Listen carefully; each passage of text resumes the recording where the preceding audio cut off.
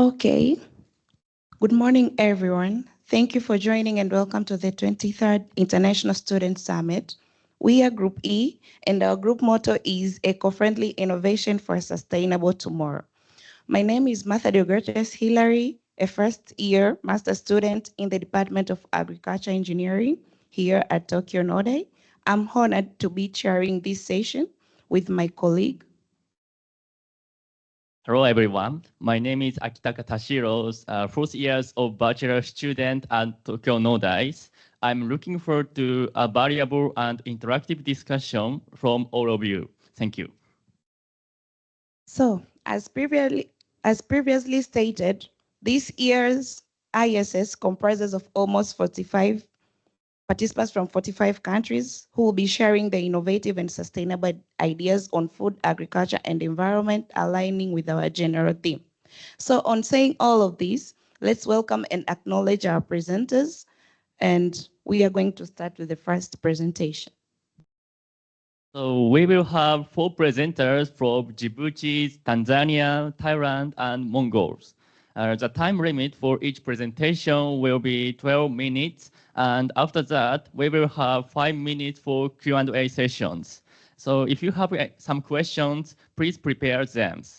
Now, let's proceed to the presentation of Aya Osmans from University of Djibouti. She's dedicated to addressing the issue of the mangrove in Djibouti, which are currently facing the threat of extinctions. She's very passionate about protecting the mangroves in Djibouti. She has conducted extensive research and investigations to understand how human-induced pollution is affecting these vital ecosystems. So, Mrs. Ayas, please start your presentation whenever you are ready. Hello, everyone. My name is Aya. I am from Djibouti, and my presentation is titled Preservation of Mangroves in Djibouti, Study on the Impact of Anthropogenic Pollution on the Growth and Photosynthetic Efficiency of Rhizophora micronata in the Duda Damerjo mangroves and Sustainable Management Strategy. The outline of my presentation is as follows. First, I will with the importance of mangroves and the mangroves of Djibouti. Then I will present the problem statement, the student action or activities, the implication or result, the challenge and perspective, and finally I will conclude. Let's start by understanding the mangroves and their importance. Mangroves are coastal ecosystems situated at the interface between land and sea, adapted to a wide range of salinities. These ecosystems are adapted to a wide range of salinities, and they are essential because they are rich marine and avian biodiversity. They are economic resources due to the service they provide. They also sequester carbon, protect costs from coastal erosion, and finally support local communities, especially by fishing. However, these ecosystems are among the most threatened biological systems today, and according to the International Union for Conservation of Nature, 50% of this ecosystem of the world's mangrove are threatened with disappearance. Djibouti is a country located in the east of Africa and more precisely in the Horn of Africa. 8 mangrove areas are located along its coastline, covering a total of 800 hectares. And these ecosystems are essential for our local economy as they support tourism, fishing, and also protect our coast. My activity is focusing on one of these mangroves, namely Duda Damerjouk mangrove. This mangrove covers 60 hectares, and it is located 10 kilometers south of the capital. And today, these mangroves are threatened by wood exploitation, overgrazing by camel, and also by pollution. According to this report written by our Ministry of Environment and Sustainable Development, the highlighted passage indicated that the mangrove of Djibouti City, including Duda, are the most threatened by plastic pollution. And this anthropogenic factor, combining with the effect of climate change, will not only reduce the area of this mangrove, but also cause pollution and also reduce the biodiversity present in this area. The real problem in Djibouti is that despite the action and measures taken by our local communities, such as assigning them the status of a protected marine area, this ecosystem continue to be threatened. And the objective of my activities was to demonstrate the impact of this anthropogenic pollution on the Duda de Merjouk mangrove by examining its effect on photosynthetic efficiency and growth of Rhizophora micronata, a plant found in 4 areas in this mangrove. The goal is to raise awareness of the vulnerabilities of this ecosystem biodiversity and the urgency need for action to preserve it. Last January, I was able to conduct some filtration in this mangrove. Last January, I was able to conduct some field trips to this mangrove to collect leaf sample from the reservoir plants. As you can see in this image, for each site, 5 mature and well-developed leaves were selected for analysis. And from this sample, I conducted extraction that I was able to analyze this in the laboratory. And also during these field trips, I also talked with the local communities who explained to us the importance of this ecosystem for them, especially by fashion. In this image, you can see a crab cage that a young fisherman had used it when we were there. And beside our sampling, my lab mates and I also collect the waste present, plastic, and also a bottle and plastic bags, indicated that despite its status as a protected reserve, this mangrove was not spared from anthropogenic pollution. In the laboratory, my activities involved measuring the leaf area of the leaves, and for this, I used the software Imagery and its various extensions. I was also able to determine the photosynthetic efficiency of the mangroves using the NDVI index found in an article, and also determine the concentration of 2 elements, nitrogen and phosphorus, from extraction performed. The result of my analysis allowed me to obtain this graph showing the phosphorus concentration of the leaves from different sites under leaf area. Phosphorus is an essential element from plant development, but at no optimal concentration, this element can affect their growth or development and slow it down. And by making this graph, I wanted to show this using leaf surface area as an indicator of development. Here,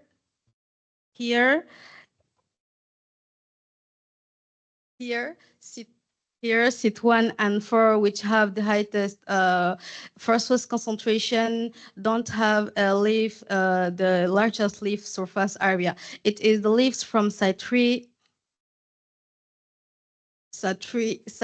who have the from site 3 with lower phosphorus contents that have the largest leaf area, highlighting the importance of having an optimal concentration of this element for plant development.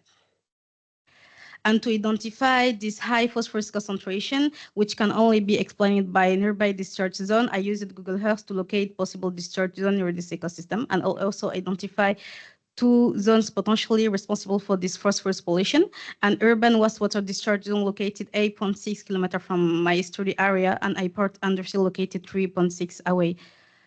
Next, I wanted to access the photosynthetic efficiency of this plant, and to do this, I was able to obtain the NDVI index of the mangroves, thanks found in an article written by a teacher researcher of my university and other also researcher. The NDVI index, or normalized different vegetation index, is used to access the photosynthetic efficiency of this plant. The value range from -1 to 1, where higher value indicated healthier vegetation, and from my study area, the NDVI range from 0.05 and 0.10, suggesting relatively low photosynthetic efficiency for plant in this mangrove. We saw that high phosphorus concentration can impact plant growth, and the 2 identified zones, namely the wastewater discharge zone and also the power industry, could be the causes. But it remained to be proven by analyzing seawater at different points between the zones and the mangrove. Due to a lack of equipment, I was unable to analyze the contents of other elements, such as heavy metal and also hydrocarbon. This analysis could be strengthen my conclusion and raise awareness of the impact of this pollution on this ecosystem. It is also important to note that there is a treatment plant between the discharge zone and the mangrove, but it is overloaded and not connecting to all the city's pipes. This is indicated that it is necessary to implement action to promote the sustainability of this ecosystem. The implication of my study are socially raise awareness about the importance of preserving this ecosystem and the ecosystem service they provide. Economically conserving this ecosystem will also help to combat food insecurity and also preserve jobs, particularly in fashion and tourism sector, and environmentally restoration and protection action of this ecosystem, thereby mangroves, thereby enhancing their resilience to climate change and also preserving marine biodiversity. The challenge will be to submit this document to the local manager to implement correct solution, and this include installing additional treatment plants and improving the sewer network to connect all wastewater pipes to the treatment plant. It is essential to strengthen monitoring and enhance legal obligation, and it is also crucial to raise awareness among local communities. In partnership with environmental association organizing the tree planting day, for example. The conservation and the preservation of this ecosystem will also support several sustainable goals, like Goal 2 by preserving fish resource for food security, Goal 13 by enhancing the resilience of coastal ecosystem, and also Goal 14 by protecting marine biodiversity. However, other research is needed to strengthen my conclusion, and for this we have submitted a funding request in collaboration with Dr. Asakura and Dr. Hinokidani from Tokyo University of Agriculture, and to perform the missing analysis. In Djibouti, the real problem remains that many are in Djibouti, the real problem remains that many are unaware of the ecological importance of this ecosystem and don't understand the benefits they provide or the consequence of their disappearance. Djibouti is a developing country with economic, political, and also social objective in the framework of Vision 2035. This will inevitably involve setting up new industry, which will increase pollution and harm this ecosystem. However, preserving and protecting this ecosystem is crucial to maintain the service they provide, and also ensuring that future generation can also benefit from them.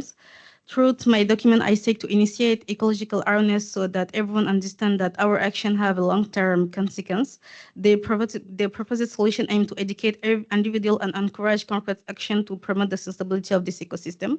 My goal is for my research activities to serve a starting point for concerted and sustained action in favor of the preservation of the Duda Damerjouk mangrove and other mangrove in Djibouti.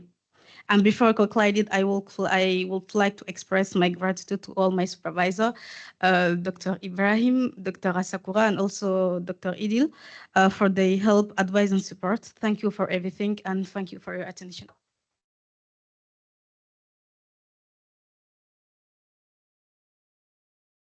Thank you very much for a great presentation, Mrs. Ayers.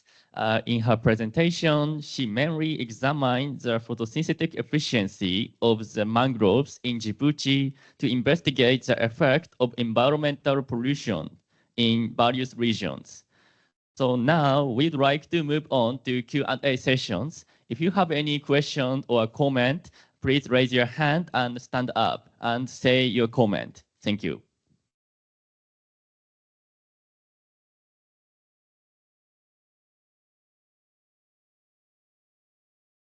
Hello. First of all, amazing presentation. I think it was really thorough. I had a question about your point on raising ecological awareness. I was wondering if there will be different strategies used to raise awareness among like youth versus like working adults or different age groups.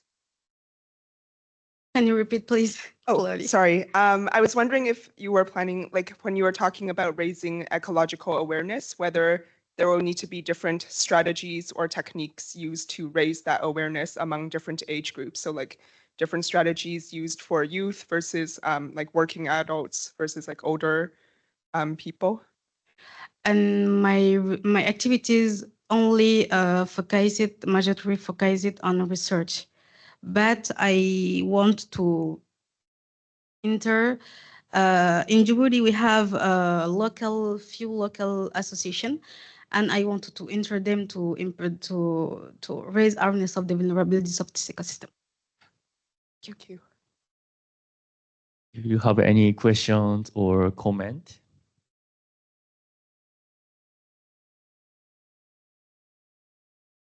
Hello, thank you for the great presentation. It was very interesting. I have a question concerning the measurement of the photosynthesis that you talked about during your studies, the NDVI, I think. I was wondering if you could explain how the measurement of the photosynthesis. I explain NDVI index. Yeah, please. NDVI index. So NDVI index is plants absorb light and at different wavelengths, and usually based on the molecule in their leaves. And during growth, leaves content. I think it's more difficult. So NDVI is an indicator of measuring by satellite sensor to detect there's to allowing for assessment for plant health and also development stage. Thank you.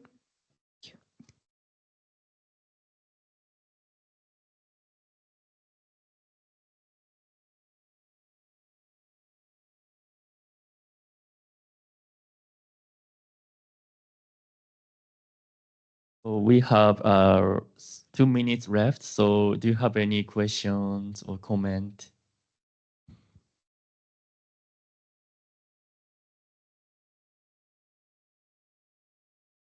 Okay, so thank you for presentation, Mr. Ayers. I hope your action is going well.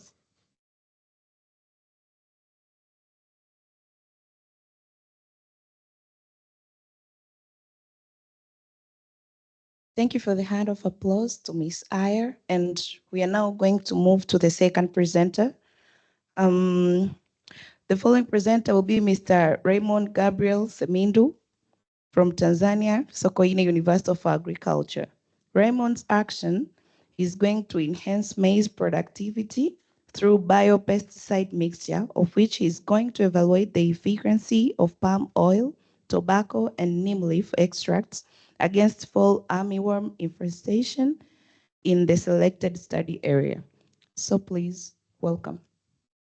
Okay, thank you, Chairperson, for a good introduction. By the way, my name is Raymond Gabriel Semindu. I'm a student from Sokoine University of Agriculture. Here in front of you today, I'm going to represent about the topic which is enhancing maize productivity through biopesticide mixture, evaluating the efficacy of palm oil, tobacco, neem leaf extract against fall army infestation in Mikese Morogoro region. Did you know that fall armyworms act as a potential destroyer of maize while are not, sorry. Did you know that polar armyworms is a potential destroys about 50 to 60% of maize production while are not controlled? The pest is very dangerous due to the damages which are causing while they are in the field. The problem statement: maize serves as a staple food in most of the communities in sub-Saharan Africa, including Tanzania. However, its manufacturing possesses a situation of fall armyworm infestation, particularly which are unfavorable pests in the production. Fall armyworm has been reported to be the main problem in maize production among the smallholder farmers in Mikese Morogoro region, which was organized or which was introduced to the workshop, which was organized by participatory by SAT during the participatory research design in Tanzania. I'm going to pass through my actions. The action which we made so as to make this thing to be possible. Me and my fellow youths, we collaborated with local farmers, NGOs, and government agents. We implement innovative ideas so as to enhance food security, and the resilience in face of climate changes in Mikese Morogoro regions. We also conducted field experiments, data collection, and finally we managed to share some knowledge with farmers so as to make them aware of what we are doing for them. Those are just material which I used during my research. These are just the ones which are red in color. Those are just for the palm oils. The one at the middle is neem leaf, and the rest is tobacco leaves. This palm oil is an insecticide properties which disrupts the movement of the pest. Also, neem leaf, it's contained as a gelatin, which disrupts the animals, the pest's nervous system. And also tobacco is played the same as neem leaves. The experimental design, because this research was conducted by using both question survey and experiment. So in the act of experimental design, we use RCBD, which is randomized complete block design with a multiple treatment, which was treatment 5. The treatment A, which contained palm oil and neem leaf extract. Treatment B, which contained tobacco extract, neem leaf extract, with the ratio which has been displayed there. Treatment C, it contained palm oil, tobacco extract, together with neem leaf extract. But treatment D, this is just the dosage which was introduced by my fellow student, which was doing the same research during the previous years, which was called the Peter Nombos.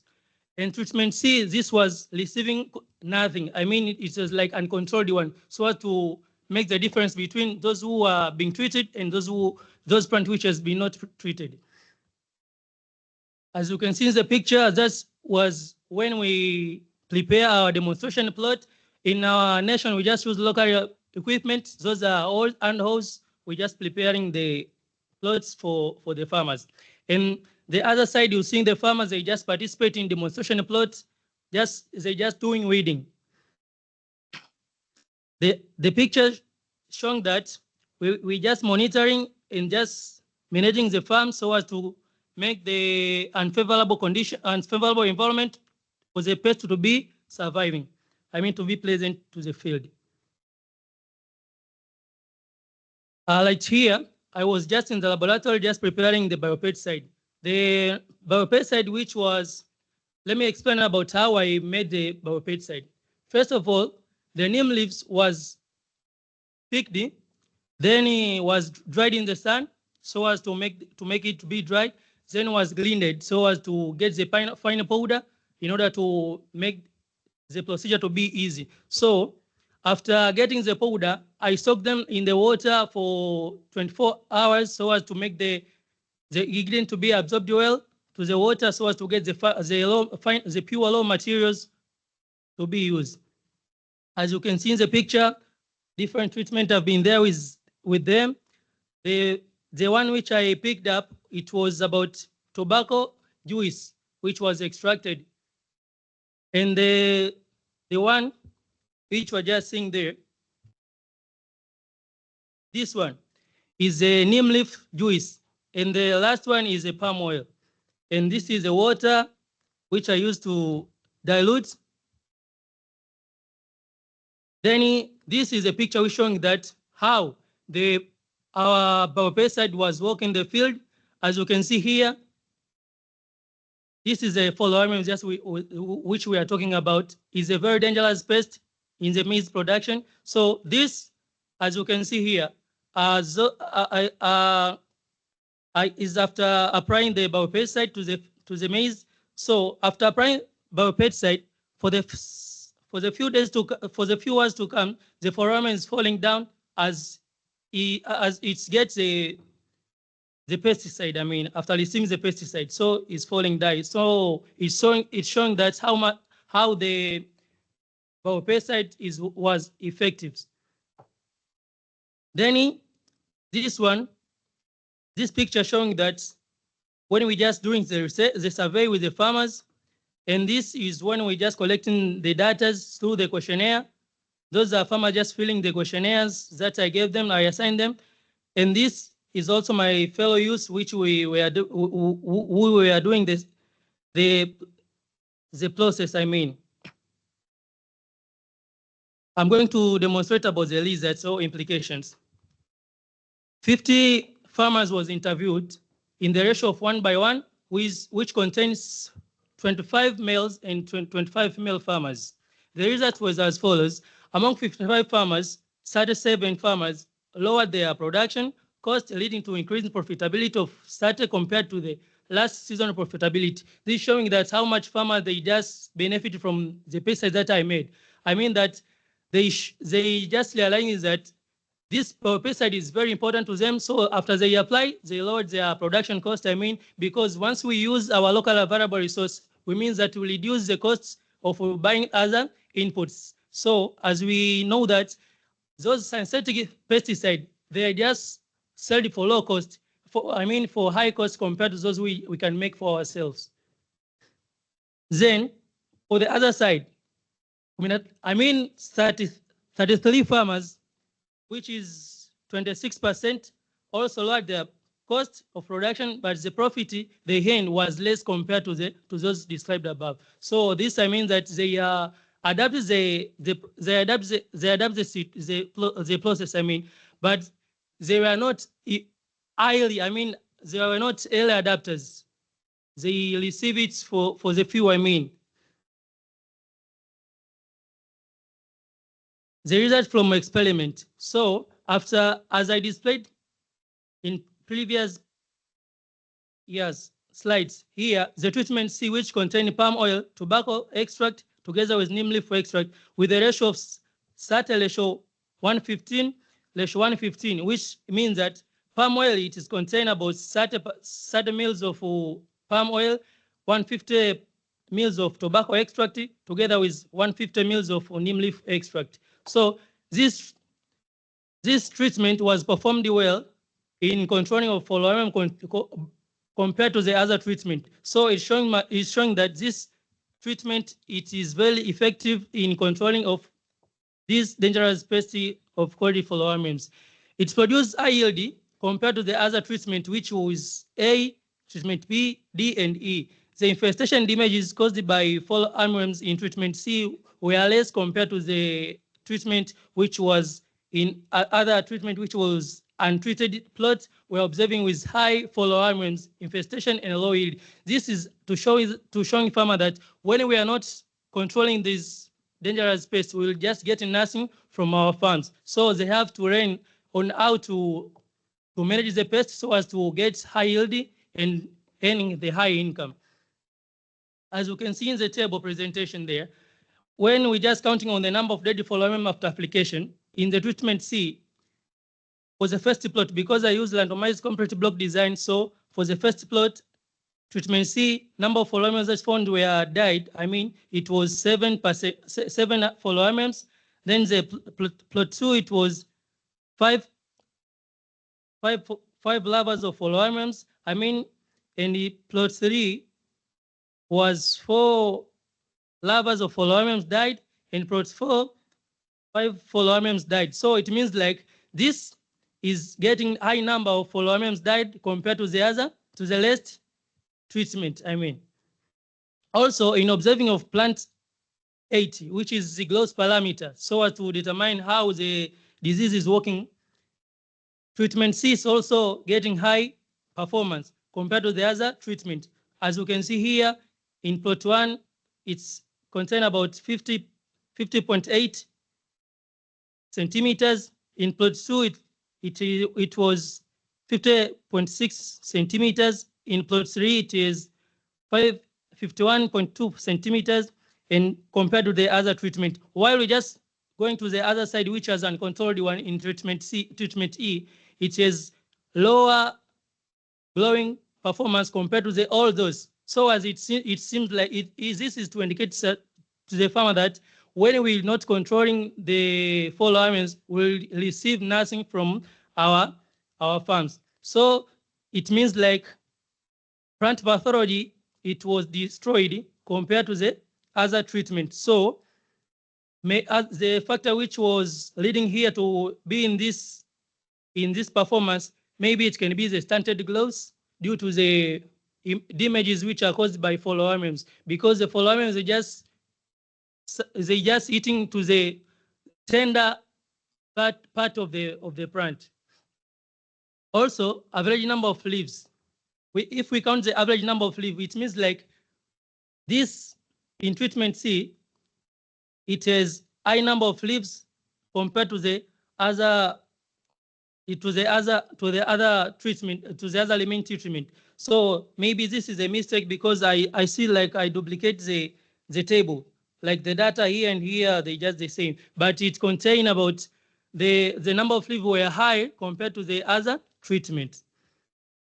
Also, in a graphic table, as you can see, when we just counting on following larva diet per plot, in a treatment C, it was performing higher compared to the other treatment. This shows that how the biopesticide is very effective in controlling of follow-arms.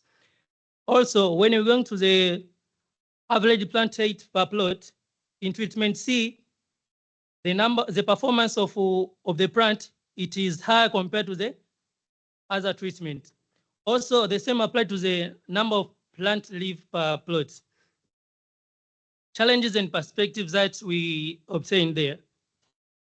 The first one, it was hard convincing farmer to adapt something new. You know, most of the farmers in Tanzania, they do just practicing on, they just demanding on conventional method of managing their farm. It means like they do just use chemicals compared to this organic farming. So it was very difficult convincing them to adapt the new farming systems. Also, it was difficult to access resources again to their production. It means that most of the farmers, they just getting this, when we're just talking on the issue of inputs, such as seeds, they do just getting the seeds which are not satisfied. They just use locally seeds instead of using the seeds which are satisfied one. So this leads to the low of their production. Also, the infestation of the pest was high. Also, climate change, for example, excessive drought. As I displayed here, as you can see here, the land, it is very drought.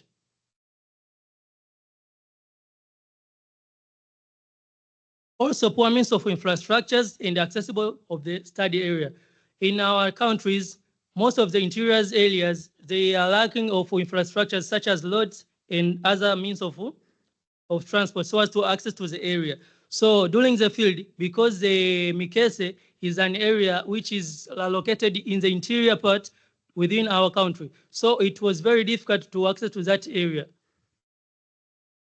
On the perspectives, coming up with creative solution and partnership is very essential as what we did. So as you can see what we did for the farmers, we create we create the solution and partnership between us and them so as to make them to be very tight so as to assist them to adapt very early this innovative solution. It means like, as I said, we collaborate with NGOs, local farmers, and the government agents. So when we just doing that, it means that we just facilitate farmer to receive those,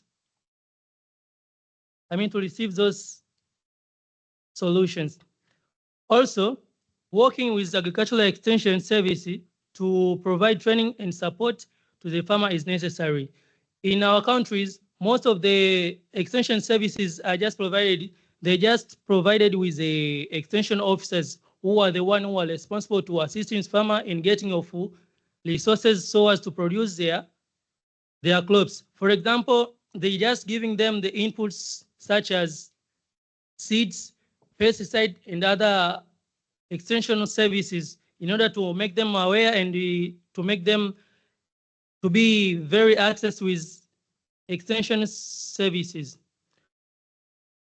In conclusion, this initiative concludes with the development and improvement of environmental friendly pest control method and strategies for extending environment safety and food security to the Tanzanian community. As we can see, when we just use these local available resources which are very environmental friendly, Also, they're just ensuring consumers health, which will lead to the improvement of the Tanzanian livelihood among the farmers. Also, will result to the environmental safety, because once we use synthetic pesticide, will lead ourselves to the dangers for the changing of climates. For example, green gas emissions. Also, once we secure or we treat this dangerous pest, it means that we will be secured to the food. So the food security will be had among the Tanzanian communities. Thank you for listening. Okay, Mr. Raymond, thank you so much for an amazing presentation. As we all at that, he made some locally made biopesticide using some local resources which are just present in the local area, which is an amazing action. And I'm going to open this session for the Q&A. So if you have any question, any comment, please, you're welcome. Thank you for experience presentation. I am Amos Silakofa, a master's research esteemed student from Jomo Kenyatta University of Agriculture and Technology. I must say very thank you to you for a very nice presentation you have done. It is not a question, but a comment. I'm so happy. It is a privilege. And then when you see young people come together, have a knowledge, have a perspective, an innovation to settle problems of the growing population that we have around the world, most especially when it comes to climate change, climate action, global warming, and the growing population. I'm so honored for the fact that a young man like you have the knowledge, have the perspective to discourage our farmers back in Africa with the use of chemicals, pesticides that we know are not environmentally friendly. For on that basis of practicalizing the use of biopesticide, I want to say a very big thank you. I'm very honored because as a master's student, I'm also doing my research in the use of soil amendment and child or biocontrol agents so as to discourage the use of chemicals to have a better, a safer, a nutritional, and a productive food security strategy in place that can save our continent and that can save the world tomorrow. So I'm very honored to say thank you to you for this nice presentation. Thank you very much for the opportunity. Thank you. Thank you so much, Mr. Amos, for your amazing comment. Please, if there is anyone, let's move very fast. If you have any question, please, you're welcome. Yes, hello everyone. I'm Animtara Vitarana representing Sri Lanka. So thank you so much for your amazing presentation, Raymond. So in Sri Lanka, we also use traditional methods, including biopesticides to control, but farmers are shifting from the, as you mentioned, as you have experience in your country, our people are also shifting from chemical biopesticides to chemical ones in order to get quick results. So armyworm was a big problem for us back in 2019 and 2020 because it was firstly reported in Sri Lanka in 2018. And what I want to know is there any plan of you to expand this program, like this biopesticide specific mix, into other crops as well, just to make like sure that there's a potential to have the other plants in order to use this as a biopesticides for other plants as well. Thank you so much. Thank you for a good question. Then I'm going to answer as follows. As I did the research, my research was about to test the efficacy of tobacco, namely for extract and palm oil in controlling of fall armyworms. So after doing this research and getting the results, now I'm going to conduct how I can improve the shelf life of this medicine so as to give the farmers enough time to use this biopesticide. So as to remove the dry gel which they can get, to prepare biopesticide is causing enough time to make this biopesticide. So when we just take them and we just packing them and storing them. It means like we're just helping farmers in, before, I mean, after taking this, this innovation solution, adapting of this innovation solution, so as they can also be accessed with this pesticide when they just going to the agrovet shops. So my plan is all about to implement this solution that I made to all the countries which are facing the same problem as we just facing Tanzania, so as to improve the situation and so as to make the world to be sustained and food secured. Okay, one last question. Hi, I really enjoyed your presentation. My question is about specifically your palm oil and the biosynthesis of that. I've always heard that palm oil is really environmentally damaging to create, and I guess my question is, do you think the products that you're making in Tanzania will have a negative environmental impact in the long term? Please come again. I heard that palm oil is hard to create because it's bad for the environment, just the creation process, because it uses a lot of natural resources. So my question is, do you think these natural pesticides that you are making is going to have a negative environmental impact in Tanzania, and if not, how is it different? Okay, thank you. Or the palm oil that we just produce in Tanzania, the most area which they just producing these palms is called Kigoma. Then they do just producing them. They have high plantation of palms plants. So when we just giving them education on how to control the environment when we just giving them enough funding so as to improve the industries, we can assure that the environment should be secured also.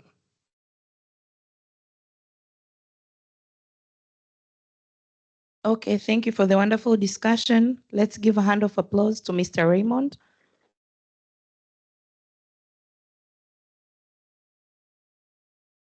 Okay, now I would like to invite the next presenters, Natalika G4 from Thammasat University in Thailand. She's an incredible researcher in the field of bioproducts. She has been conducting research to develop bioproducts as an alternative to chemical pesticide to address the issue of reduced yield caused by chill disease.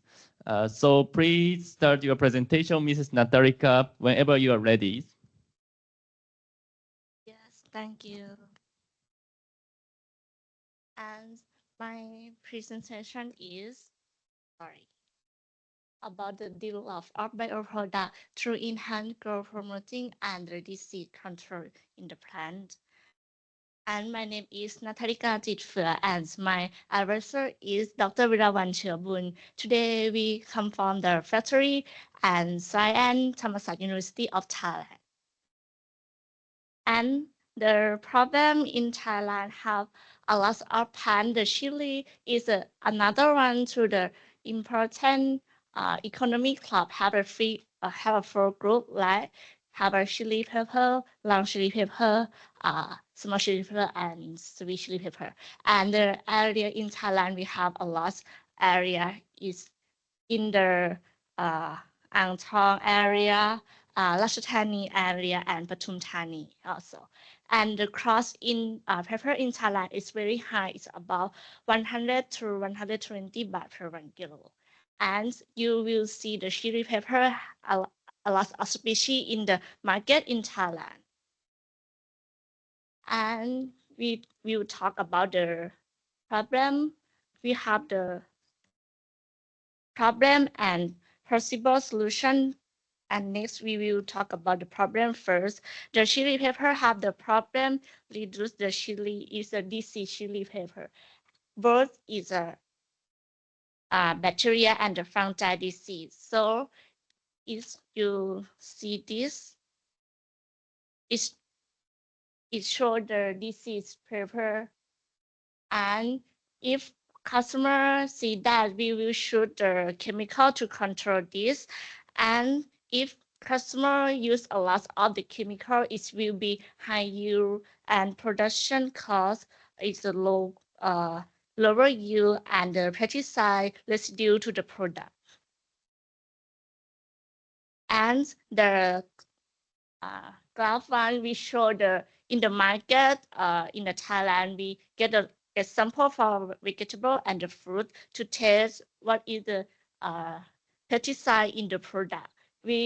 Is for the toxic residue exceeding standard, were as high as 48.7% product in the country. So it will affect to the human, to it will be the harmful to the brain and the nervous stem, caused by the memory loss and the short attention, and it will be toxic in the liver and the kidney also.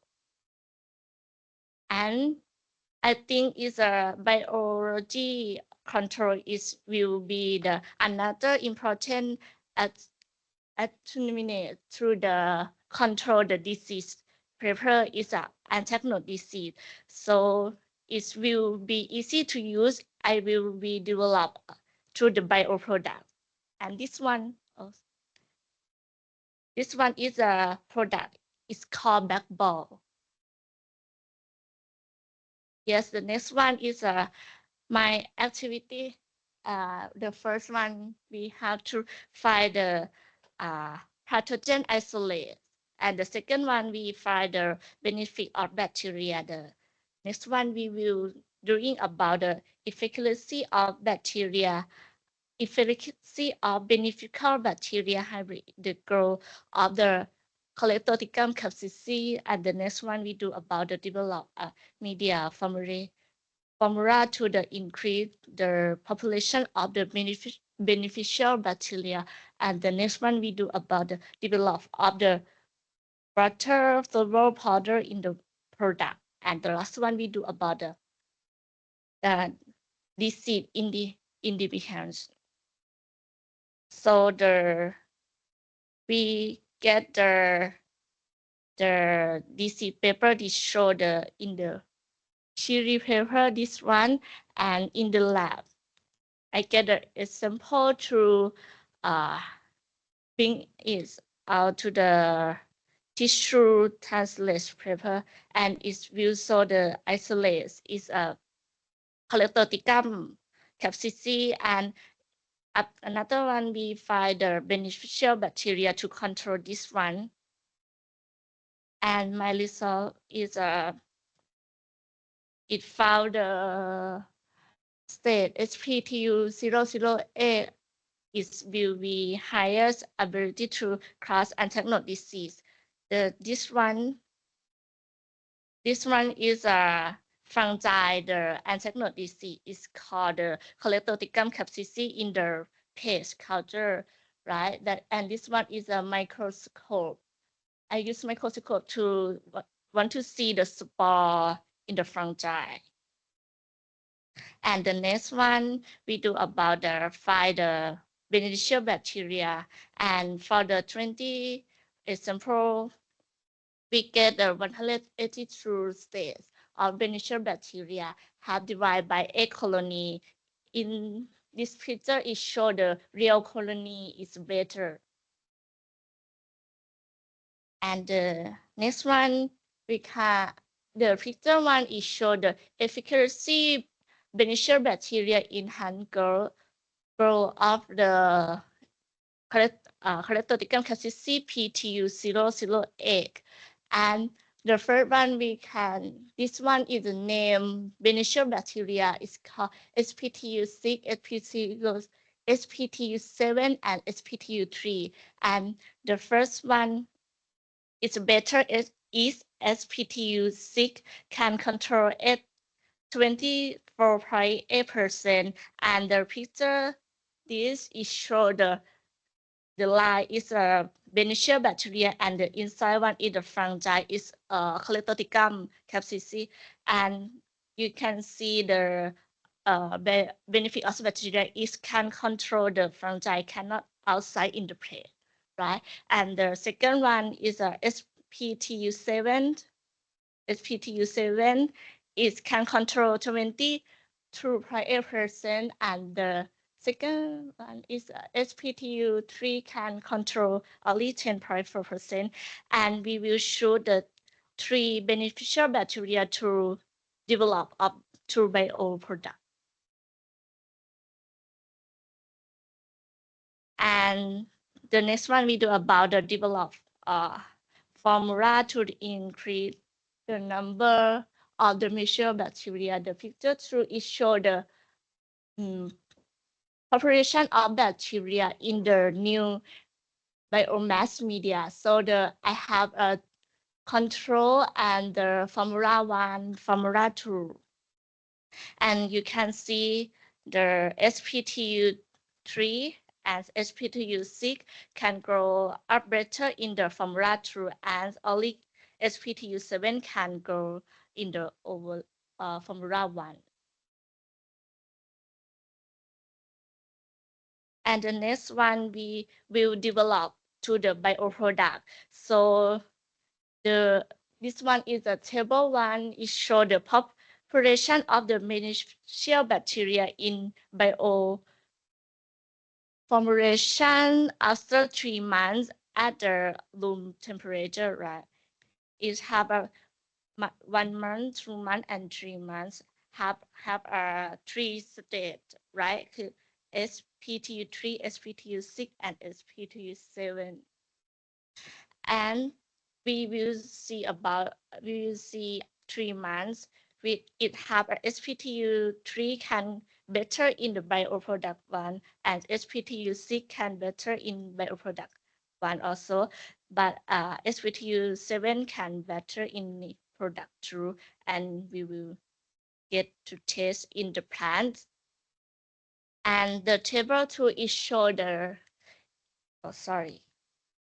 the picture 2 is show the efficacy bioformulation enhance the germination growth and the populator of the economic plant. We have the plant test and the treatment.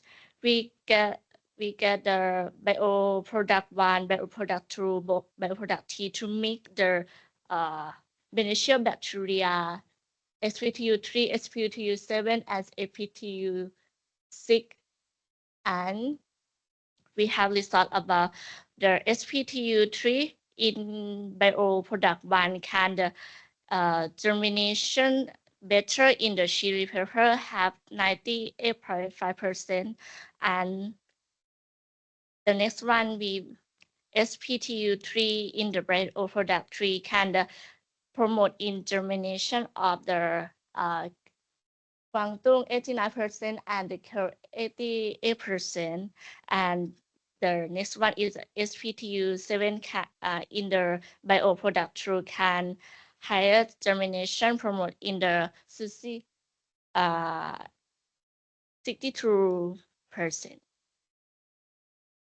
And my challenge is, I think, it take a long time. Bioproducts for me, it take a long time to the farmer, and not all farmer can use them when the plant is have an effect a lot of the disease.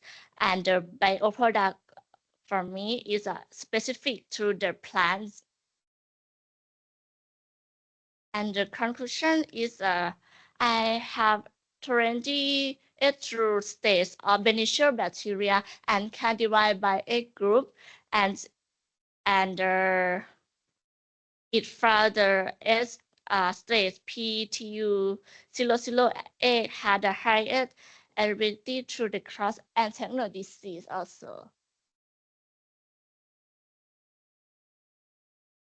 And how do you use bioproduct, right? You get the bioproduct 20 gram, and you will mix the clean water in the 20 liters and mix it together, and then it will be apply a spray 7-year interval until it was. And then we will bring ready to use the bioproduct to promote annual for the farmer to use and try it in the farmer. And the first place the first area we go to the Ratchathani, we will promote about how to use, how to better, and how to what to try in the farm. And the next one we go promote at the Ang Thong. And the last one we will promote at the Pathum Thani area.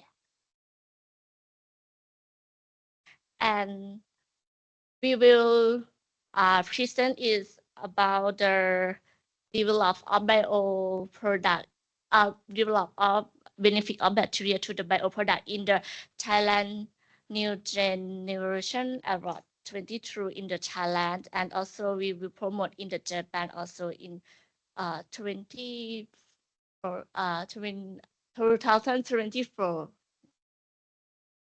And my action and related to the ISS, I think is agriculture and the bioproduct and the science and the develop is connected.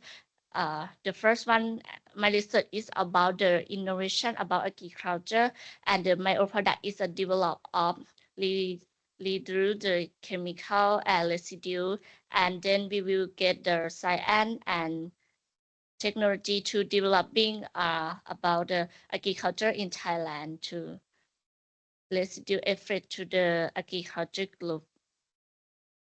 Then finish. Thank you to listening.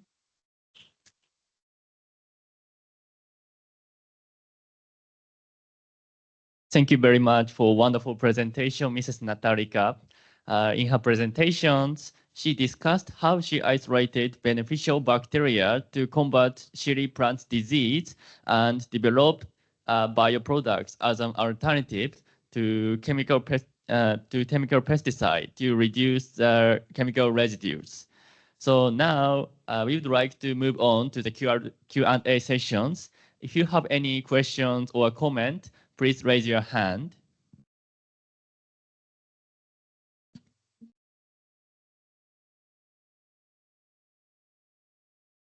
Hi, that was a very good presentation, and I like your in vitro test. I'm interested on your in vivo assay, like field trials. How are the plants reacting to them, and is there a growth promote effect or whatnot in the actual field when you apply this product? To promote product to the farmer, right? No, in the actual field, like it's different when you have lab results from field results.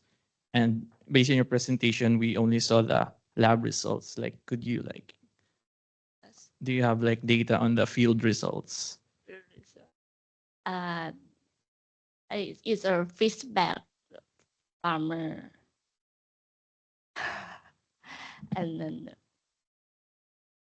sorry, maybe I can clear that. Maybe somehow you did not get her point or his point. So in her presentation, maybe you can go back to two slides behind. She tried again, another slide, just behind.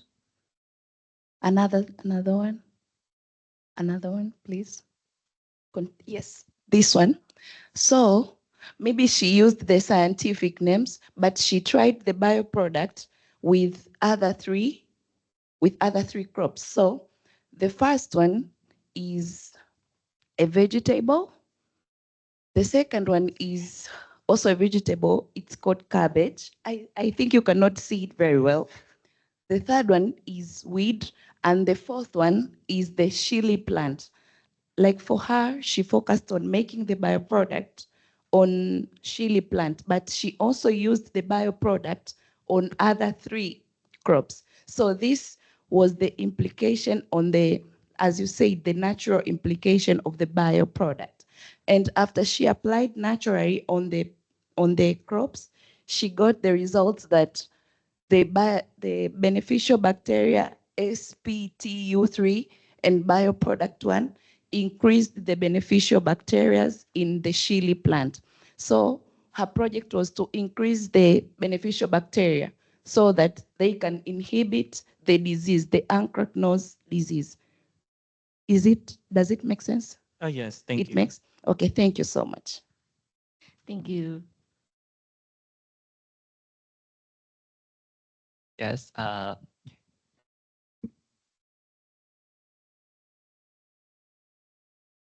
Thank you for your presentation. It was, I believe, a great presentation.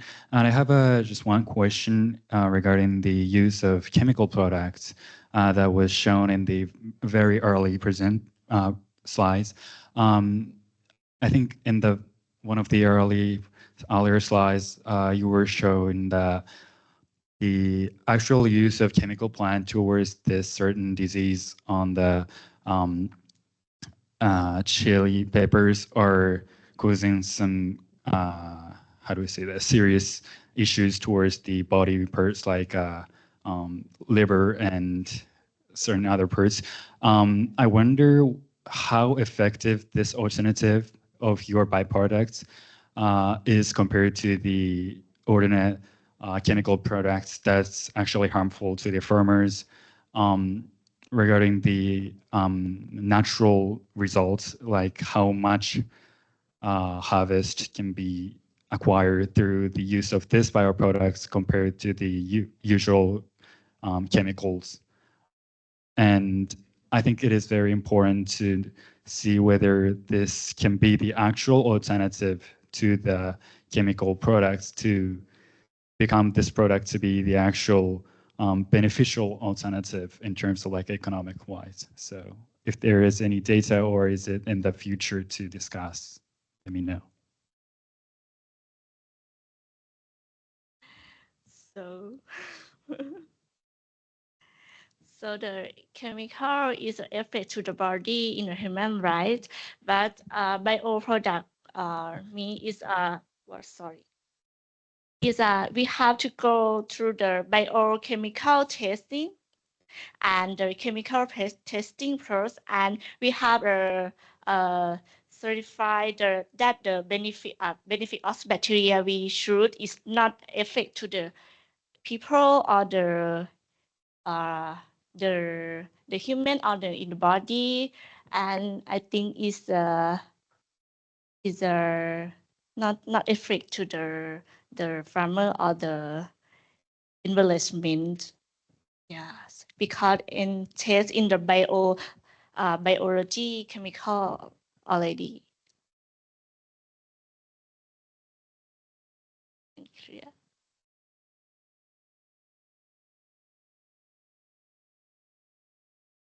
Um, maybe I couldn't really understand. Is there any someone can explain?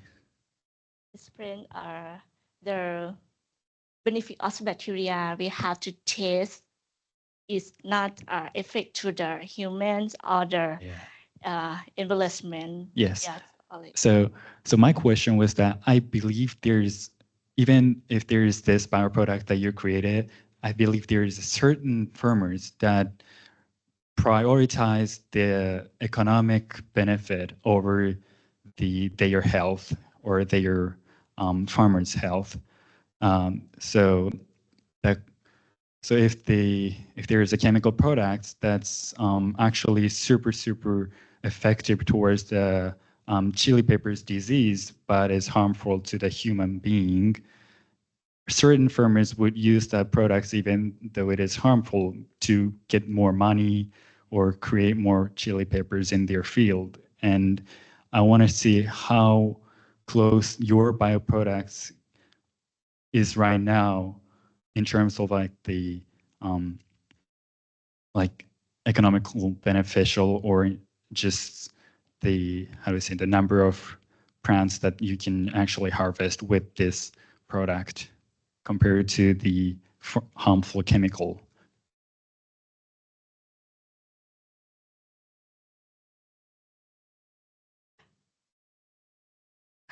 Okay, let me make it clear. As for her bioproduct, she also included the aspect of the economic aspect, right? Like you were asking, she said the chemical pesticides, they're harmful to the nervous system and they cause like some health problems, right? I don't think if there is anyone who would like would ignore the health impacts and just focus on the economic, but in this case here, we focus like we need sustainability. Like when we make something, it has to be socially acceptable, it has to bring some economic effects as well as environmental. As far as it's very hard to obtain the sustainability of something. So in each of the thing which is going to be made, there will be some difficulties on maintaining the three.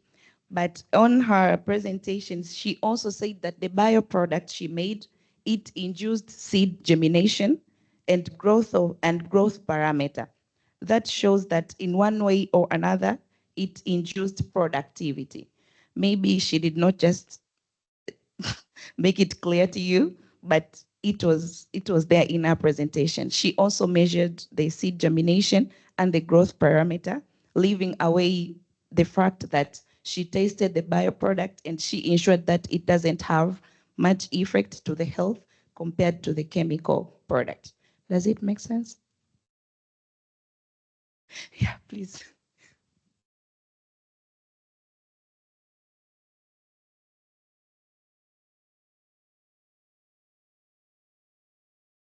So this not to elaborate what Tomoki-san said, okay, but also not to further explain what you said, but maybe for everyone's attention. Now, in this world, everything is a matter of choice, okay? And when you speak of choice, it could be the choice of the farmers, the choice of the consumers, it could be the choice of the producers, it could be a choice of the manufacturers. And definitely, choices would vary depending on the objective function of the person.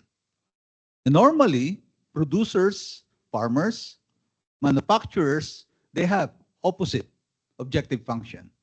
One could be profit, and profit from the viewpoint of producing the chemical, and the farmers could be from the viewpoint of profit from producing its actual good.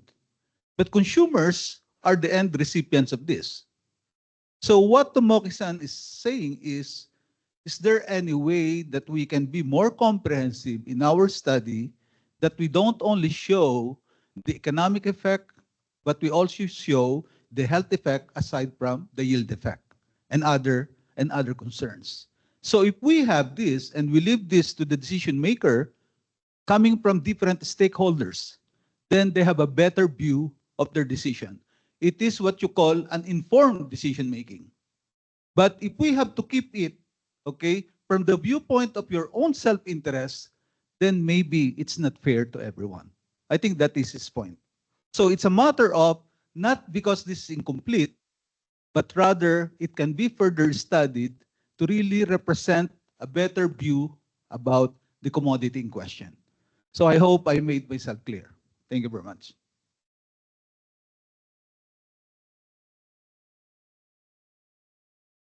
Okay, thank you very much for great questions and many questions. But we don't have time, so I'd like to go to the next presentations. So thank you. Let's give a hand of applause to Miss Natarika. So I now welcome the next presenter, Miss NRL, of which she's going to explain on the ways of opportunities to reduce, reuse, and recycle food waste in Mongolia. Please start whenever you're ready. Thank you for the introduction. Hello, good afternoon, everyone. I'm a student from Mongolia University of Life Science. Today, my presentation is the way of opportunity of reduce, reuse, and recycling food waste in Mongolia. First of all, I want to express my heartfelt thanks to Tokyo University of Agriculture and everyone who is participating in the 23rd International ISS. So this is Tokyo University of Agriculture and this is Mongolian University of Life Science. So my advisor is Professor Ench Jargal and I'm presenter in Sirat. Problem statement. Human activity and our waste significantly impact global warming and greenhouse gas emissions, with food production and transportation playing major roles. And facts are, food production and transportation cause 11% of global greenhouse gas emission. Second, methane concentration of the atmosphere have increased by 160% since 1750 due to human intervention. I think it's a so high number of percentage. And in 2050, the world's population will reach 9.1 billion and food demand will increase by 70%. And what about Mongolia's food waste management? And I will also recommend you, all of you guys, think about your country's food management when listening to my presentation. And what's my students' action or activities? I'm interested in exploring how the food sector play a role in promoting environmental sustainability. So for my research, I took 40 households with 21 questions, and it's one sample of the survey, my survey. And then after that, I took a fact survey from 5 households. So, and about the laboratory determination, materials were simplest were apple, pumpkin, cabbage, carrot, and broccoli, as there else were their respective wastes such as apple peel, pumpkin peel, cabbage core, and carrot peel and broccoli. So, and for these samples, I made a laboratory determination, and the laboratory determinations were vitamin C and vitamin A and total bacterial count. And these were also made in with spectrophotometric method, and also total bacterial count were determined Mongolian standard. And these pictures are when I was doing the vitamin A and vitamin C contents in laboratory. So among the activities, I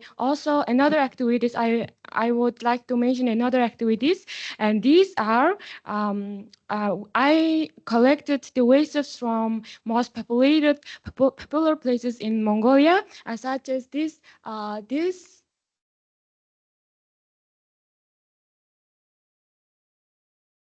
And this is Alta National Park, and we collected the wastes from this area.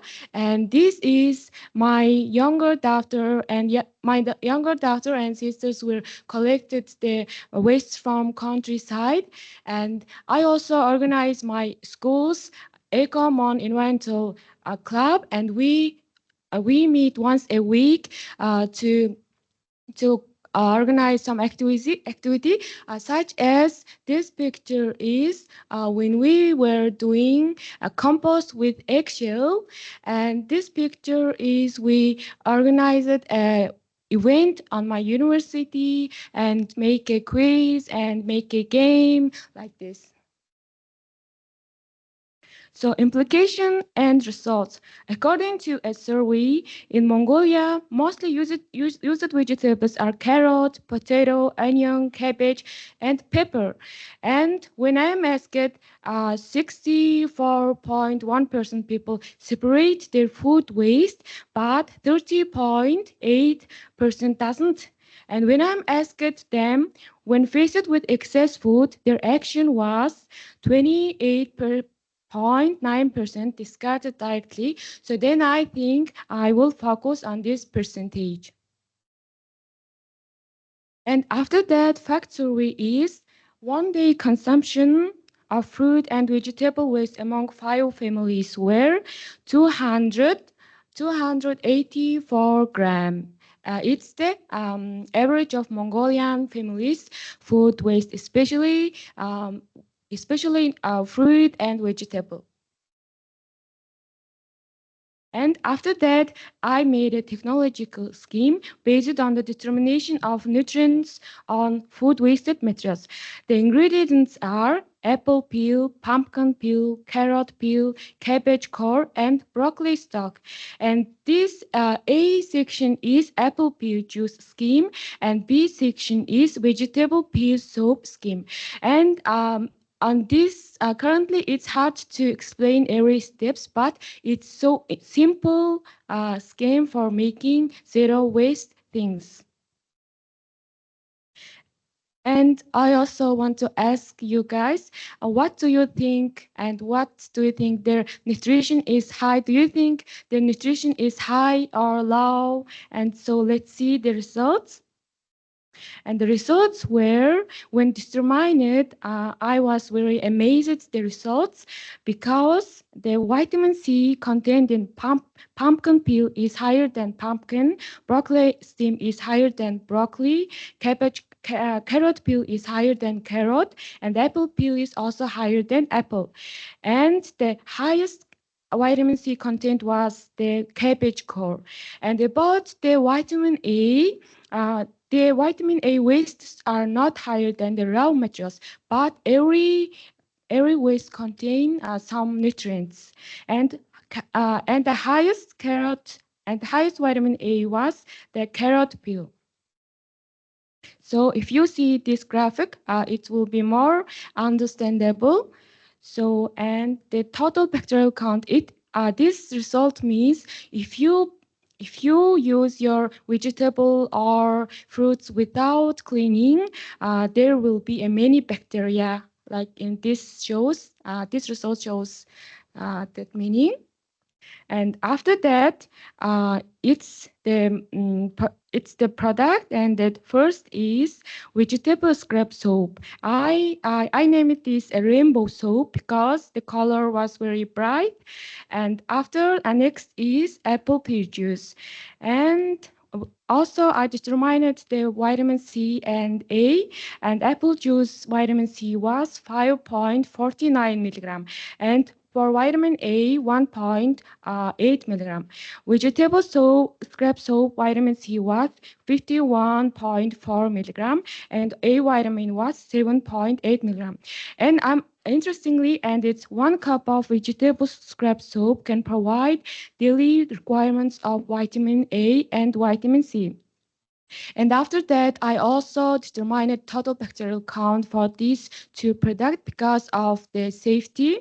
And when determined, there was no bacteria because we made the cleaning step. And after that, also heat treatment was done. Yeah. And it's the graphic of vitamin A and vitamin C content in that 2 products.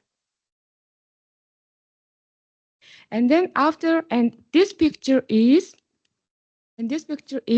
apple peel. Apple peel is 217 gram, and apple is 217 gram, and apple peel is 36 gram. Cabbage is 1,680 gram, and cabbage core is 262 9 gram, and broccoli is 891 gram, and broccoli stem is 211 gram. Pumpkin is 1,101 gram, and pumpkin peel is 79 gram. And pumpkin seed is 140 gram, and carrot is 315 gram. Carrot peel is 36 gram, and it's the wastes that I purchased from the supermarket. And after that, I made the economic calculation. And when in Mongolia, if we buy 4,200 gram vegetables, 5 types of vegetables, we typically discard 881 gram, which amounts to 37% of the total expenditure being wasted, and leaving only we use 63% of our purchased product. And the implications are, social implication is sharing the findings sparked conversation with my friends and also with my teachers. It allowed them to contribute their thoughts as well. Economic implications are taking measures to reduce waste, prevents unnecessary spending, and minimize economic losses, freeing up funds for other essential needs. Environmental implication is reducing food waste contributes to lowering greenhouse gas emission, mitigating global warming, and decreasing environmental pollution. And also my research contains the global goals such as 2, 3, 12, and 13.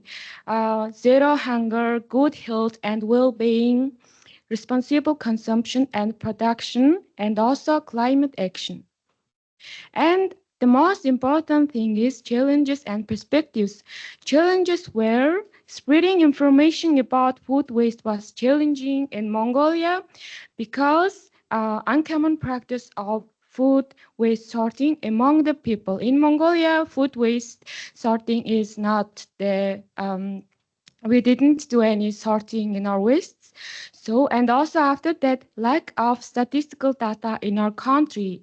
We didn't have any research paper that related to the waste nutrition, and I searched just another country's materials.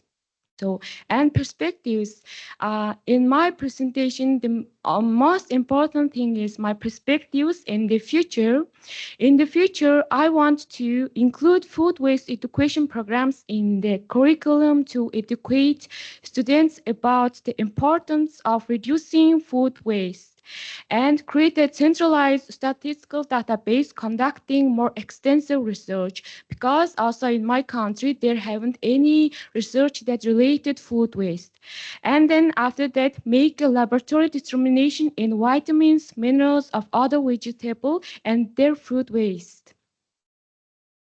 And then create a legislation to help reduce food waste and implement laws in other countries, such as especially I read that in South Korea is very good at the food waste management. And then after create a community of food flash box and make phone application. Also in Mongolia, we haven't any phone application that changes our things. So after that, create a marketplace that sells surplus or unsold food. And reduce plastic bags and single-use wastes during purchase. And implementing composting methods for food waste management. Because in Mongolia, we have only 3 million people, but we have 75 million animals. So I think this waste nutrition as are maybe very useful for that our livestock such as horse, camel, cow, and sheep and goat. And then after exploring the possibility of mixing vegetable waste with plastic to produce eco-friendly plastic bags. Searching ways to turn waste into animal feed or as supplements for animal feed production. And I saw this picture on the Google, and this was the food waste bin, and I also think it could be investigated in Mongolia, implementing food waste bin that can transform food waste into animal feed and biogas, which can be turned to generate energy. And I believe that searching and trying on these suggestions will help to reduce amount of food waste in Mongolia, also not only Mongolia, every country and in the world. And how my action activities are related to ISS general theme. Our general theme is youth actions and collaboration towards resilient food system and environmental conservation. So youth action is survey, laboratory determination, zero waste suggestion, eco club activities, and sharing information to my friends and teachers. And resilient food system is nutrient and further sustainable utilization. And environmental conservation is our research will reduce global warming, I hope. And conclusion, I hope my activities help empower young people to take action in the future and spread the idea of living harmony with nature. By understanding and nutritional value of fruit and vegetable wastes, they will have a right understanding of waste and can make better solutions for their consumption. And I also want to include the way we approach small greatly, even taking one eco-friendly steps can significantly impact our future. Even this step is tiny or small, I think it will change our this situation. So thank you for listening to me.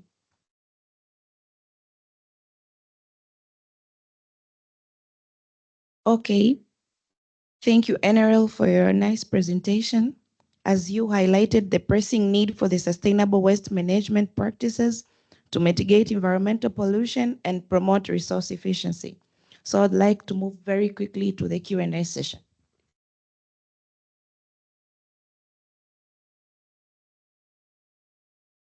Good morning. Looks like people are still thinking. I have a comment and a question. Food waste is such a big problem worldwide. I'm so glad you tackled that important aspect of the sustainability. One question that is there a nutrient database in Mongolia?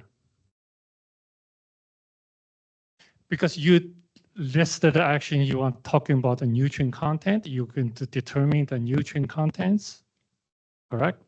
Yes.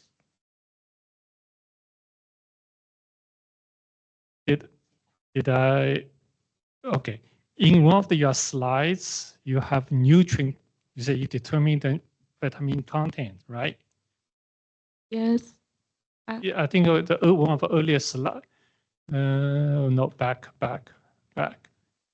Yeah, so one of the things you mentioned about nutrient contents, right? Yes. In Mongolia, is there government-run database on nutrient content in foods? Okay. In Mongolia, we haven't any research paper that's related on the nutrients in that scripts. So I searched it on the Google and I found many countries did this research, and I make a difference between the other professor doctors research paper. Okay, thank you. Yeah, determining nutrient contents in food is very tricky and tedious, a huge job. One very good, reliable database that's a source of information is from United States Department of Agriculture, USDA. They have a very comprehensive list. If you haven't know that, I just discovered that, I'll suggest use that as better than other. It's very, the updates every couple of years, like I think 3 to 5 years. Thank you. Thank you. I will see your recommendations. Please, next question. Thank you so much, Sensei, for your wonderful comment and question. Please, next question. Yeah, thank you very much, Amandi from Indonesia. I just want to clarify, do you manage food loss or food waste? Because food loss or food waste is a different to your initiative. Yeah, my question is that first. Food loss. Yeah, because do you know, as far as I know, food loss is comes from food ingredients like a vegetable and fruit. Rather, food waste is ready to consume by people, but simply thrown away. So I think it's different. Yeah, I think just my question is, if I saw before that you making a juice, right? Like by pineapple steam, something like that. So if I become a consumer, how I can believe this product secure to consume? Because this is from food waste. Thank you. Okay, and on my research, I focused on the food waste But in the future, I also want to manage food loss and food waste, everything that related waste. And you asked me the safety, yes, and for that, I recommended this scheme, technology scheme for just individual use, just home use, and because it's not commercially or not the industry, it can be just in your own use and you choose. And also this determination of total bacterial count reveals that it's safe for use because I made cleaning with baking soda, and after that I made a heat treatment and over the 100 degrees, and I think it's safe for use. And also for the ingredients, some people in Mongolia usually use their cabbage core. And also in Mongolia, some people use carrot peel with their soup or something. And I think it's some people already use these things, and I just highlight the nutrition and benefits of this product. Interesting. Thank you. Thank you for your question. Okay, we will have the last question.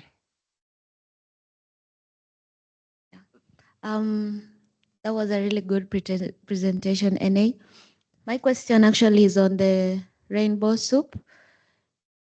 Is it palatable? Because is it good? Is it tasty? Because I know the problem with most of these, the apple peels, the cabbage core, why actually a lot of people don't consume it is because of the taste.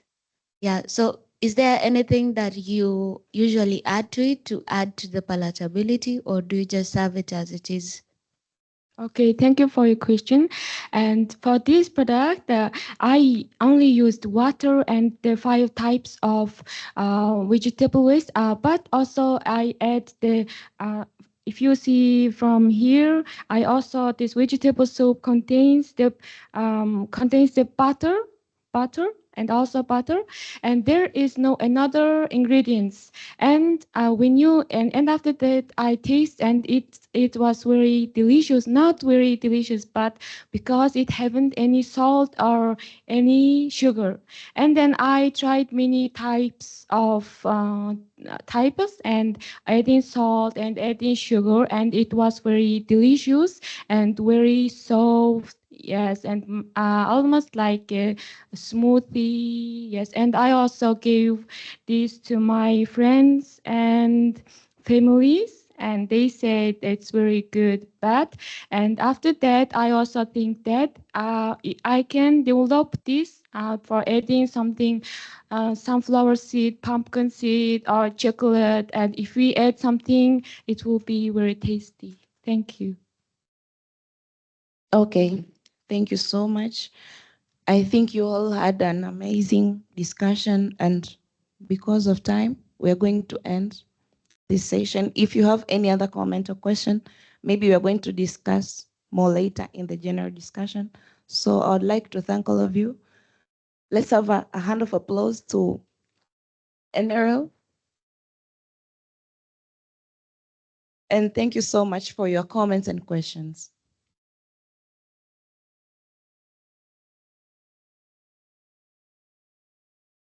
Ladies and gentlemen, professors and guests of honor, good morning.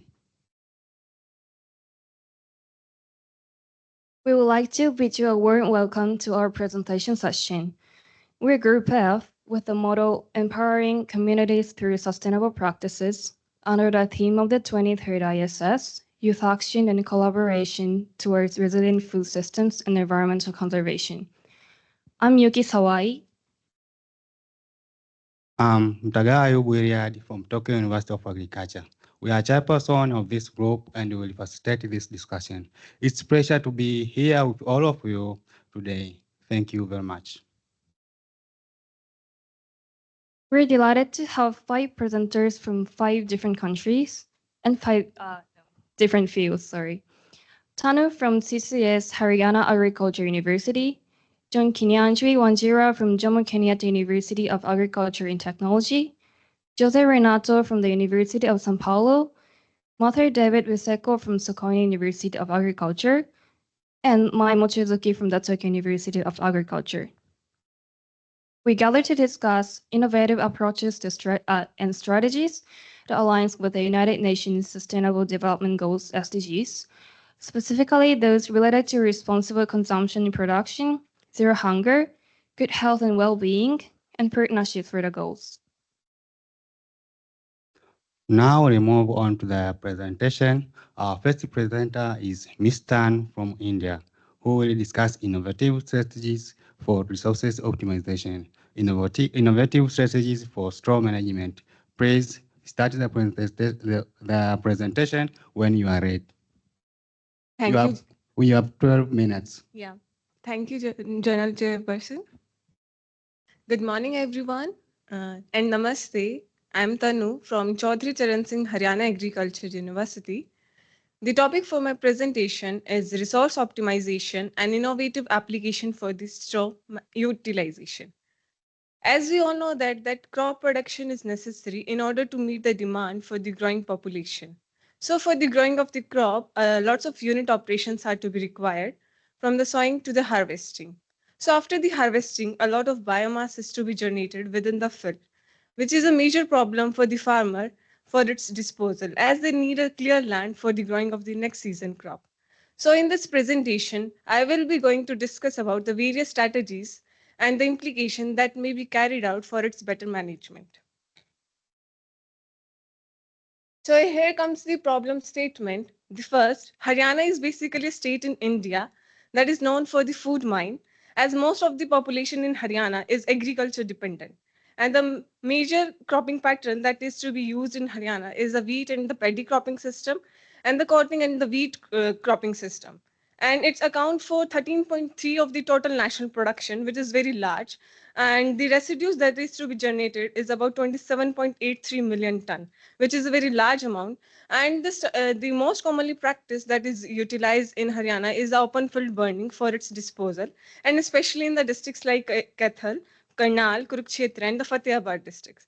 So, but there are major constraints of the open field burning that I have listed down. The first one is the loss of nutrients. Like for the burning of the straw, the most of the essential nutrients like nitrogen, phosphorus, and the potassium get degraded.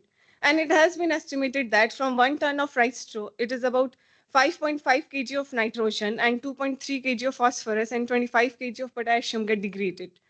And there is also impact on the soil characteristics, like there will be a rise in the temperature due to the burning of the straw, due to which the most of the beneficial bacteria get degraded, and they will affect the soil fertility as well as lead to the impact on the growing of the crop.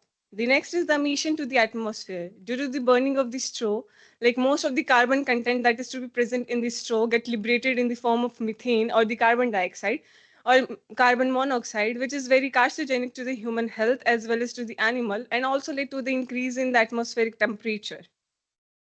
And here I have listed the data, how much residue is to be produced from the cereal crops or the fiber crops in India, basically in Haryana, in million ton per year. And the residue that is to be burned in Haryana, it is about 6.85 million ton per year. So to address the problem, I carried a small survey in my village. We basically grouped together 10 students and have to visit a village. And each student have to ask some questions to the farmers. I have listed these 6 reasons for my survey and ask the farmer to rank them accordingly. Like there is a short window period between the paddy harvesting and the wheat sowing. It is easy and economical. Next is that there is a lack of equipment availability for the residue management or the storage availability for the residues. So these are the reasons that I have utilized and asked the farmer to rank them accordingly so that I could know the reasons why they are burning the residues in their farms.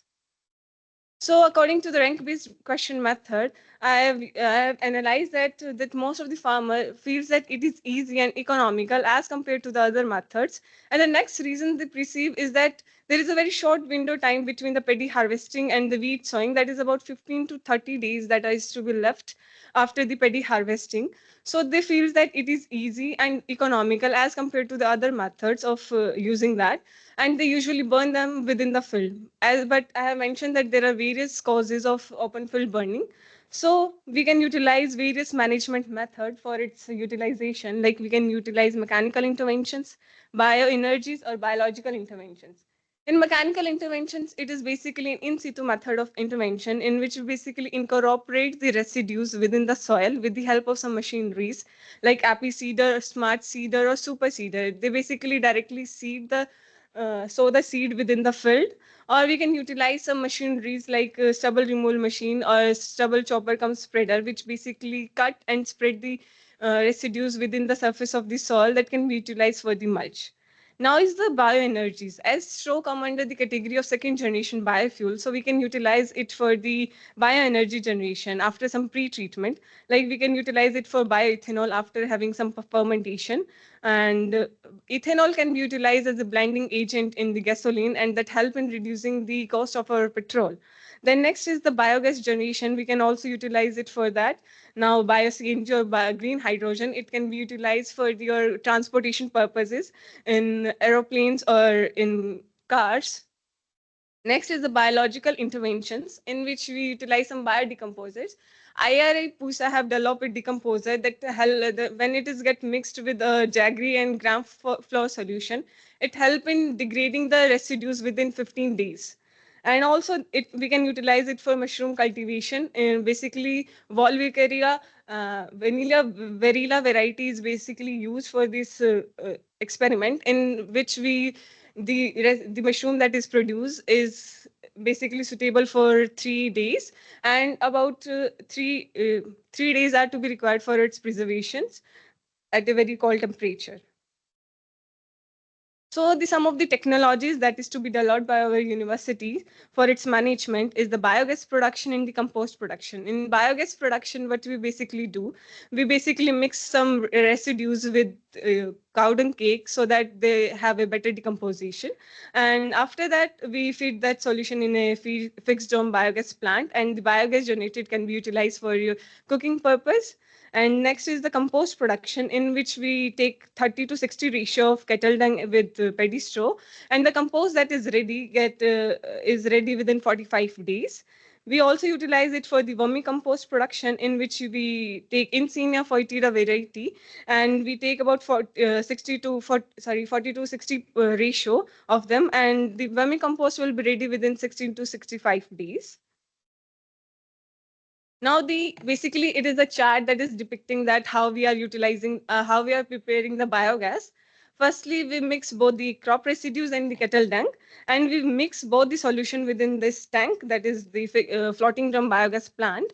And after feeding it into this solution, the biogas that is to be generated is get purified. And after purification, we can utilize it for the power generation. And the residues that is to be left get collected in this lagoon.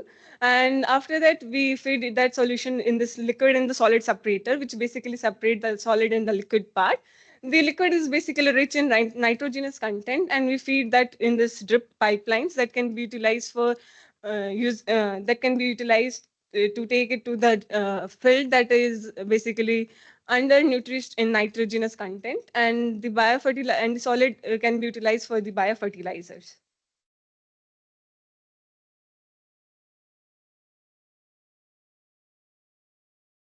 Next is the briquette preparation, in which we take the residues from the field of the farms and we feed it within that hopper solution, and we convey that with the help of a screw conveyor. And the pictures depicting that how we prepared the briquettes. In this, firstly, we basically heat the dye so that it could easily make the briquettes. And after that, we feed the solution within that hopper. And then with the help of the screw conveyor, we take it to the piston press, which basically compressed, and the briquettes that is to be prepared can be utilized for the power generation or for the heating purposes. So after preparing the briquettes, we have done it some proximate analysis in which we calculate its moisture content, volatile content, and the ash content. In basically by determining this data, we want to analyze about how much calorific value does it contain. So for moisture content, we basically oven drying that, and then for volatile content, we put the mixture into a morphal chamber, and also for analyzing the ash content. So we have analyzed that volatile content accounts for about 69%. So it shows that it help in easy ignition of our briquette. So we can utilize it for the heating purpose. Now is the rice straw composting, in which we basically suspend 10 gram of aspergillus avamori culture in 1000 liter of water. Then we add 1 gram urea to it, and we then dip the rice straw within that solution and drain the excess one. And we stack them in a dimension of about 1.25 meter length and breadth, and up to a height of 15, up to a length of about 5 meter. And the cover it with the polythene sheet and apply some moisture, maintaining a moisture content of about 70%. And the basically compost is ready within 3.5 months. And the compost basically contain about 1.2 to 1.4% of nitrogen, and 0.6 to 0.7% of phosphorus, and 1.9 to 2.2% of potassium. So this is the implication how we done it during our experimental learning program, and we can utilize that for the mushroom production as well.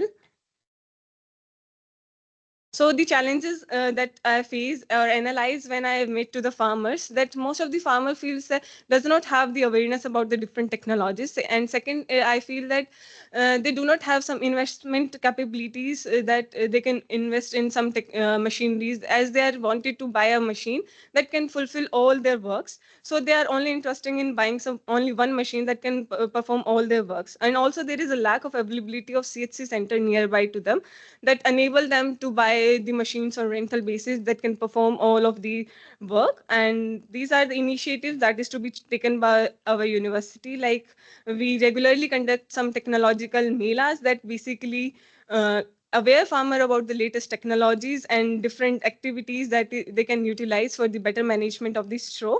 And we have also developed an agri-waste development center that help in better management of the straw for the biogas generation. So here's the conclusion. Basically, the area that I deal with is the sustainable production of food, which help in better conservation of environment. As that basically conclude with the IS theme is that most of the person, I want to know that how they are utilizing the straw for their management in their area, so that we can help farmers how they can utilize it in a sustainable manner and provide a value addition to them. And also it help in sustainable production, as well as provide value addition to the farmer. So thank you. And I also want to ask any questions. Okay, thank you for your presentation.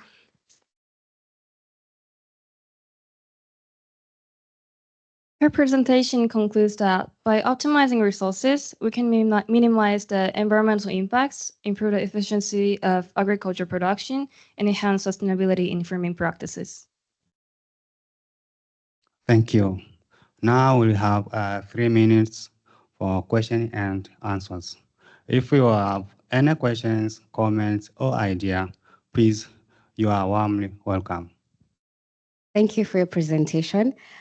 Is there a willingness from the farmers to go to these alternative methods of dealing with waste? What's their response? Are they willing to shift to these methods? Thank you. Actually, they want to use that method, but they do not have that financial capabilities that they can utilize that. As I mentioned, that there is no any kind of CHC center nearby them, and most of the farmer does not have any kind of financial, financial availability that they can buy. They are only interested in buying only one machine that can perform all their operation, like sowing from harvesting and also this biomass cutting.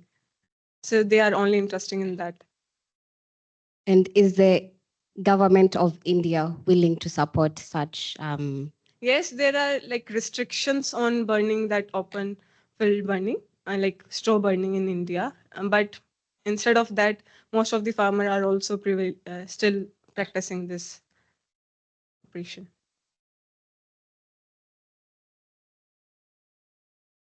Sensei.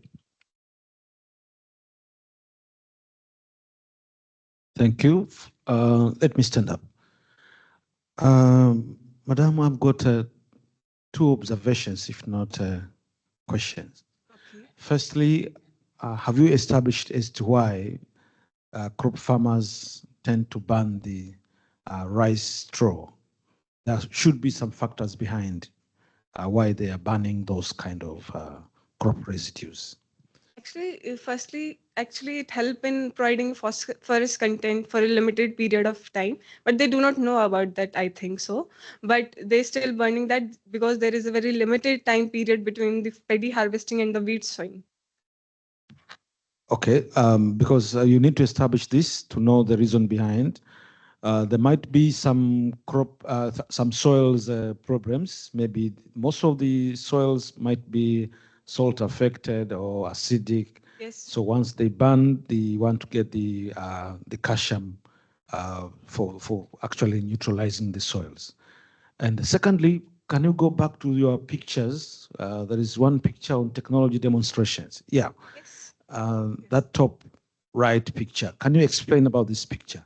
Actually, it is a technological and machinery demonstration mela under the ICR program, in which we regularly conduct some like mela is kind of interaction with farmers, in which we basically tell farmers about the different kind of technologies that are involved. So in this, basically, we are telling about like how they can manage the residues, as well as we can tell about the latest technologies that they can utilize for the sowing and harvesting as well. Quite right. But can you observe the picture, please, and explain? They are just gathering, and after that, basically, we just provide a program to them so that they can easily come, because as you all know that they will not come if we do not provide some kind of, you know. No, you know what I've observed, majority, if I'm quite right, are the women. Yes. So can you explain why women and not maybe both As sexes? well, but the picture, I think from their side, that gather like most of the women from this side. From their side, there are men as well. So maybe I don't know. You know, I'm just a participant observer, and this is one of the approaches to understand things on the ground. Is it due to the traditions that you don't mix up men and women? They don't sit together. Actually, the people who are old, yeah, they have a tradition that they do not sit with each other. But now the things are changing, so that's maybe. Probably, maybe let me clarify what I was actually interested to know. For the case of on our country in Tanzania, we normally concur that women are mostly engaged in crop production, actually for household consumption. But when it comes to for cash crops, it's the mandate of males. You find a lot of men engaged in those kind of cash crops. But when it comes for food crops, it's only mostly dominated by women. So I was actually curious with the photograph, why women, there are so many in that picture compared to men. Actually, in my area, actually, most of not cash crop are generally grown. Only the food crops are generally like cereal crops mostly grown in my area, and in that most of the women or men both participate in harvesting to sowing operations for that. Okay. Yes. Thank you. Thank you very much. Because of time, we'd like to move to another presentation. So please applaud the presenter for an excellent presentation.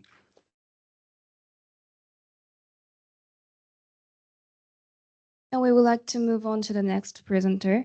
Our next presenter is Mr. John Kinyanchui from Kenya. The title of his presentation is Improving Food Security Through Increasing Productivity of Chicken. This presentation will describe ways to meet the growing food demand while ensuring sustainable practices. Please start the presentation when you're ready, and you have 12 minutes.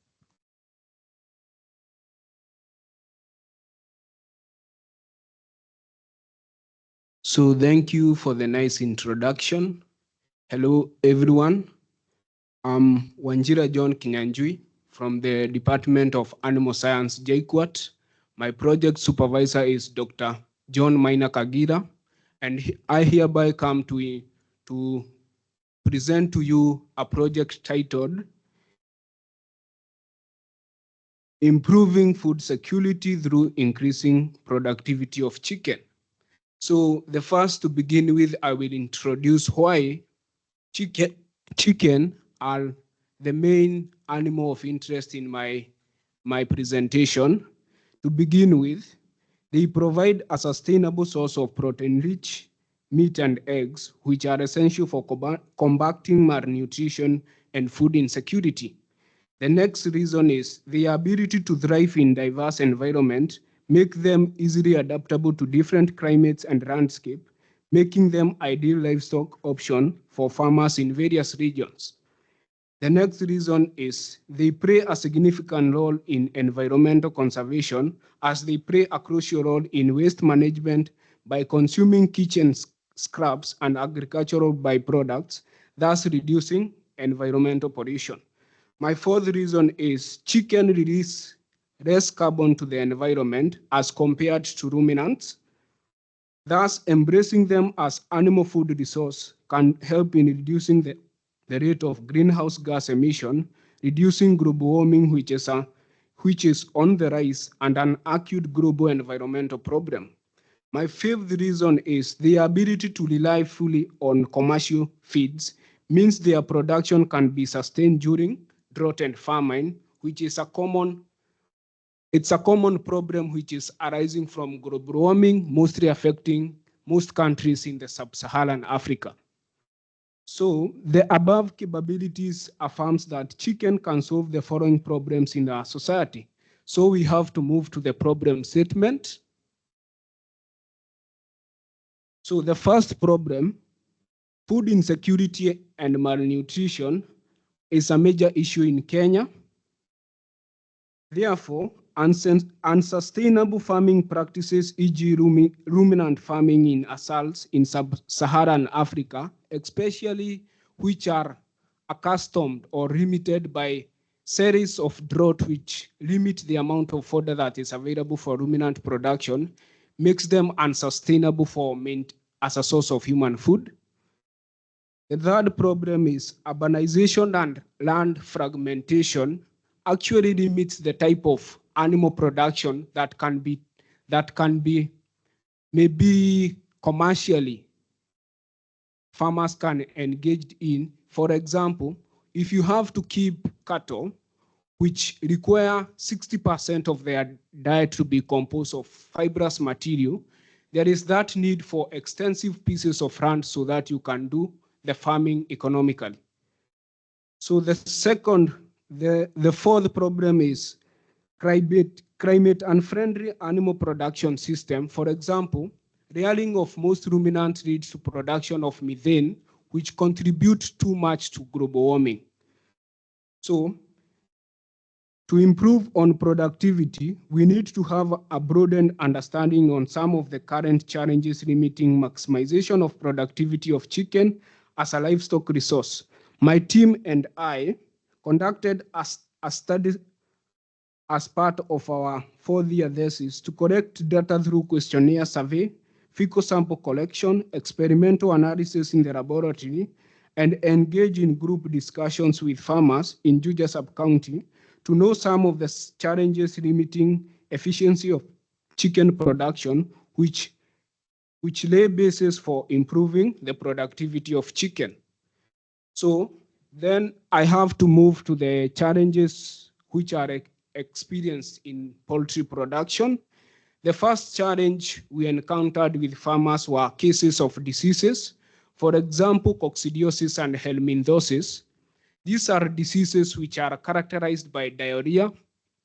They also causes high mortalities in young birds. They also causes raw egg production and poor weight gain in broiler chicken. They also decreases birds' immunity, predisposing birds to viral diseases and bacterial diseases, which at times, depending with the severity of infection, may cause 100% mortalities in a flock. The next problem is inadequate husbandry skills. Farmers lacked essential information on overall flock management, e.g. housing design, biosecurity measures, nutrition, marketing strategies, administration of vaccines, and value addition of their product. The fourth problem is the problem of drug resistance and high cost of treatment. Due to continuous misuse of veterinary drugs, most of the available drugs were either less effective or not effective at all in treatment of clinically ill birds. This was confirmed as my group and I isolated live worms from slaughterhouses in Georgia, and some of the drugs were ineffective to the worms, and no deaths were observed even after 8 hours of exposure of the worms to the drug in the laboratory. So the fourth problem is absence of localized studies to understand the disease burden. So there are no scientific articles actually giving information on the amount of or the number of or the prevalence of diseases affecting poultry, specifically in Juja sub-county. So to that, I will move to the objective. So some of the questions I had to answer in order to maybe solve the mentioned challenges. So to begin with, I had to determine the burden of parasitic diseases in chicken in Juja sub-county, develop an effective control strategies for poultry farmers, investigate the use of pineapple extract as an alternative treatment.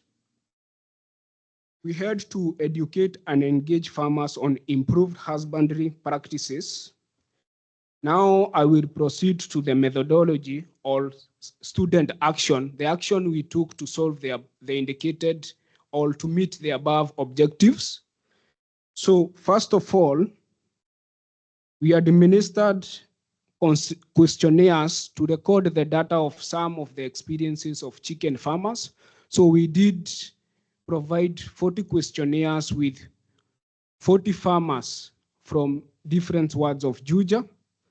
We also sampled 200 fecal samples from all 5 wards of Juja with approximately 5 birds per farm and 8 farms per ward selected randomly after an interval of 2 farms.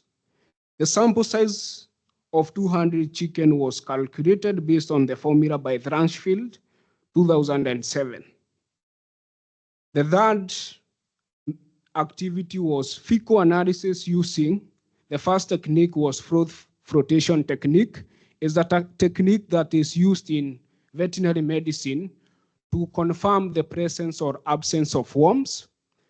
Then to determine the number of oocysts and eggs that infected a single bird, we use the McMaster technique, which is used to estimate and count the number of eggs in in an estimate of 3 grams of sample, which we times by 50 as an indication. It's an approximate number. So now I will proceed to my results or our findings. So amongst all the wards, 28.5% of chicken had gastrointestinal nematodes. 35% of the chickens were positive for coccidia. For the taste of the drug, pineapple extract, which is bromelain to be specific, was highly effective in management of the worms. So we recorded a 70% mortality rate for the birds exposed to bromelain at the first 2 hours of exposure. Nematodes and coccidia prevalence varied from one ward to another, and this can be associated with differences in different production strategies, whereby free-range production system kind of exposed or increase the probability of bird contracting the parasite from the environment. So I will proceed with now the prevalence of nematodes and coccidia per word. Murera, from out of 40 samples, 47.5% were positive for nematodes and 20% were positive of coccidia. Juja, 40 out of 40, 12% were positive of nematodes and 40% were positive for coccidia. Witavia, 27.5 nematodes, 52.5% coccidia. Theta, 17.5% nematodes and 35% coccidia. Carimoni, that 7.5% nematodes and 27.5% coccidia. We proceed with implications and strategies to solve the above challenges. First, we educated farmers on effective disease management strategies, examples of which including installation of biosafety measures, e.g. construction of water bath at the entrances of poultry houses. We also recommended group housing of birds to prevent contraction of diseases from older birds to the younger birds, which were more susceptible to diseases. We also recommended routine vaccination program depending on maybe endemic diseases which were locally to Juja. We also recommended the use of piperazine for treatment of gastrointestinal nematodes, and also recommended amprodium for treatment of coccidiosis. The two diseases were based on, when we had to do a test on the effect of bromelain, we had to do a comparative study of our suggested drug of choice and compare it with alternative drugs which already existed in the market. So piperazine was the most effective against control of nematodes, and it had almost 100% mortalities, and thus it was the most effective. We also encourage adoption of deep litter system and improvement of hygiene as a method to reduce exposure of birds to parasites. There is an ongoing follow-up to ensure adoption of suggested strategies. We also trained farmers on good strategies for control of parasites. We proceed to some of the challenges we encountered as we proceeded with our study. There were limited laboratory facilities, so the project took extra time than we had assumed. Financial constraints and accessibility issues. Some farmers were reluctant to allow us in their farms for fear of disease transmission. There is need for farmers association and university community linkages to try and utilize the information and the resources that are available in the university to help and aid the surrounding society. There is future focus on community projects. So my conclusion, healthy chicken with faster growth rates and increased egg production will contribute to addressing global hunger and malnutrition problem. Integrating sustainable practices, technology and innovation. Example of an innovation is the use of pineapple extract in poultry production can further enhance productivity, ensuring steady supply of nutritious food for current and future generation. By addressing the theme of improving food security through increasing the productivity of chicken at the ISS, we can raise awareness about the importance of poultry farming in ensuring global food security in urban and peri-urban settings of Africa. So my acknowledgements. My deepest gratitude goes to my advisor, Dr. John Maina Kagira, who acted as a true mentor during the preparation of this abstract. This work would not have been achieved without the significant participation of group mates, Bioinnovative Africa, farmers, and Tokyo University of Agriculture and Technology for the facilitation as a host university for International Student Summit. So finally, my extended gratitude to my audience for your time and attention. Thank you all.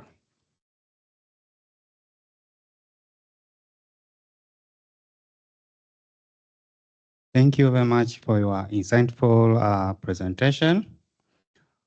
The conclusion of his presentation, enhancing poultry productivity can play a significant role in providing a reliable source of nutrition, improving food security, and supporting sustainable agriculture.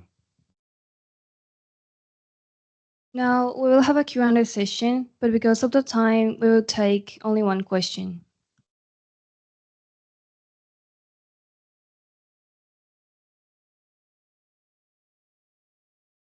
Okay, thank you. First of all, I'd like to give my compliments for a nice presentation.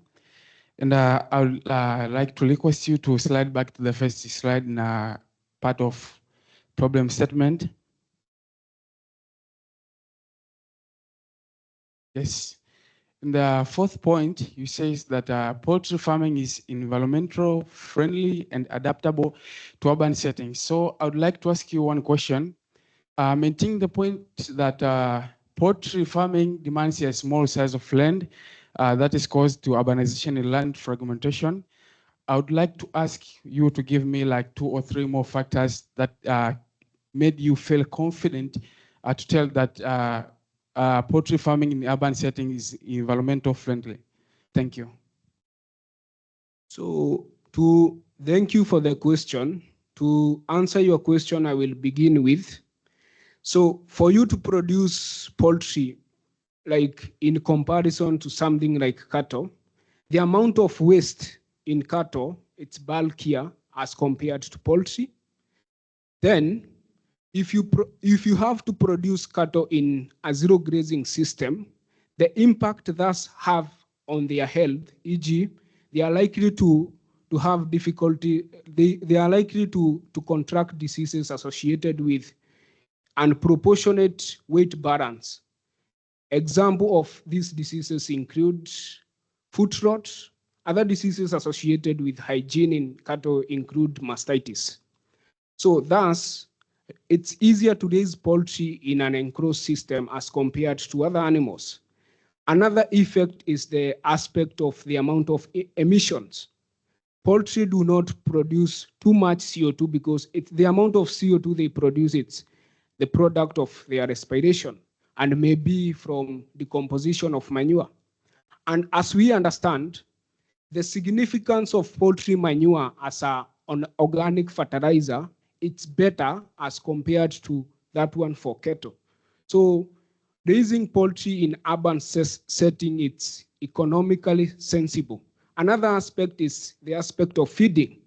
Poultry can depend 100% on commercial fields, but for ruminants, I hope 60% of their diet must be composed of fibrous diet for you to maybe ascertain that because for a ruminant you feed the the intention of feeding in ruminant is based on the rumen microbiota and now the animal. You have to feed the rumen microbiota, which needs now the fibrous material, so that the rumen microbiota can now feed the animal. That's make my idea of poultry an adaptable idea in urban setting in comparison to other livestock systems. Thank you. Thank you, Mr. John. We still have other questions, but sorry, we'll finish this Q&A session. I'm so sorry. Please applaud for the excellent prayer. Thank you very much. Our next presenter is Mr. Renato from Brazil. He will present on sharing action, the human element in a sustainable zone. The presentation will highlight the importance of human collaboration and the role of developing human resources in achieving sustainability. Please, you can begin when ready. You have 12 minutes. Welcome. Thank you for the kind introduction. Well, let's begin then. Greetings, everyone. It's a pleasure to be here, and thank you for the opportunity. My name is José Renato. I'm majoring in forest engineering in the University of São Paulo in Brazil.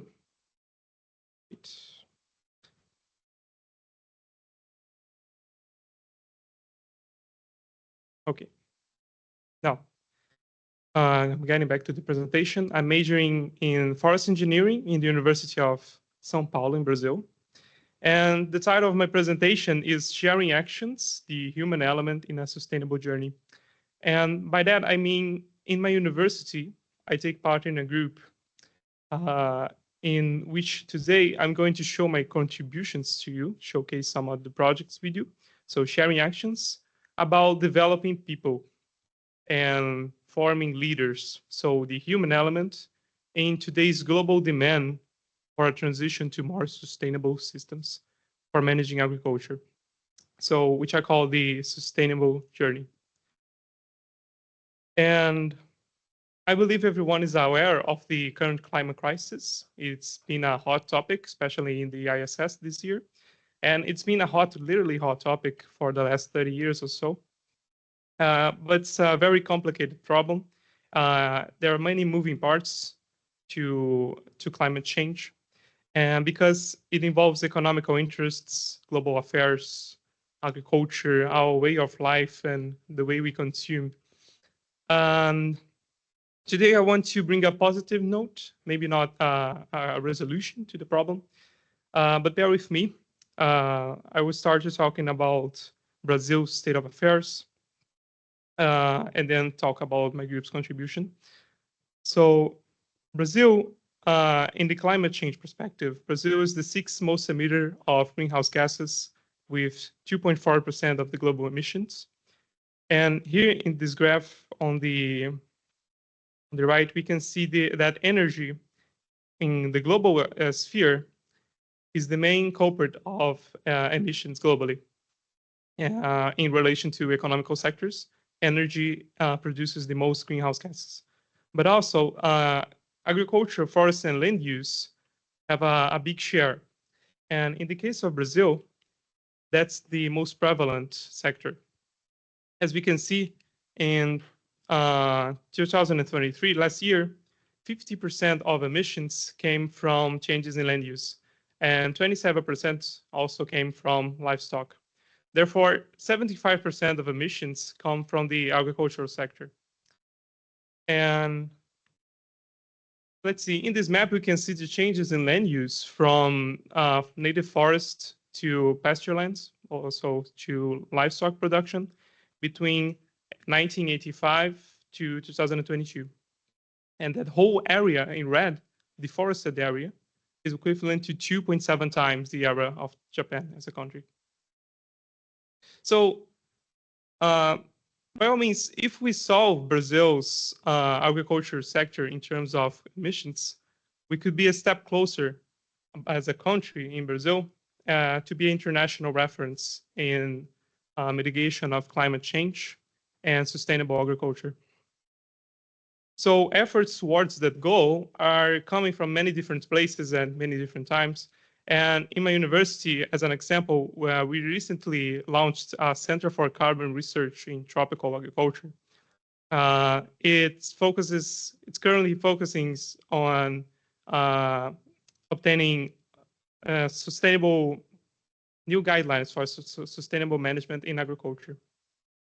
And the center works with three pillars of research, innovation, and dissemination.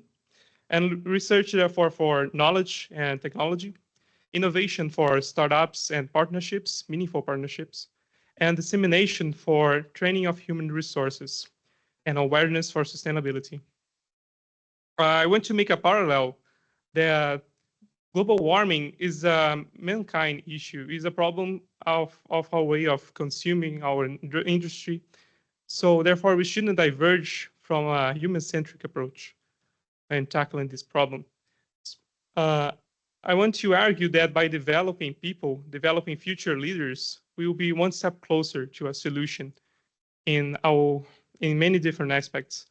So, for example, readiness for taking part in change would be an example.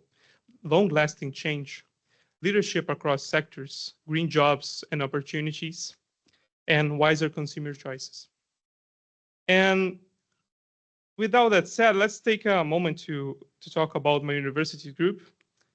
In my university, I represent a group called Exalc Júnior Florestal, or EJF. I'll be referring to as since forth. And EJF is a group in a category we call a junior enterprise. So it is a nonprofit organization inside the university, formed and managed by university students. And since 1991, from its conception, it aims to bring closer meaningful market experience to university students in their fields of expertise. In this case, environmental and forest-related projects. And along all these years, we did many projects, and I want to showcase some of them to you today and how they can contribute to our solution.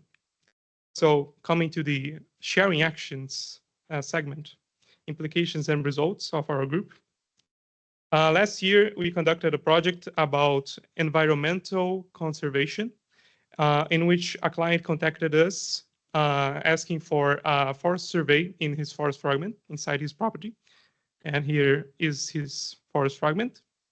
And the two main products we delivered were a forest report with the survey of the native trees, their species identification, spatial distribution, and also herbarium sheets, which are those paper with the leaves on top of them, in which the client used to teach his kids about the forest diversity inside his forest fragment. So here we have some pictures of us going to the property, of the measurements taken of the trees. Here's a height estimation process. And here is a herbarium sheet, which the client used as a teaching tool.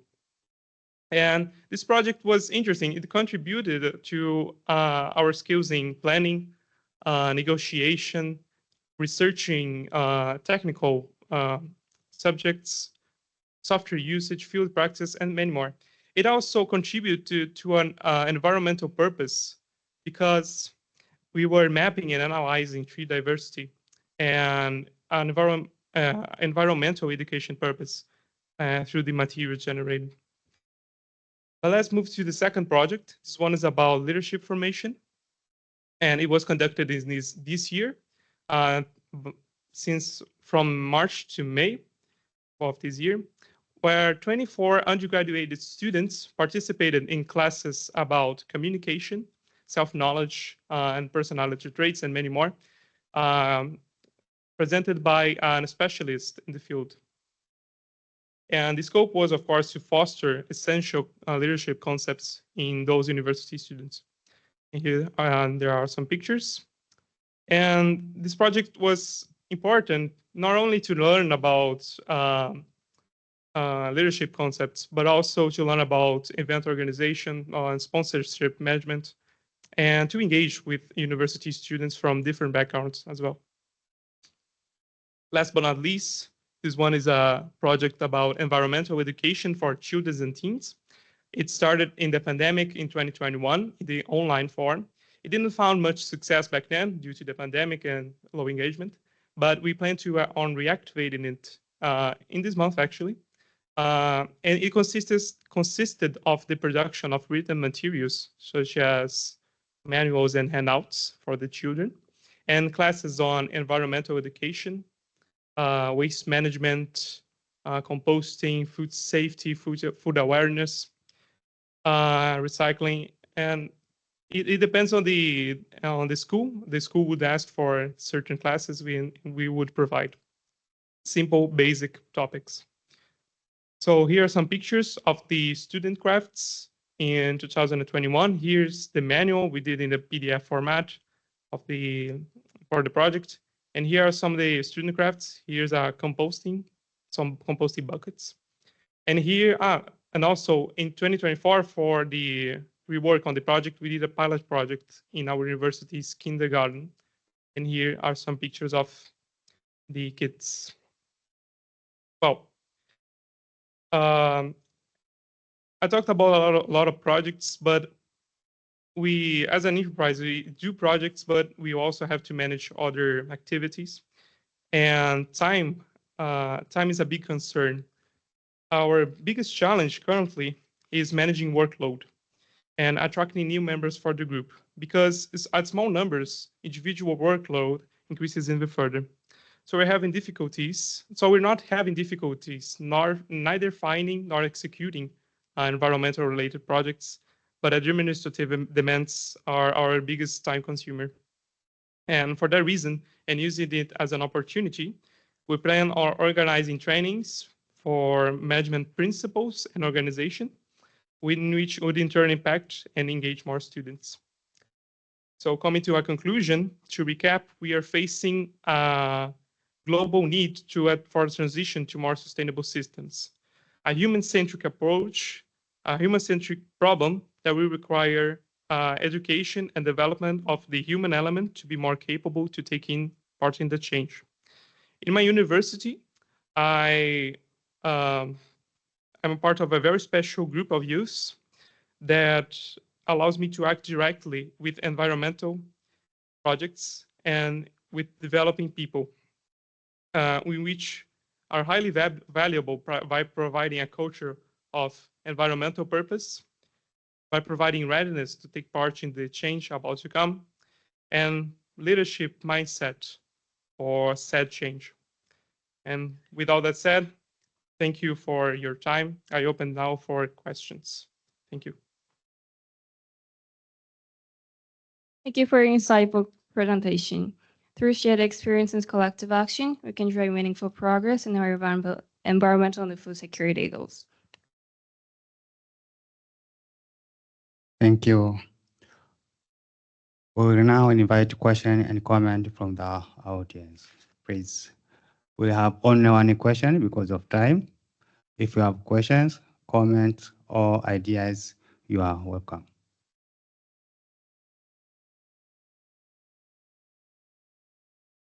Hello, I really enjoyed your presentation. I was wondering, for things like climate or environmental education, the impact of it can be really hard to quantify. So besides metrics like how many people have gone through your modules and received your training, are there any other metrics you use to measure the impact of your educational programs? Are you referring to the environmental education for kids or in general? Sorry. For the kids.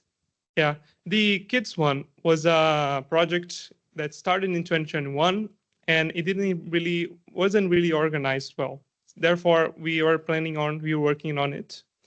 But metrics, as you said, it surely is number of classes, number of kids in the classes.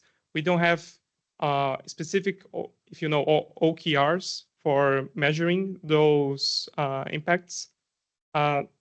But specific OKR, better way, specifically quantification for number of projects done, number of schools impacted. It is a local thing. It is not a website where we can share the classes. Is more focused. Therefore, the impact is also less broad. But the main thing, every single little bit counts, right? That's the thing, especially when it comes to emissions. Every single bit counts. So that's our positive note, you know. Thank you. Thank you very much. Because of time, it's end of his presentation. Please applaud the presenter for an excellent presentation.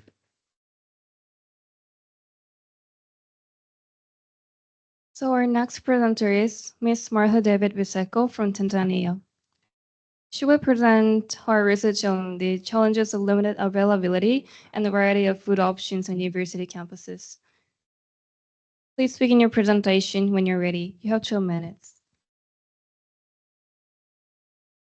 Good morning, everyone. I'm Martha David Biseko from Sokoine University of Agriculture. And before starting my presentation, I would like to send my sincere appreciation to the University of Tokyo, together with my home university, Sokoine University of Agriculture, for their collaboration that has brought us to the 23rd International Student Summit. By starting, I'm presenting on the title on the limited availability and variety of food options on university campuses. Starting with a simple introduction, let me take you to a hook. Imagine you are out of classes and it's 2 p.m. and you had a very busy day of studies, and perhaps you visit a campus cafeteria and the foods found in the campus are the ones you maybe consumed in the afternoon, or maybe are the foods that actually do not meet your dietary needs. On my university, it's actually a pressing issue because you might find eating the same food throughout the day, from the morning up to the evening. Starting with my problem statement, students' general well-being and academic performance are negatively impacted by the limited availability and variety of food options. And how is this? Due to the consumption of processed food, foods that contain high sugar content, a lot of calories, can lead to non-communicable diseases such as cardiovascular diseases, also diabetes, but can also lead to obesity. Starting with the risk of cardiovascular diseases, foods that contain too much fats, the saturated and unsaturated fats, when they clog in the blood capillaries, can lead to blood pressure since the capillaries will be narrowed. Also, this can lead to cardiovascular diseases such as heart attacks. Coming to the issue of obesity, the consumption of junk foods which contain high rate of calories, but also high quantity of sugar, can lead to increase in weight, and hence, if proceeded, can lead to obesity. Coming to diabetes, the consumption of junk food can have too much sugar or too much refined sugar in food, and this can lead to insulin resistance, which can also lead to diabetes. Hence, students with restricted access to healthy foods are more likely to develop chronic diseases, which will generally affect their general well-being together with their academic performance. Coming to the student action, in the picture is some of the students I tried to work with during this project. Before initiating the students' actions, we, as a group, conducted a simple survey that had a sample size of 100 participants, and I actually took from 4 universities. Hence, I used 25 respondents per each campus. But also, the student action, after the survey we conducted, there was deficiency or there was less consumptions on whole grains, fruits, together with vegetables. So when initiating student actions, we had 3 groups targeted. We dealt with the campus dining facilities, also the students, but also the university organization. Starting with the campus dining facilities, this group, they were encouraged to provide varied diets or varied menus by educating them the importance of well-balanced diet and the effects of unbalanced diet. And this kept an emphasis on whole grain, fruits, and vegetables. And we went as far as having a diversified menu which contained all foods from all 6 groups and in right quantities as the dietary guidelines for Tanzania. But also, we try to increase access to fresh and healthful products by establishing on-campus farmers markets, together with collaboration with nearby food vendors and the university through the horticulture unit. On-campus farmers, these are farmers that operate on university campuses, following the procedures or following the rules set by the university during to the contract they made during the act. But also, nearby food vendors. Mostly food vendors we included in this project brought some vegetables together with fruits. And also, as you can see in the picture, that's a picture of a model training farm shop that sells vegetables, fruits together with milk.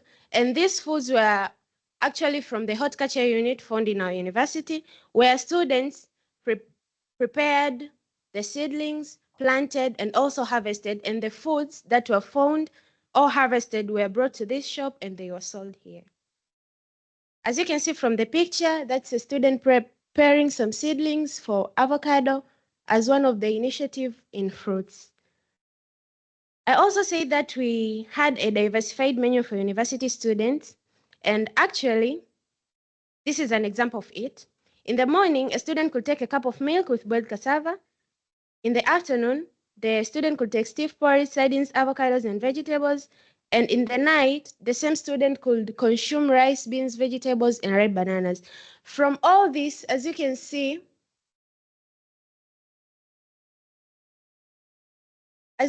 from this, starting in the morning, a cup of milk is an protein animal source. Boiled cassava, these are carbohydrates. So 2 groups will be consumed here. In the afternoon, stiff porridge, or in my language we call it ugali. It's a carbohydrate source. Sardines, these are animal source, also animal source protein. Also, an avocado is a fruit, and vegetables, as you know. Also, in the night, the student could consume rice, which is a carbohydrate, beans, which is a puzzles, is in the group of puzzles, vegetables together with a ripe banana, which is a fruit. So at the end of the day, this student could have consumed food from all the 6 groups. These are some of the vegetable gardens done by campus farmers, and the following are vegetable gardens prepared by students. Coming to the implications, the following were the results from 100 university students that were collected from 4 different universities in Morogoro region. Actually, I used a stratified sampling technique where each university gave the same number of university students so as to avoid biasness, but also to ensure each university had equal number of participants. And in the table below, starting with my campus, SUA, we had 25 respondents, and out of 25 respondents, students with limited availability of food were 21, while students with plenty varieties were only 4. Coming to the next university, that is Mzumbe, they had also 25 respondents. 23 had limited availability of food, whereas only 2 had plenty varieties. Coming to Jordan, there were 25 respondents too. 20 had limited availability and only 5 had plenty varieties. Also, Ardi had 25 respondents, only 15 were having limited availability and only 10 had plenty varieties, hence making a total of 100 respondents, with 79 having the problem of limited availability and only 21 students having plenty varieties. Challenges and perspectives. This is a picture I took in the place where they were serving food from a university. It's famously called Peckham. Challenges I got in promoting food options or increasing varieties of food. First was insufficient infrastructures and equipment. Due to limited or insufficient infrastructures that could enhance the logistics of transferring foods from distant places or from areas where they are manufactured. Hence, some food varieties were not found in campus, but also equipment inefficiency, or the equipment that were found in the campus facilities that were providing food, they were not efficient providing some certain of foods, or they were totally missing. Another thing I faced was cost constraints. This was on the side of student that, as we all know, some of the students, especially in my university, they had some limitations in fund. Hence, as we all know, budgetary constraints can lead to a person to make some options so as to make ends meet, and most of health food choices come with a higher price. Hence, it acted as a challenge towards promoting variety food options. Another thing was resistance to change among campus food providers, since most of them aimed at making profit and not the well-being of the people they serve, but also they were afraid of changing their system which they have operated for so long. Here is some of French fries operated in my university. So there was resistance. Perspectives I had on promoting food options first was collaboration with service providers. Actually, the service provider responded well in terms of education, but also the act of diversifying some menus. So they actually gave their participation. Another thing was education and awareness campaigns. These were aimed at increasing the awareness of consumption or the importance of consuming balanced diet menus, but also policy support. The university agreed formulating policies that could guide the campus facilities. As we all know, if you operate in an institution, there are policies that you agree during the making of contracts. So the university agreed to formulate policy that could favor both the food facilities but together with the well-being of the students. Coming to conclusion, from the ISS theme that requires youth action and collaboration, it underscores the role of young people in driving positive change. As we all know, the university students are the group of young people who are responsible of promoting changes in the problems they face. And I saw this as important part to deal with, because if the problem is not solved, it's the youth or the university students whose health is kept at risk. So university students, as part of the youth population, they have part of advocate actions towards limited availability and variety of food options. And actually my study based on two sustainable goals, which were zero hunger and also good health and well-being, which are the second and third sustainable goals. Thank you very much for your attention. I welcome any questions. Thank you for your insightful presentation.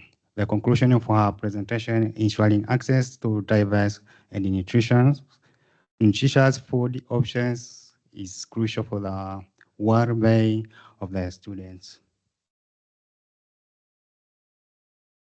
We will now invite only one question or comment from the audience. If you have, please. Thank you, Martha, for your presentation. I have just one question. What are some of the examples of policies to be implemented? Okay. Thank you very much, Faith, for your question. Actually, some of the principles that some of the policies that are to be implemented, I think there can be the range of food prices placed in university. That can be one. But also, the university can formulate principles like the foods to be sold, because since a food facility is operating inside the university campuses, the campus has all rights to intervene in anything that causes harms to either the staffs or the students. So some policies regulating amount of food to be sold or what type of food to be sold can be made.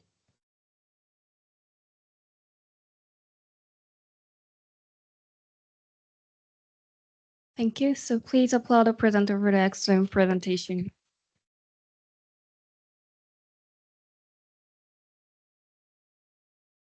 Final, we have our final presenter, Ms. Mai Mochizok from Tokyo University of Agriculture, presenting her research on tea matters, cultivating change in Japan's tea industry through the Matcha project. You can begin when you are ready. You have 12 minutes. Welcome.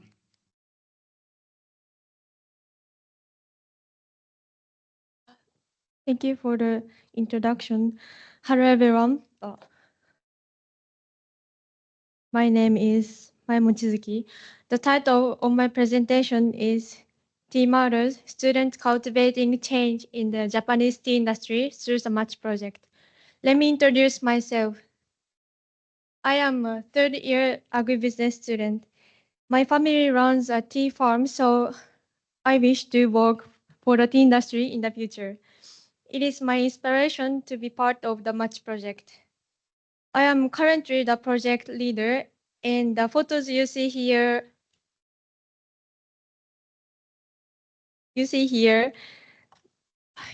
are taken during tea harvesting season, tea harvesting practice in May of this year.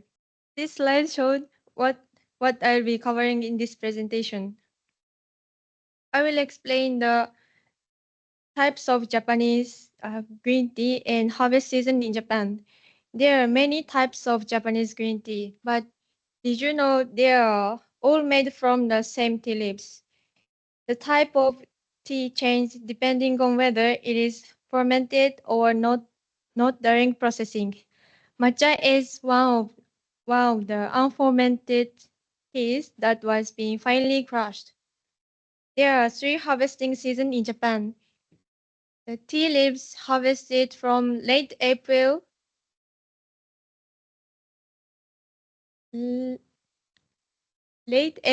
to May are called first flush. And, and they are of the best quality. The second harvest is called second flush, and it is from June to mid-dry. The bunch of leaves grown and harvested is called autumn flush.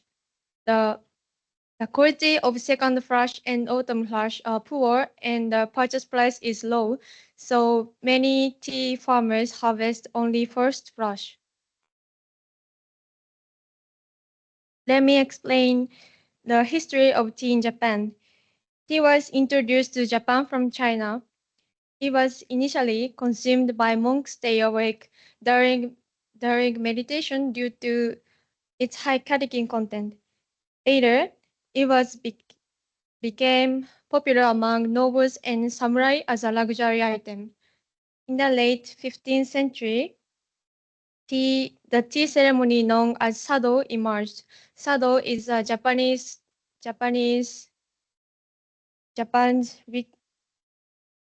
Sado is a ritual of preparing and serving to guests while calming the mind. The tea culture is cherished as a Japanese traditional art form.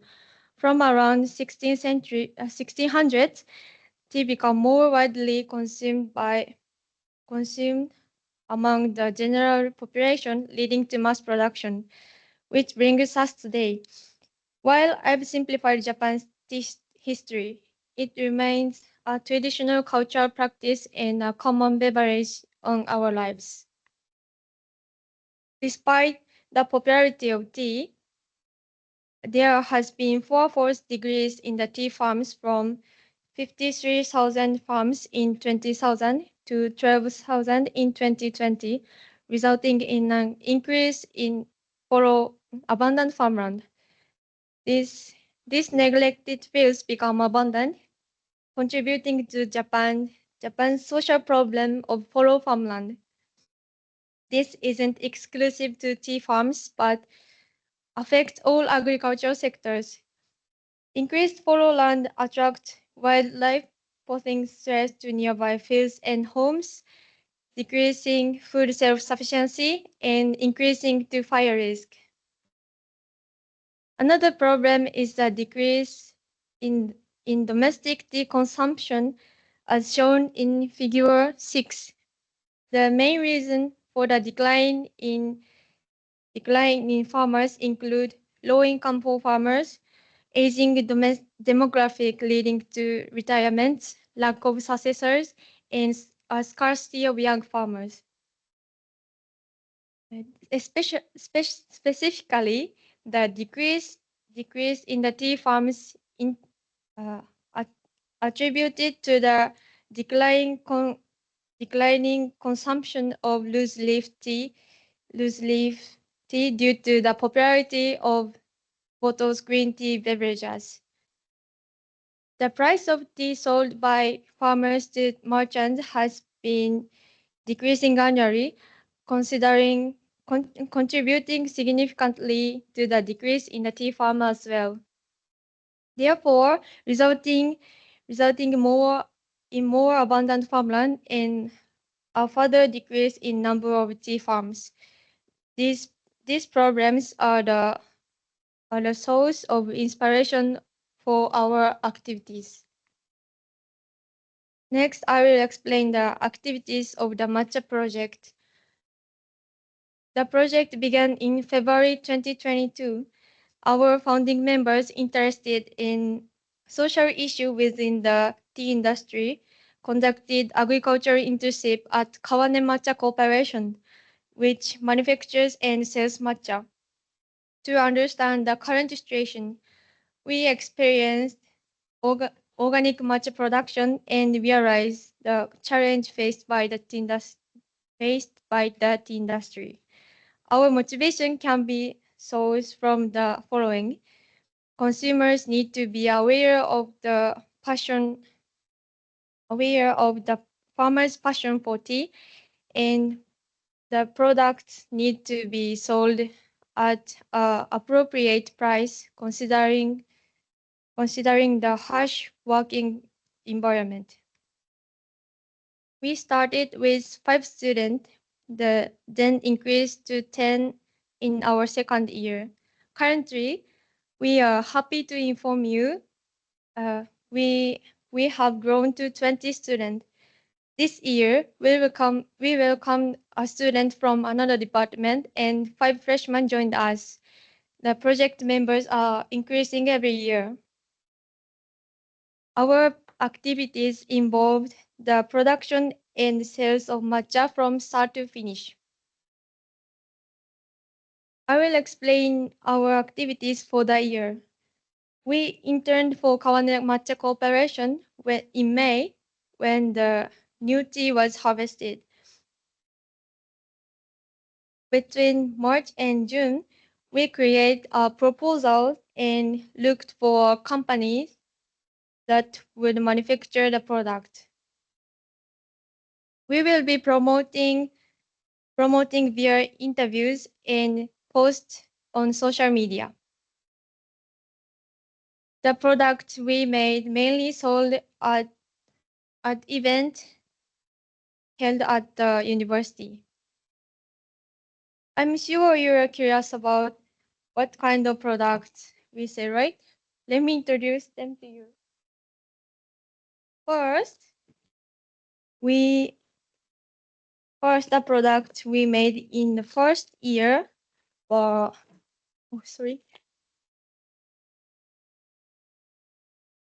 matcha yokan, this one, and matcha yokan, and the four types of dyed products. This one. There were 5 pieces of yokan in total, and the concentrating of matcha in each is different. 1%, 5%, and 10%. The products are dyed with matcha that was going to be discarded. In the second year, 2023, we made matcha furikake. Furikake is a Japanese seasoning consumed by sprinkling on top of cooked rice. What's unique about all our product is that they all use organic matcha. Let me explain our activities for this year.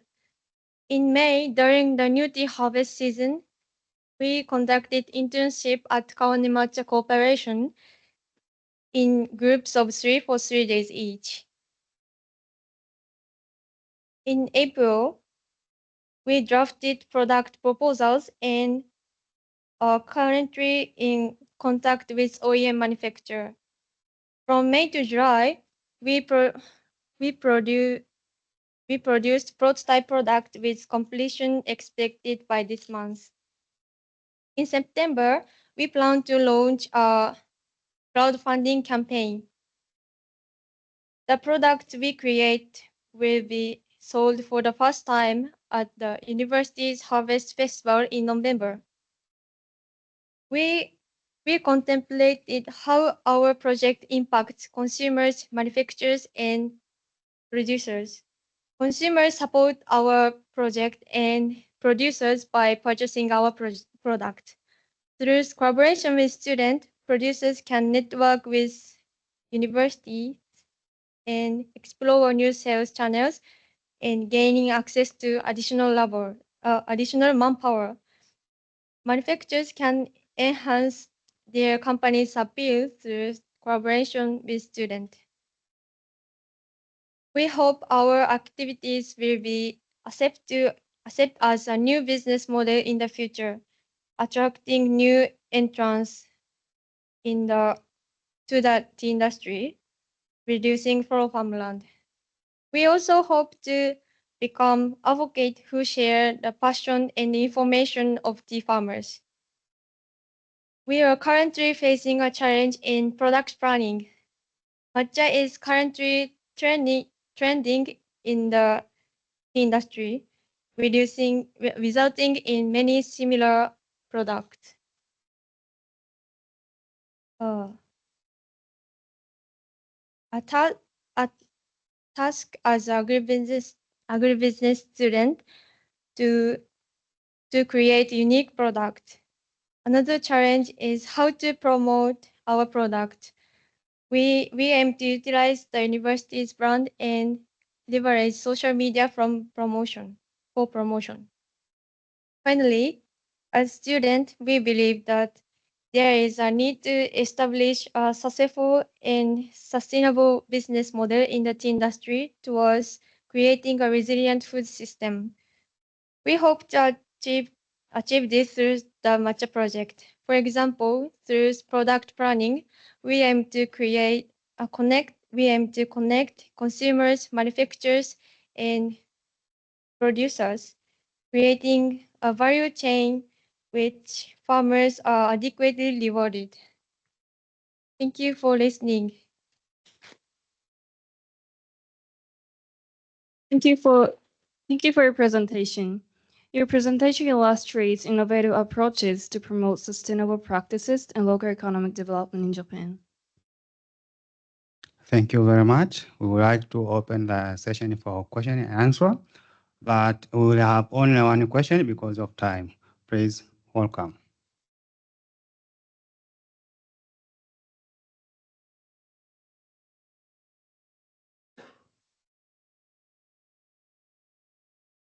Hi. Okay, my name is Shanyon Panat from Thailand. Oh, I really love your project. I really love matcha.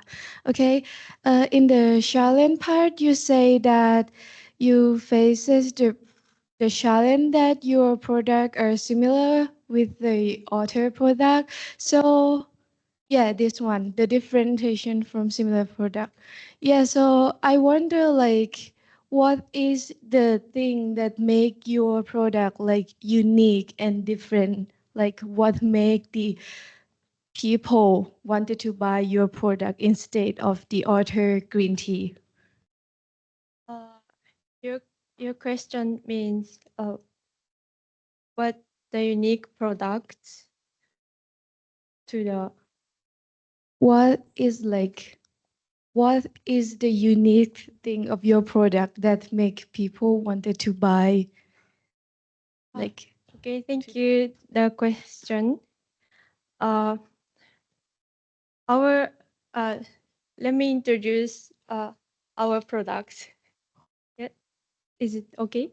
Yes. Okay. Uniqueness. First, we the unique about what's unique about I mentioned earlier. The product all use organic matcha and the creating the student. So it's unique point, and that's all. Sorry. Okay. Thank you. Okay, thank you. Thank you very much. Let's give applause to the presenter for an excellent presentation. Because of time, we would like to end this session. We finished all of our presentation. In conclusion, the presentation from the presenters have provided us the valuable insight and innovative solutions that contribute to the achievement of sustainable development goals. Each presenter has highlighted the importance of sustainable practices and collective actions in addressing global challenges. By working together and embracing sustainable practices, we can create a more resilient and fairer world for future generations. We would like to extend our heartfelt thanks to our presenters, to their explanatory and influencing contributions, and to all of you for your active participation. A wise man once said, "There is no planet B. We have to take care of the one we have." Richard Branson. Thank you once again for all being here, and let's continue to make an effort towards a sustainable future. Please applaud the presenters for an excellent presentation.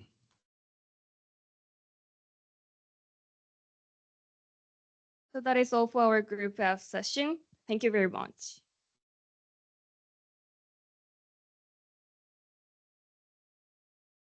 Hello and good afternoon, everyone.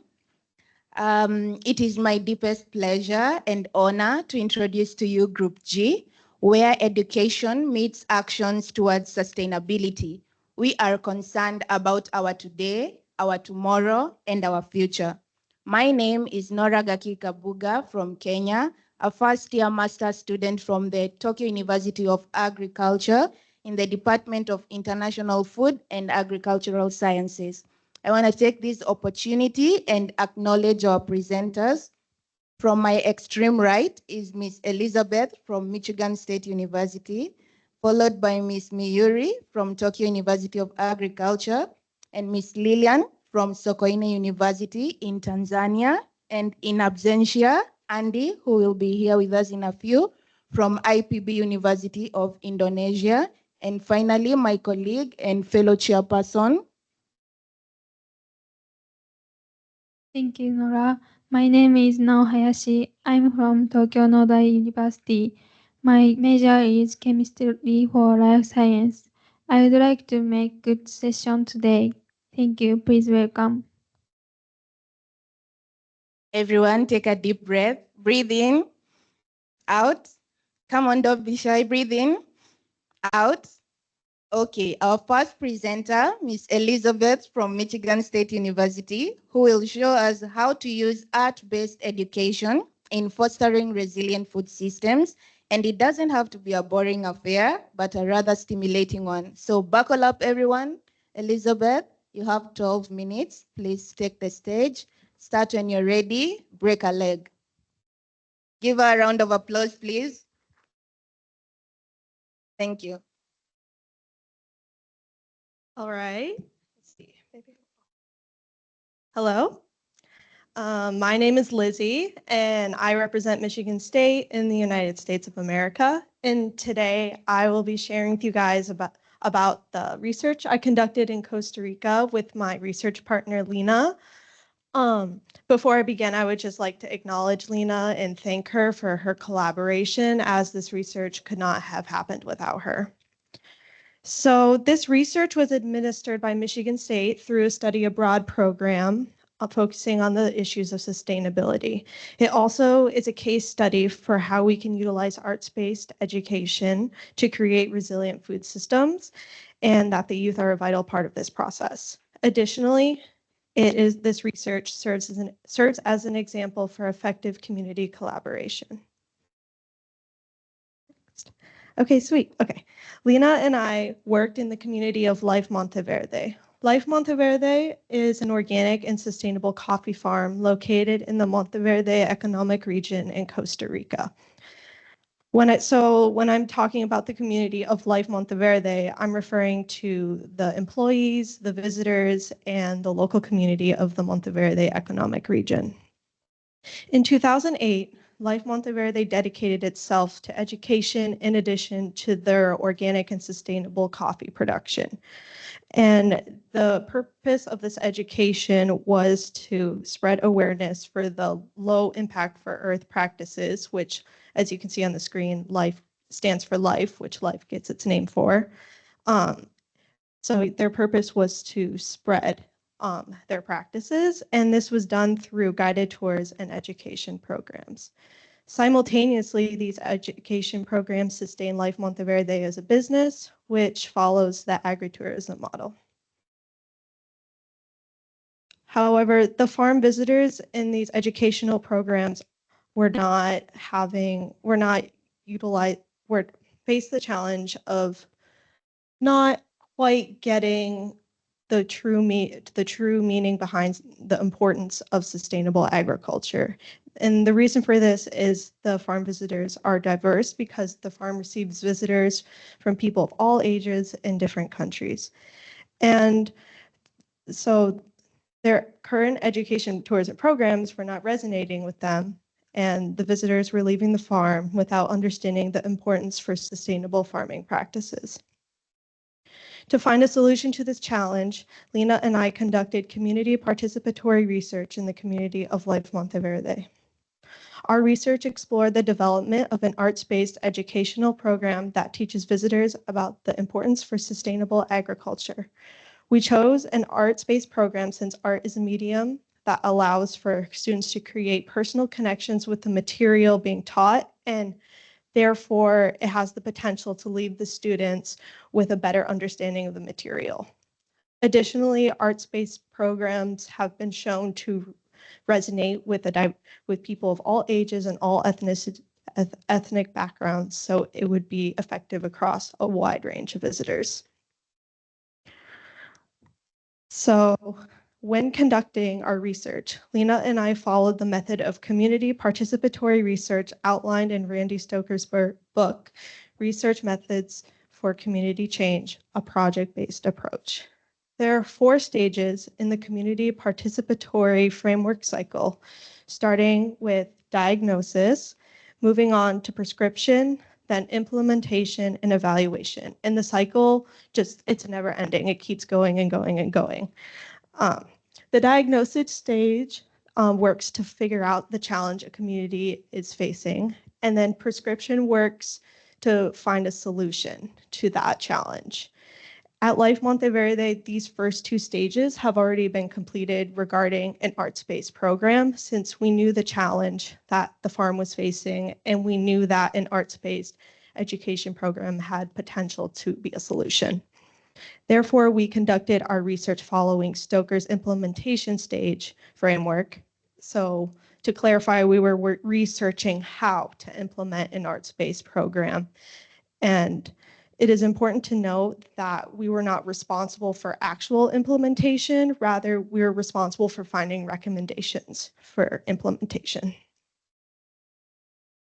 So in the implementation stage, the first step to collecting data is through visioning. In this step, meetings with the community are held to find consensus and shared values. So to follow this outline, Lena and I created a core research group that represented the community members at Life Monteverde. And within these meetings, we discussed idea proposals and discovered that the best way to find recommendations for an arts-based program was through pilot education programs at the farm. And so then after we had these meetings, we conducted the second step of the implementation stage, which is brainstorming. In this step, the consensus that we found in the visioning step is combined with the values from the community. And to adhere to this, we held conversations with the visitors and the workers at Life Monteverde to figure out what type of art interested them and what they would like to participate in. The outcome of these meetings was the creation of 2 arts-based pilot programs, one that utilized photography and one that utilized drawing.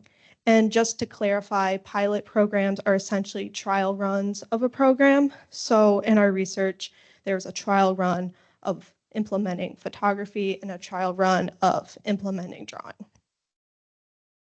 So the photography program ran inside a single-day tour given to single-day visitors.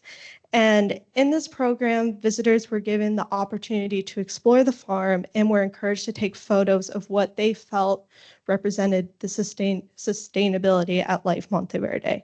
And then the photos were shared among the group, and each visitor explained the significance behind the photo they took. And then the drawing program, this one occurred in a 3-day educational program. And on the last day of the program, the students were giving prompts to draw something from one of the prompts on the screen. And then there was an open discussion about why they chose to draw what they drew. And this one was really cool because the materials utilized in this project came from the farm itself. So you see like the little circle pieces of wood. Maybe this thing will work. Hello. Yes, those right there. Those are made from scrap pieces of coffee wood, and they call them galletas. And then the pieces of paper Lena and I made, it's recycled paper, and the materials came from scrap printer paper from the farm offices and like the shells of like the coffee beans that come off when they get roasted. So that was fun, really. Yeah. And so then after completion of like each pilot program, we collected the effectiveness of our programs by having visitors engage in an open-ended discussion with the following questions on the screen. And from the conversations held at the end of the pilot programs, Lena and I observed that the visitors were passionate about the integration of arts into the farm tours and educational programs. And these are the specific responses. It's a little small, but from these responses, Lena and I noticed that the visitors expressed enjoyment of the activities and left the farm with a deeper understanding of sustainability and Life Monteverde's goals, and they were interested in participating in the activities again. Lena and I then shared these results without our interpretation to our core research group in order to incorporate their thoughts and opinions on what the significance was. It was really important that we share these results without our interpretation so that we got accurate community feedback, because we needed unbiased feedback of the community to ensure there was consistent communication and collaboration with them. And this element is like one of the most important elements of Randy Stoker's method. And to obtain this unbiased feedback, these are the questions we asked our core research group. And then with the combined interpretation from me and Lena and with the community, these are the specific recommendations for a permanent arts program at Life Monteverde, which they told us they plan to implement.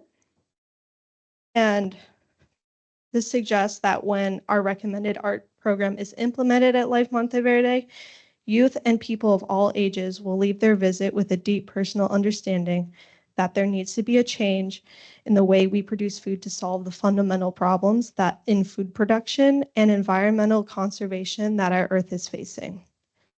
The global food system needs to understand that we simply cannot rely on economic gain as the benchmark for developing resilient food systems. Rather, the focus needs to be shifted to environmental protection and self-sufficiency. Our research serves as an example on how to initiate this shift, since properly implemented sustainable education programs spread the importance for resilient food system practices. And the more people that understand this, the more likely this information will reach the people who have the position and power to implement changes in policy. There are two main challenges in promoting education surrounding sustainable food production. The first is, which has been mentioned in previous presentations, is the economic factor. We do live in a world that's heavily focused on economic growth, and it is going to take a lot of effort to shift this mindset. In our research specifically, the agritourism model serves an example on how to mitigate this problem. The agritourism model allows farms to work towards a more sustainable future while still allowing them to thrive in the current world we live in. Additionally, it's hard to encourage practical sustainable education implementation into farming communities around the world without causing disruption. When people such as myself come from Western developed countries to developing areas to help solve their challenges, it needs to be done in a way that doesn't fall into the white savior post-colonialism complex. This complex is where people from defined Western standard areas feel it's their responsibility to help these developing areas to reach Western standards. And this colonial approach is not appropriate and or sustainable in all areas because each area of the world has a different sense of community and culture. Therefore, the sole implementation of Western standards tends to disrupt a community more than it helps it. And it was because of these considerations, Lena and I chose to follow Randy Stucker's method. And I plan to continue to follow this method in my future investigations. So in conclusion, utilizing education to spread the importance of sustainable food production serves as an example of how youth can be inspired to act towards the creation of more resilient food systems. Focusing on sustainable food production principles will lead to resilient food systems since there is an emphasis on environmental protection and self-sufficiency in addition to economic gain. It is vital that these education methods resonate with all participants to have its intended effect, and utilization of an arts-based program seems to be an effective solution. Youth and people of all ages can participate in arts-based education, and it is a holistic involvement which is vital for inspiring social change and changing global policy, and the youth are the future of our world, so it is very important that it resonates with them specifically. So thank you so much, and if you have any questions, feel free to ask now, or if you think of something later, please email me. I love talking about this stuff. And if you want to learn more about the coffee farm itself, the first link on the screen is kind of just about the farm in general and their morals and values. And the second one is they actually have an international online coffee shop. So if you would like to try their coffee, I highly recommend. It will be the best coffee you taste, I promise. Yeah, so that's it.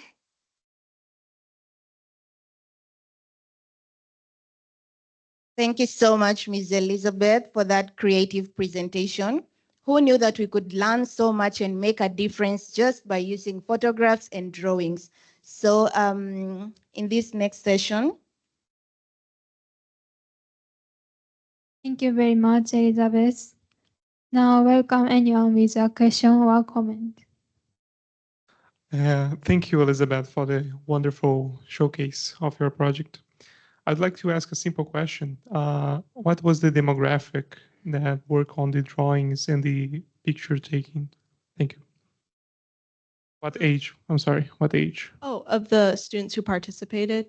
It was actually a student group. They were all like, I would say ages like 18 to 19, like seniors in high school.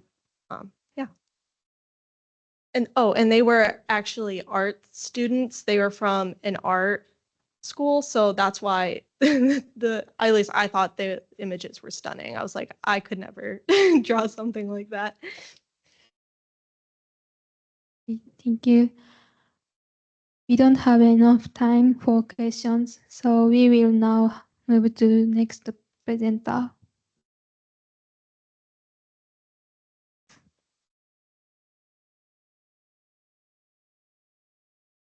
So we want to welcome our second presenter, Ms. Miyuri Takahashi from Tokyo Nodai, who will take us through the journey of creating a sustainable cacao industry and our role as students in doing so. This is fun, right? So if you like chocolate, or if you've ever eaten chocolate, you should probably listen keenly to this. Ms. Miyuri, gambate. Thank you for your kind introduction. My name is Miri Takashi from Tokyo University of Agriculture, Japan. And I will talk about my plans to work towards a sustainable cacao industry through my visits to Ghana as a student on my university's cacao platform. First of all, do you know how chocolate is made? The chocolate is made from cacao pods, the tropical fruits. The cacao are harvested. The beans are fermented and then dried. The cacao is then exported to consuming country where it is roasted or crushed into smaller pieces to make chocolate. There is a reason why there is a division between producing and consuming country. This is a climate. Cacao is mostly produced near the equator, like coffee beans.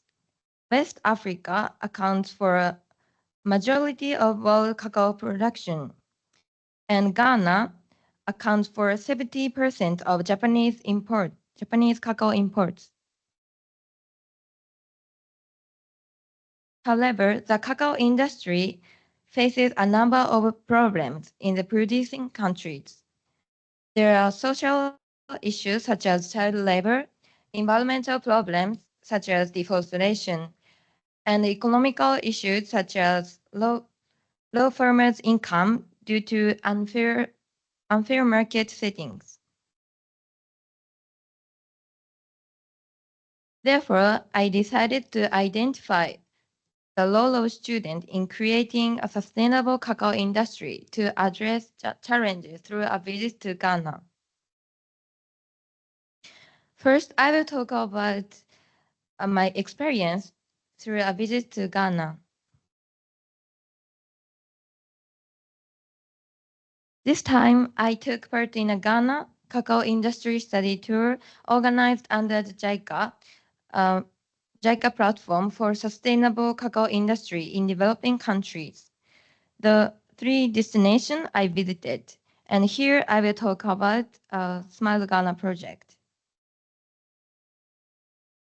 This project was initiated by ACE, the Japanese NGO, and it was created to protect children from child labor and ensure that all children are educated in school.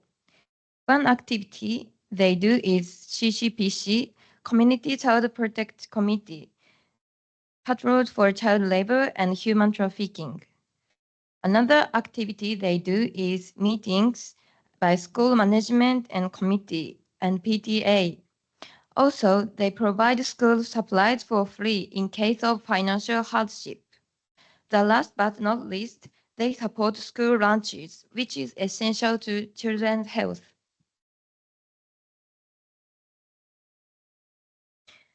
And this time, we interviewed with CCPC and with the children attending elementary school and their parents. They said there are many issues with child labor. One is that there is a low understanding of the importance of education. Another issue is that their homes are too far from school, which cause safety problems. And finally, the children often must help in their family business due to financial struggles.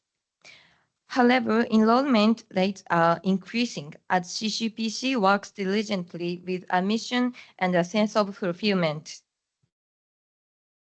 Their vision is that by increasing school enrollment, educated children will contribute to community development in the future and extend to the impact of the project to other areas. Through this tour, I realized that cacao industry is a situation that needs to be addressed urgently because it is a broad trade that affects everyone upstream to downstream. I also felt that both producing and consuming countries should cooperate with each other as equal partners who can influence each other. Next is a consideration how to get involved as students. Therefore, I thought about how we should address these issues as students. The first is to collect information on the cacao industry and share knowledge among members as a member of Sustainable Cacao Platform. The next is to join the activities of Nodai Cacao Platform. I will talk about the Nodai Cacao Platform. The Tokyo University of Agriculture runs the Cacao Platform.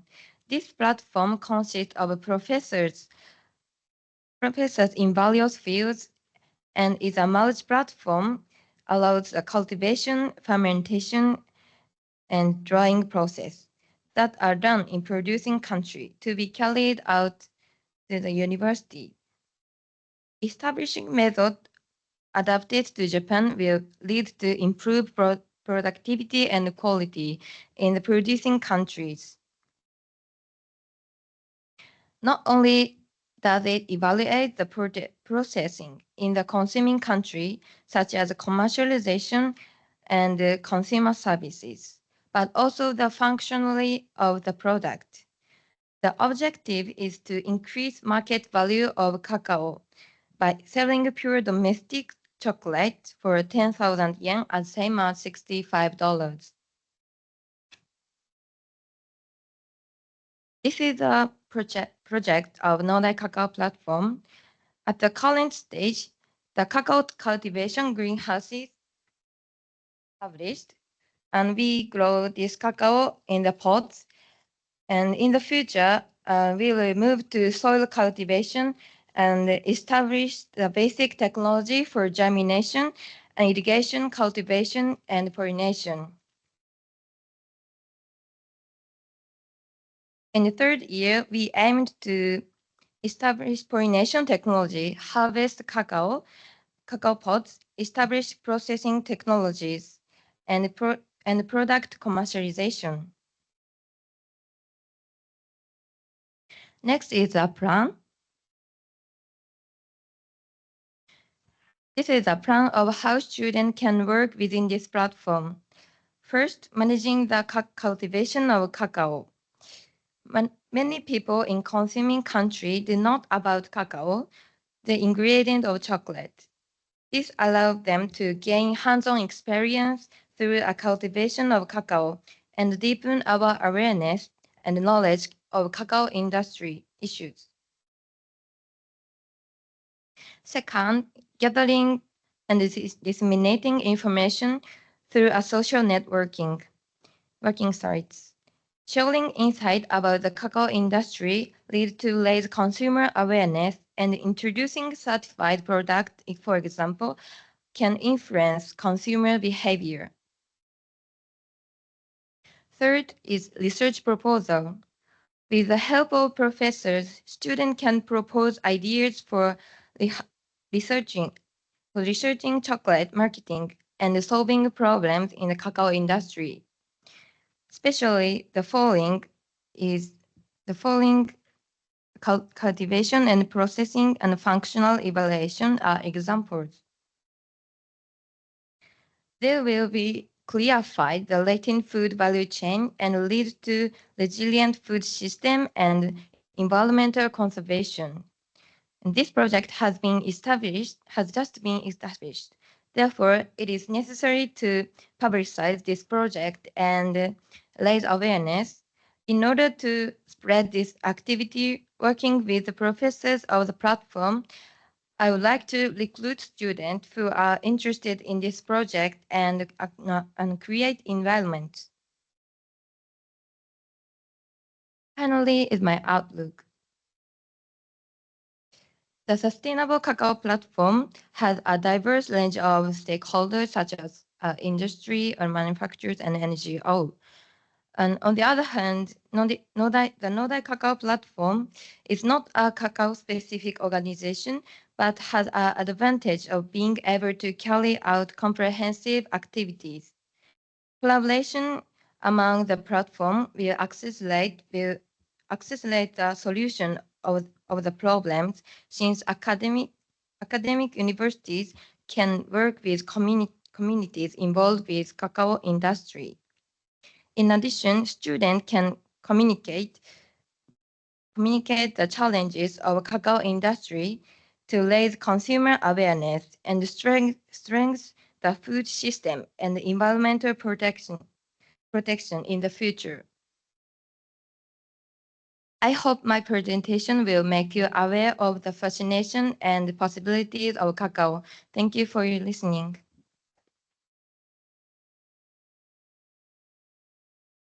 Thank you so much, Ms. Miyuri, for that enlightening presentation. So right quickly, could you just turn to the person next to you and ask them, did you learn anything?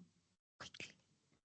Good, because I learned that our role includes and not limited to gathering information and sharing the knowledge which summons interested parties, such as institutions, for example, in this case, the Nodai institution with the Nodai Cacao platform and the SMILE project, which addresses the challenges facing the cacao industry in order to develop better strategies to produce better and higher quality chocolate. Thank you.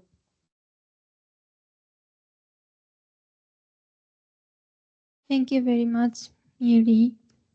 Now, welcome anyone with a question or a comment. Yes.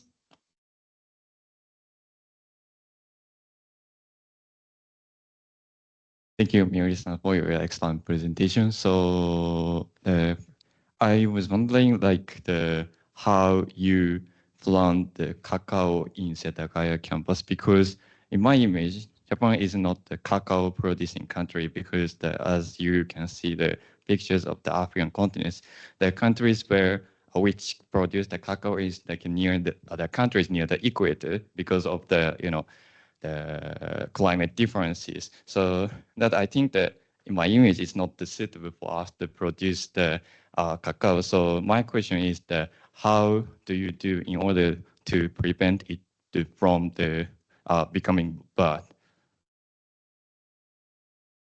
Okay, so your question is how to cultivate the cacao in Tokyo.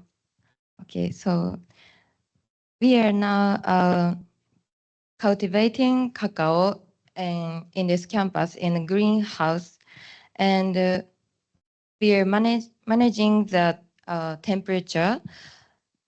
So cacao grows like 25 to 30 degrees.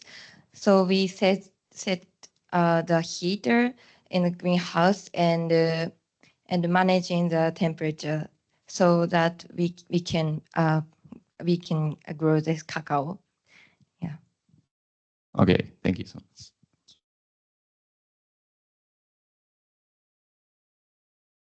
Thank you very much. Do you have any other question or comment?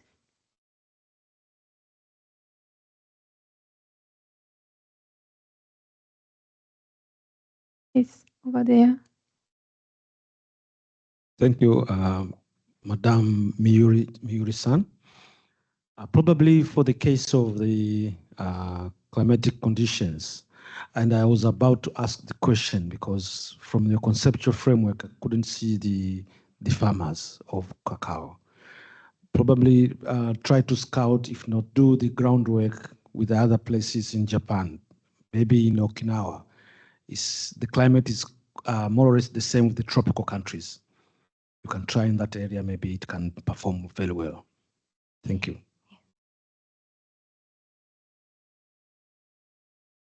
Thank you. Anyone else with a question or a comment? Yes, please.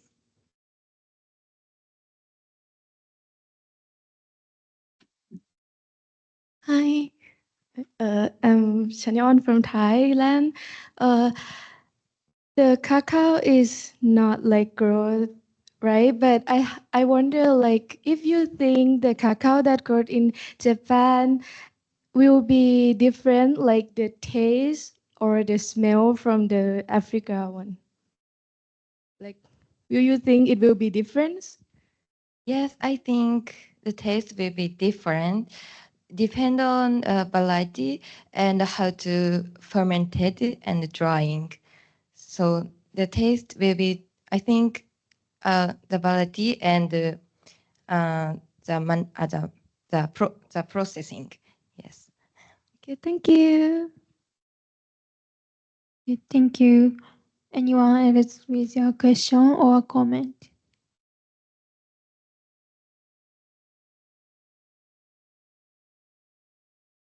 Because we don't any questions, we now move to the next presenter. Nora, please welcome. Thank you so much, Nelson. So, yeah, round of applause, please. Thank you.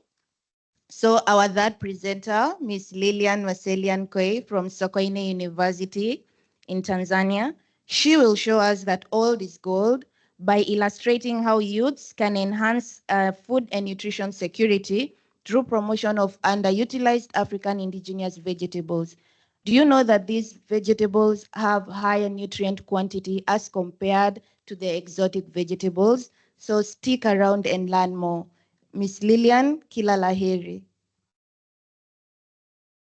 Okay, thank you. My name is Lilian Marcelian Kwai from Sokoine University of Agriculture, Tanzania.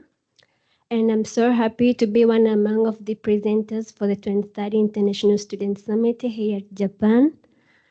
My topic is concerning about enhancing food and nutrition security through promotion of underutilized indigenous leaf vegetables. My supervisor's name is Dr. Nuria Majaliwa from School of Engineering and Technology, Department of Food Science and Agro-Processing.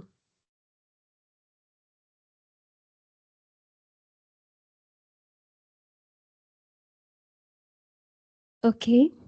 Food is essential component, essential for our well-being and to promote various developmental projects, we actually need food. The problem of food insecurity, malnutrition, and poor dietary diversity remain to be the most of the higher and interesting in most of the African communities, and especially mine. So as I was thinking, yeah, there are a lot of actions that United Nations organization works to solve the problem and minimizes the effect of it to majority of the African. And I was asking myself, what can I do to solve this problem on my own community? Then I utilizes the indigenous leaf, at least minimizes the effect. The problem is the leaf vegetables are nutritious, have a lot of benefits, contain a lot of nutrients like vitamin C, A, essential minerals like calcium, iron, fibers, and rich in antioxidants, but they're still underutilized. Why? Then, according to Tanzania Bureau of Statistics, from 2021 to 2022, showed that there is a 15% decrease in leaf vegetables consumed per capita. So this is the problem, and we actually need to address it because the countries are still facing high rates of malnutrition and food insecurity, but they are still underutilized. Then why? These are some of the reasons. Most of the community members are not much aware of the essential benefits are available in leaf vegetables, and still education is highly required to address the problem. Most of the Africans, especially the Tanzanians maybe, are not much appreciation is quite low in nutrition and economic value of the leaves. And we have actually need to do something to facilitate them to make appreciation of their own things. Not like neglect the meat and fish, but to utilize the things that we have at least to address the problems. And there is a poor market infrastructure, which inhibits commercialization of indigenous leaf vegetable, limits the economic potential for smallholder farmers. These are examples of the indigenous leaf, much available in most of the African community and especially mine. In Tanzania, there is this is a black nightshade. This is a sweet potato leaves. This is amaranth. This is pumpkin leaves. And this is a cowpea leaves.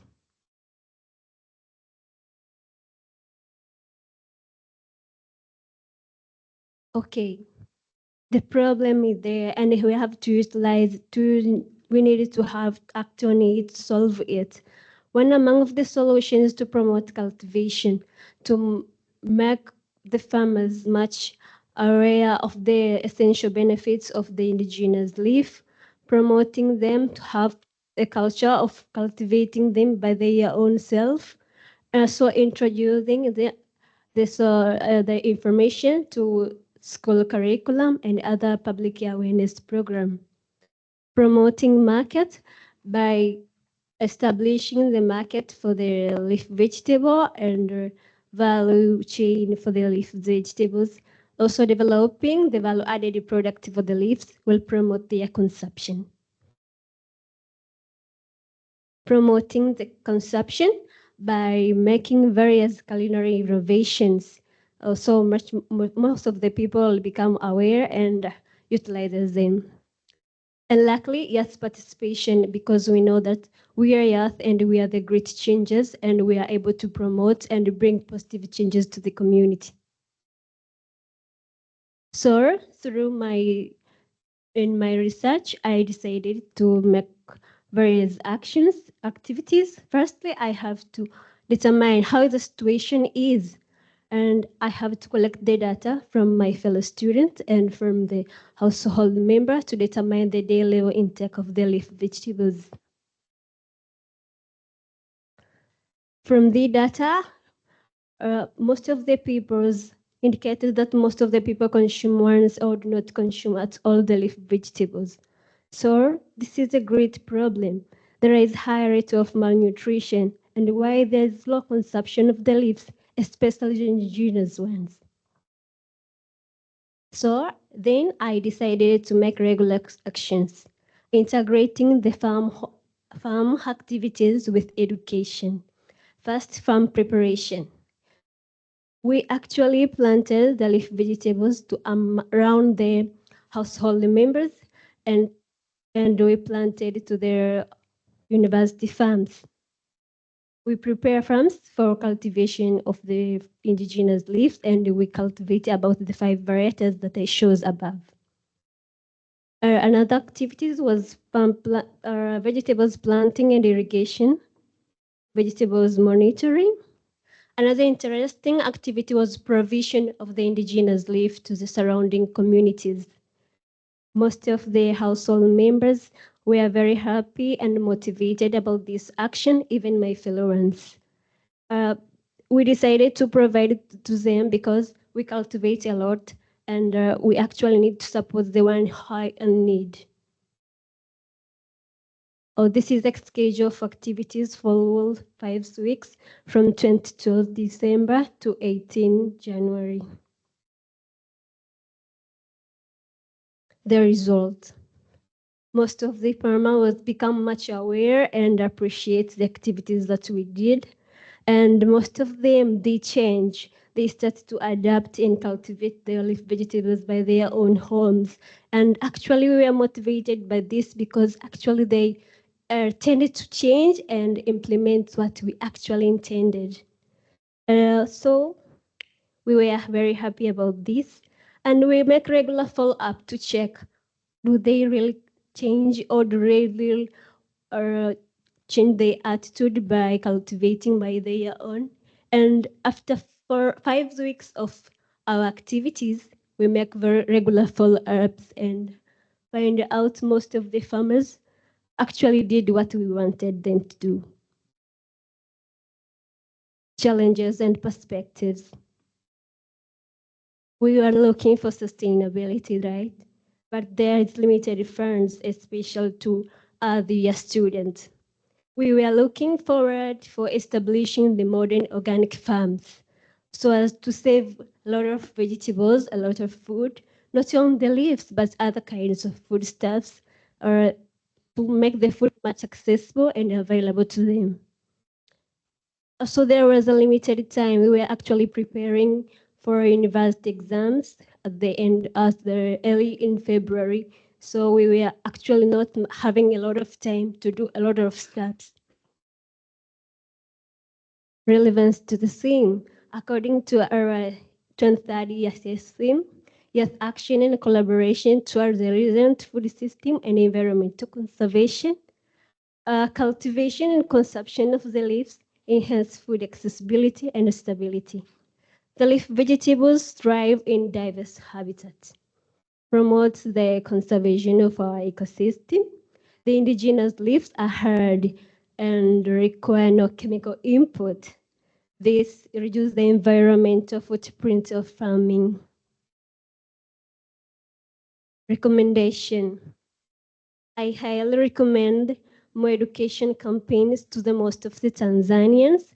And actually, I have just suggested this could be done by theirs like me to promote people to adapt and cultivate much leaves, much and other foodstuffs so as to save our own problem first, even to minimize the effect of it.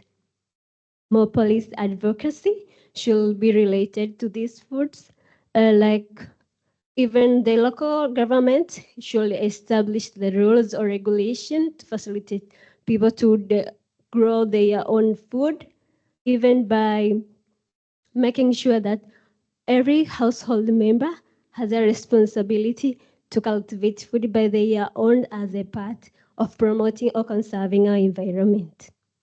Market development. There should be higher market strategies to promote the consumption of the leaves, establishment of modern market for the leaf vegetables, developing the value-added product that utilizes the leaves, community engagement, especially theirs. Theirs are the great changes, and the changes start from our own. Others, we have to identify the problem and make strategies to facilitate the positive changes. Even for the little things that we done, they will contribute to the major changes, I believe.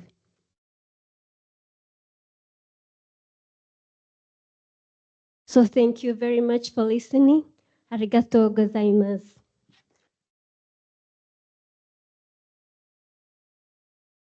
Thank I you. welcome you for questions. Thank you so much, Lillian, for your amazing presentation. We are delighted to learn of actions that we can take to increase farming and consequently consumption of these miracle foods, which are loaded with nutrients, thus promoting good health and food security. Thank you very much. Good presentation, Ms. Lilian. Now welcome anyone with a question or a comment. Yes, please. Thank you for your wonderful presentation. My name is Mariano from Tokyo Nodai, and I'm really interested in the indigenous leafy vegetables. So just like a recommendation, since you say like you want to increase the uptake and the usage, I think it's good to now like validate. So instead of saying like it's good in vitamins, it's good in antioxidants, I think if you now showcase like what they really have, can really help the community at large to increase its usage. Thank you.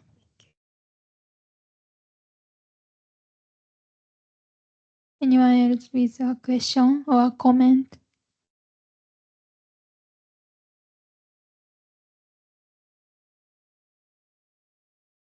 Everybody seems sleepy, so I might as well again break the ice. Lillian, did I get your nickname correct? Lillian? Okay, Yes. Lillian. How much leafy vegetable do I have to eat to be nutrition secured? Let's say per day or per week. Okay, I believe that the leaf vegetable they can have you have to be taken 3 per day as we actual meal saved per day, three per days. I mean, in per 3 day? times per day. Which how much? You mean what quantity? Yes, because your title there is food, enhancing food and nutrition security. Maybe it should be nutrition security rather than food security, because I don't think you will be food secured if you have leafy vegetable alone. But how much do I need to eat to be nutrition secured? Okay. I believe that we cannot just eat the leaf vegetables by their own, but at least have to be included in diet. The problem of most African communities that this even the little thing isn't present. So at least this is what I can at least do to increase the food diversity.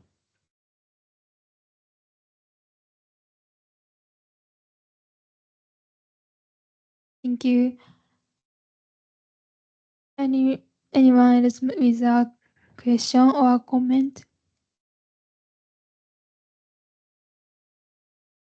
Yes, please. Thank you very much, Lillian, for your presentation. I was just thinking, did you explore on value addition of these vegetables by any chance? Because I know from Kenya that many youth are shying off from these vegetables because they are a bit bitter. So they prefer the ones that are not so bitter. And did you explore on how to reach to all kinds of age groups? Thank you. Okay. This program or this study was a LA startup of mine, and we have actually take steps to develop it.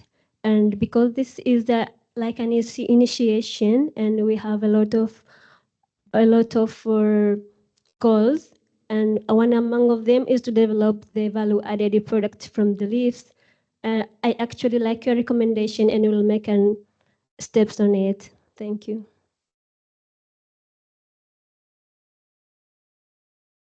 Thank you.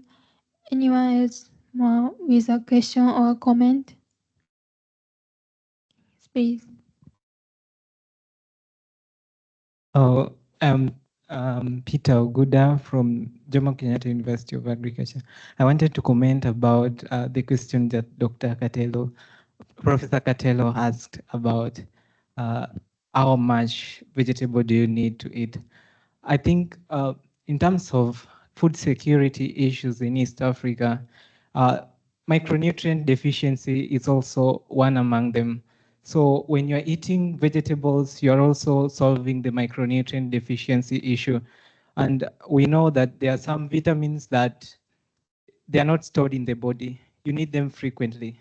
So frequent consumption of vegetables is one of the most important factor that will secure food security.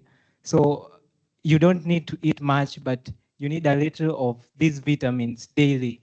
And you need to keep up eating them because you can't store them in your body. So I think by advocating for indigenous vegetables, it's one of key steps to solving food security. Thank you.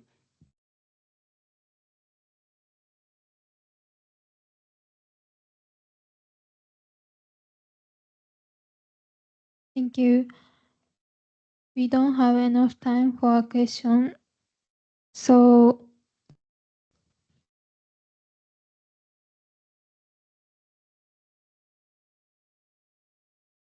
I have a comment. Interesting discussion about the nutrient provided by those vegetables. As you know, actually there's 13 different water-soluble and fat-soluble vitamins. For the fat-soluble vitamins, there are 4. So those vegetables probably is a good source for some of like B vitamins. However, they're not really rich in some other vitamins. So that's to keep in mind. Secondly is you're talking about when you talk leaf, and the mineral content is very limited. In about a variability of those minerals, we're talking, for example, zinc, copper, iron. Actually, some of the vegetables, they have a compound, like oxalic acid or those things, they actually could reduce absorption of some minerals. So it's good to think about it and good to use as a variety of vegetables, food items to meet your nutrient requirements, but you need to look at the whole picture. It's definitely, I say, contributing to food security and nutrient security in the sense of as part of the source, but it cannot be totally reliant on those vegetables alone. Okay. Yeah. I'm actually curious. So sound like the people, local people, they don't eat those vegetables for use, plant, and distribute? Okay, the availability of food is quite low, and some of them claims we have no food, we have no food, and actually we have hands. You have at least to work on this, and you can obtain the food. Yeah, so, but pumpkin is a local, one of those local plant, vegetable source, right? Yes. Pumpkin sauce. So the vegetable, the leaves they used to just throw away? The leaves? The leaves of the pumpkin and, for example, sweet potatoes. Okay. Before your project, you mean the local people don't eat them? Some of them they do, and Okay. we're actually looking for the ones in need. Okay, okay, thank you. Okay, to add something on that, there is something that is known as recommended dietary allowance for like specific nutrients. For example, vitamin A, vitamin D, vitamin E, vitamin K, and specific minerals, iron, folic acid, and so on and so forth. Each of these nutrients has a specific allowance that you're supposed to consume per day. And so most of these vegetables are rich sources of the vitamins and minerals, but you cannot like get all of them from just the vegetables. So, but it's one step to getting closer to hitting the recommended dietary allowance of these nutrients and vitamins. And also about the anti-nutrients that you mentioned, like oxalic acid in these vegetables. Some processing methods, such as boiling, have been shown to decrease the anti-nutrients, and also fermentation has also been shown to decrease the level of anti-nutrients. Thank you. Yeah, the fermentation may be the oxalic acid, those things actually is not the affects the more like digestion absorption. So what happens is oxalic acid forms compound complex with iron, for example, with bivalent cations, like zinc, copper. The body cannot break down, so that's why not available. So it has to be studied. I'm glad you mentioned that the nutrient recommendation. All the micronutrients recommendation has been established in the revamper. So it would be nice to look at the, say, yes, the pumpkin leaves and the sweet potato leaves, see how much they contain, then can answer Dr. Daniel's question very well. See, okay, this is what we need. This is the amount available. So that's the amount we're going to have. So if you think that way, do some calculation that way, it'll make your message more powerful. Okay, thank you. Thank you so much. Thank you so much, Lillian. Let's give her a round of applause, please. On to our last presentation, last but not least, the only gentleman in the group, Andy from IPB University, Indonesia, who will show us how to integrate local food supply distribution to strengthen food independence and sustainable business practices while conserving the environment. Please, let's all welcome Andy. All right, because I'm the last one, let's make it fun. So yeah, could you please stand up could you please, yeah, put your hand up like this. All right. Put your fingers down if you agree about the sustainability. About the sustainability. Put your fingers down if you believe collaboration and sustainability is a key for to prevent climate change. Put your fingers down if you have educate someone else about the importance of food sustainability. And put your fingers down if you agree ISS is a platform that all youth can make an impact around the world. And lastly, put your fingers down if you know about state local. All right, put it down. Some of you didn't know about state local, right? So yeah, here, my name is Andi Mahathir from School of Business IPB University. Today, as a proud representative of IPB University student of Indonesia, I'm excited to share our vision about the advocacy program integrating in advocacy for food supply chain. This initiative, in the short audience, is it to focusing and bolster two which variable, which are businesses and also independent sport, which is focusing on horticultural brand. So we promote sustainable business practice and transforming our food system to be more effective and self-sufficient. Join me to explore how deep dive about the state local. Gentlemen, so first thing first, we can see in here, let's get to know where our program will lead up. This is the South Tangerang, is one of the big city in Indonesia. Sorry.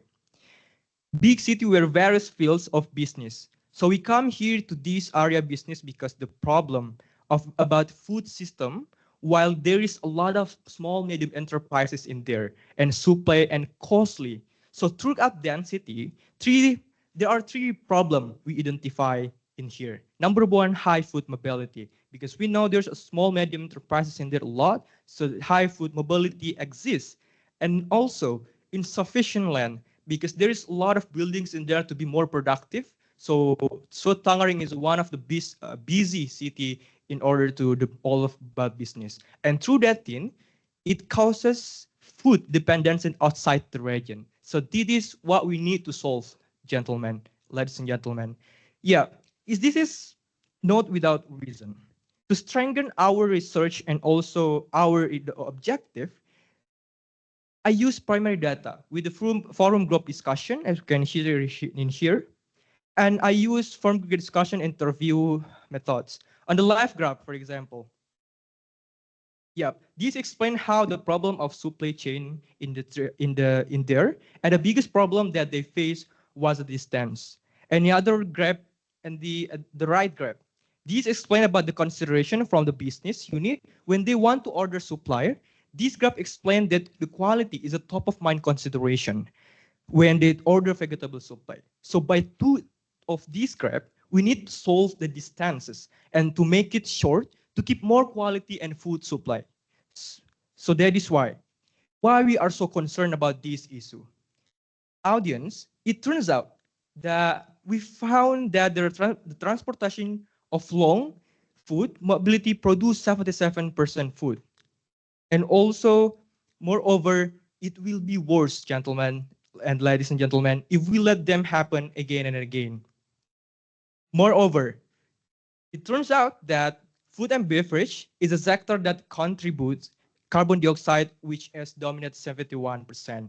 And if we live like this, audience, carbon will continue to grow and impact in the nation's environment, society, and also economy. So we are proud to introduce State Local as a sustainable business community to support food and business locally. This project aims to, number one, to reduce the cost of small medium enterprises in there.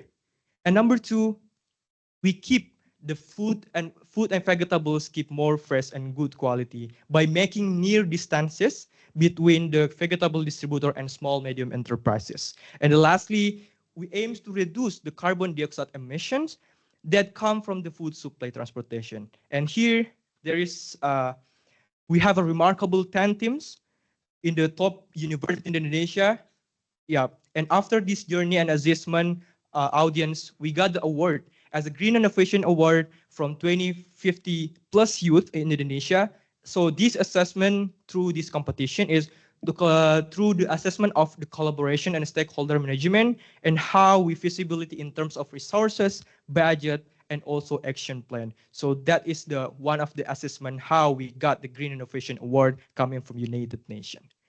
Moreover, in order to see how our student activity and an action, we conducted this program for 3 months, April to June. So in order to strengthen accomplishment and our project organizations, we use collaboration in here. Number one, ladies and gentlemen, we can see in Student Catalyst. Student Catalyst is a lead student organization where every high achiever and outstanding student college in there and together to learn about the giving back and leadership.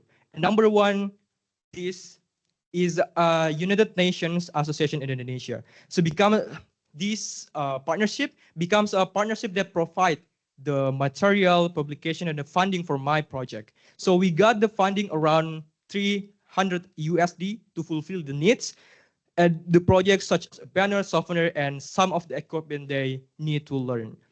Yeah, I got the opportunity as well as a project leader who initiated this well, like support the distribution system to cut off the value chain to make it efficient, and also to create advocacy and management with our internal and this advocacy to gain and negotiate with small medium enterprise.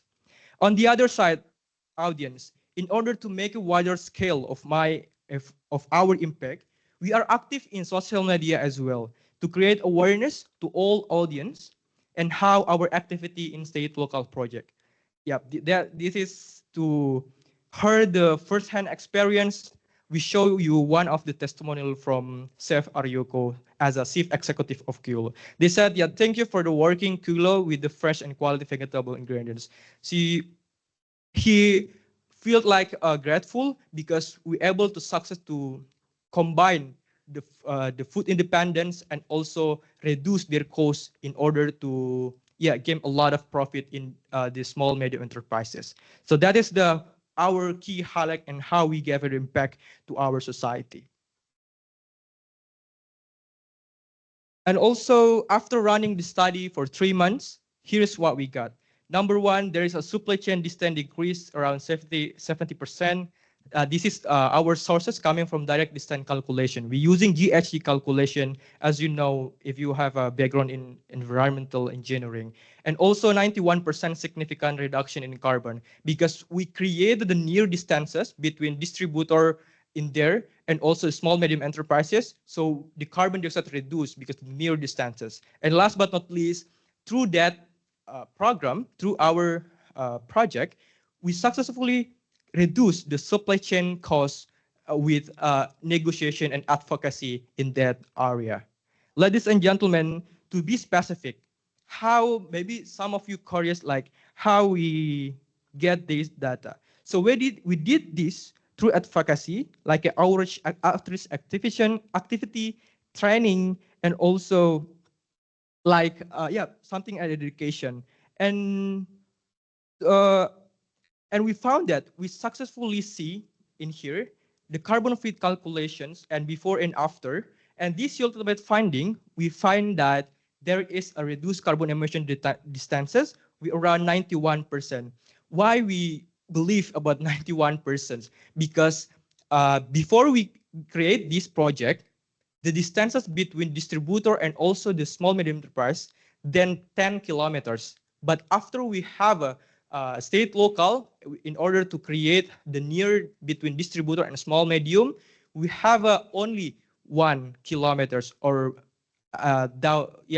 or above 1 kilometers. So I think there is a lot of difference about the distance as well. Something like that and how we able to create the carbon footprint calculations. It's not about all and sunshine. Audience, we have a face challenge and also how I give a recommendation and perspective. Through this data and through this my presentation, number one, the process of partnering with business units as a challenges because we can see some of the small medium enterprises in there didn't concern about to change the partnership to in that distributor because they have already the distributor, so they cannot change their mind to change their distribution. So there is a difficulty to negotiate in there.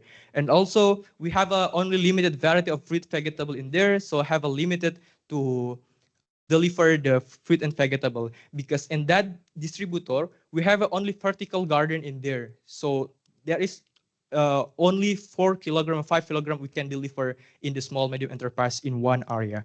And lastly, as I mentioned before, we have only 10 members. Yeah, I think this is our challenge to limited internal resources and distributor. But we acknowledge that and we realize that. So in order to keep more productive and also to make it more sustainable, number one, we need to plan to collaborate with 10 communities supporting green economy initiative. For example, we need NGOs and also organizations who have the same vision in here.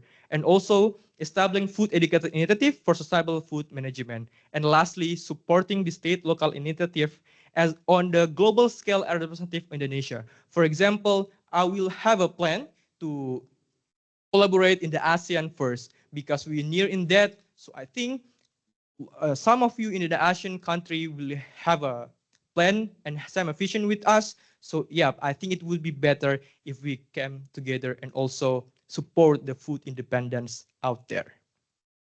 How our action related to the ES general theme? In my opinion, as a project leader, those 3 points, I think it the conclusion about how my program in state local. Number 1, we maximize the potential of local food, small medium enterprises, and well, 2, maximize the welfare of local farmers. And lastly, reduce the number 2, reduce carbon emissions from the transportation of the food supply chain. And lastly, I think we hope that state local be evidence of youth concerned the agriculture and environment and achieving sustainability. Last but not least, this is behind my presentation and also my project. Ms. Lokita as my advisor, Ratna Atika as one of my partner to gain this project. And yeah, some of the organization in IPB University and especially for my state local team. Thank you very much, ladies and gentlemen. Remember my team. And remember, dear friends, imagine a world where where every meal we eat not only nurture our body, but also supporting our local farmers, supporting climate change, and supporting a lot of things.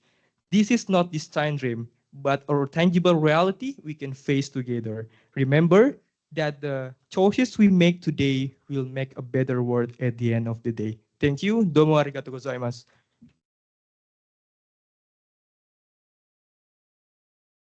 Thank you so much, Mr. Andy, for the enlightening presentation. So in conclusion, we have seen what the changes that can be made when youth decide to come together. And through the state local program, we've seen that they were able to contribute in a reduction of CO2 emissions, reduction in distance, while still maintaining a steady supply of food products. So thank you so much, Andy. Thank you very much for a good presentation, Andy. Now welcome anyone with a question or a comment.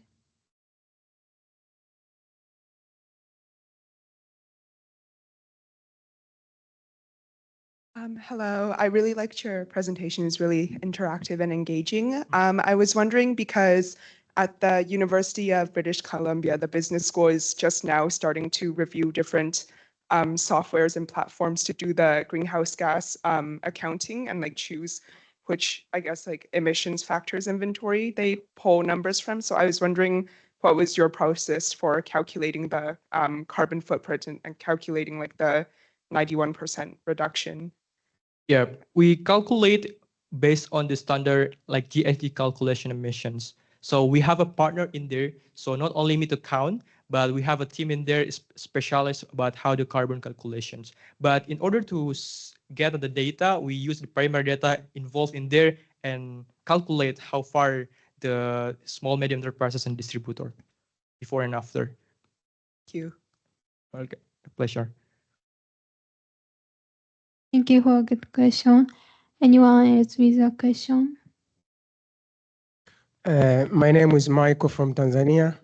Thank you for your good presentation. So I got one question.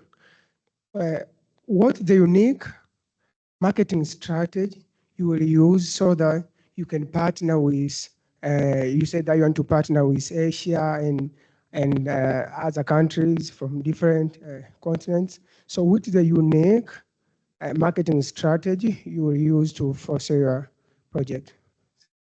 All right, thank you very much. The marketing strategy, I think there is a lot of technique in there through the online things and offline things. One of the tangible marketing strategy that successfully, I think, is through the social media. Because yeah, we have a souvenir like this, and giving them, and also create a unique contents, like how we able to create the attention of the audience in there, because social media is a widened platform to get the audience. Thank you. Thank you. Anyone else with a question? Please. Thank you, Andy, for your presentation. Mine, I would like to know, just in a layman's language, in a sentence or two, what's all about your project? State, local. Sorry? Stay local, what's all about? Yeah. What do you mean? In a sentence or two sentences? Oh, it's two sentences. Yeah. State local is an organization that, or initiative that integrating as a third party, integrating the distributor between distributor and small medium enterprise in one region.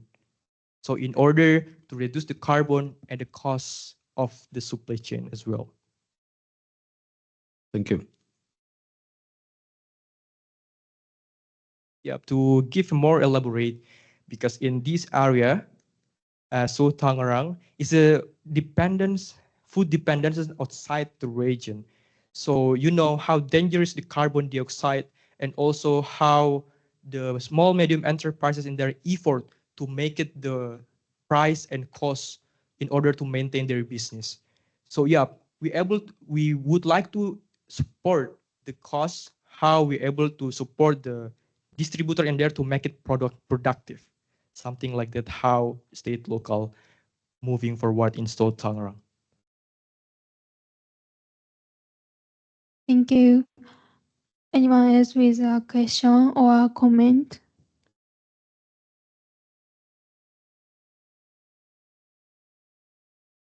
Yes, please.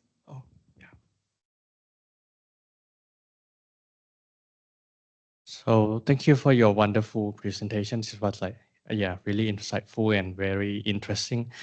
So my questions will be about how can you make sure that your project, how do you consider your project as as an enterprise or as a startup? So how can you sustain it, maybe in the long term? Do you have plan or any visions about that? Sure, thank you. We would say collaboration and a partnership is a key for our project. So in terms of what kind of our organization, what kind of the community, I think, or it's either startup or not, I think this is the NGO, something like NGO, because we are not profit oriented. We would like to support in that, and also support the mechanism of small medium enterprises. Yeah, because the burden things, I think in South Tangerang is a cost, very costly in that small medium enterprises. So we came to that place in order to make how to socialize how dangerous the carbon dioxide, and also to make it productive small medium enterprises. Yeah, sure. And add some of the more of the questions.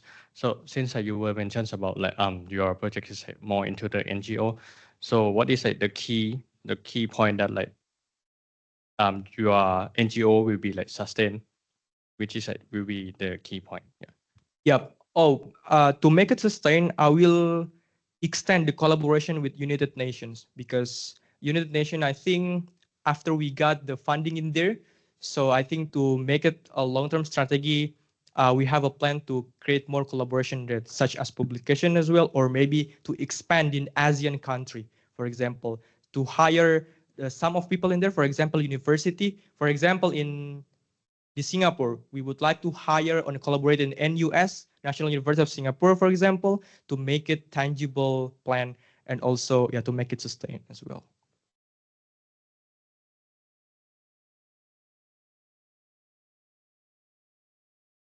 Thank you very much for a good question and comment.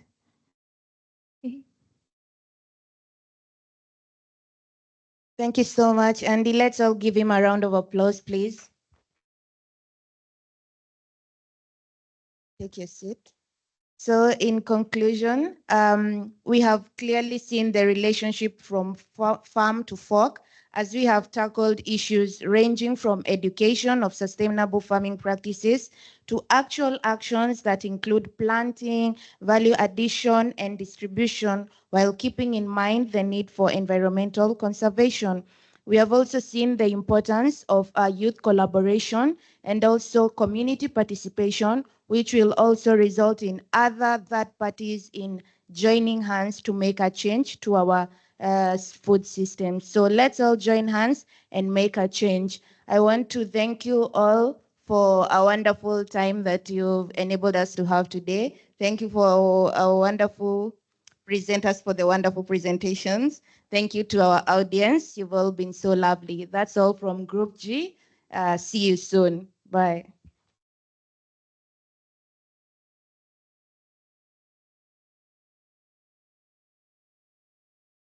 Okay, thank you very much for everyone.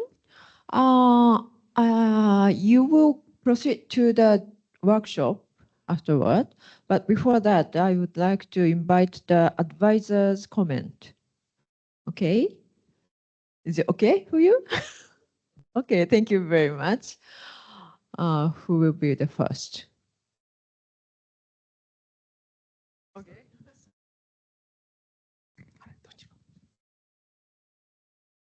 I know that you are tired already, or perhaps you're rearing to go to the other room for the much desired discussion among yourselves. Now, I've been sitting here since yesterday listening to your presentations, and I would say that the scope of your discussions were diverse and they're very relevant. And as I keep on saying to myself, once I have identified the problem correctly, I'm more than 50% done with the challenge. And I think you were able really to pinpoint the problems. Now, my only worry is you were a bit too loose in coming up with solutions. Now, you better ask yourselves, is my solution workable? Is it feasible? Not only from the viewpoint of your field of specialization, but you have to look at from the viewpoint of comprehensiveness. You're dealing with resources. You're dealing with institutions. You're dealing with humans. You're dealing with non-humans. The question is, are your recommendations doable? Now, I'm not here to say they are not. I'm not here to say they will. It's up to you because you have now the eye breaker and you know exactly what I'm trying to say here. And it's okay if you think that you were a little bit, not aggressive, but excited to make that recommendation. I would like you to take a pause and look at it again. Now, this International Student Summit is not expecting you to come up with a perfect answer, but rather to give you an avenue to think deeper regarding all the things that you are seeing. Like, for instance, you might have been talking about one thing that is too general and without any strong basis of evidences that would really pave the way of that argument. Otherwise, they will remain debatable, which is okay. That's part of education, to keep on discussing things. And then another one is that uh, you have to look at the emerging issues. We cannot just say that things will work depending on what's going on or what has been done in the past. AI, for instance, is becoming now so popular. How would this be integrated in the solutions you're doing? It could change the picture, you know? And it's a matter of also accepting these changes and being able to think about the likely implications of these breakthroughs because it could change the landscape of what you're doing. So again, I would like you to thank you all for giving your insights about these things, and I hope that like us as advisors, learning from all this presentation, and I would like again to congratulate you all for doing your job very well. Thank you very much.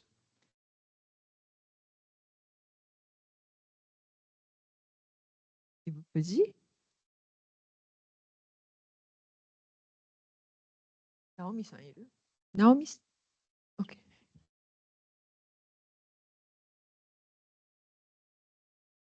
Thank you very much for giving me this opportunity. It was wonderful presentations from the first presentation to the last presentation, and we've listened to a lot of youth involvement in sustainability and at-home projects, what you're doing in your countries. And with the diversity, you can see that there are some similarities in the challenges that we are facing across the world. And I thank Tokyo Nodai for bringing together all of us here, because I believe now you have an idea about Mongolia or an idea about Canada, even if you've never been to that country. And wherever you are, you can talk about it. Like, I have had this project. Can we try and do it in our country? Because when some presentations were made here, I was just wondering, this is good. Can we try it back in Kenya, for example? So it should be an event to open up our thoughts, so that it's not only constricted to our countries or our universities back at home. Thank you also, your ambassadors. Tokyo Nodai could not bring all the youths in the world, but it brought you so that when you go back to your universities or your countries, you are able to sensitize the other youth that let's do this, let's do this. Borrow an idea from, this is a network, so you can contact and borrow an idea from someone else, like how did you do this and this? And of course, it's a learning process, as Professor Katela said. What you presented might not be entirely okay, but this is a first step of thinking about sustainability. Then delve much more into it and read more of the literature, because there's much really in the literature about what you're doing. Don't constrict yourself. Like the African indigenous vegetables that Lillian from Sokoine presented, there's much that has been done. I was about to ask you, did you read? Sorry, I didn't want to go there, but you need to read more of what the other people are doing. You are not the first one to do most of these things. It has been done. That is why it is a research. So read more, and as you move to postgraduate, then widen your research knowledge, and you can do more. Thank you very much.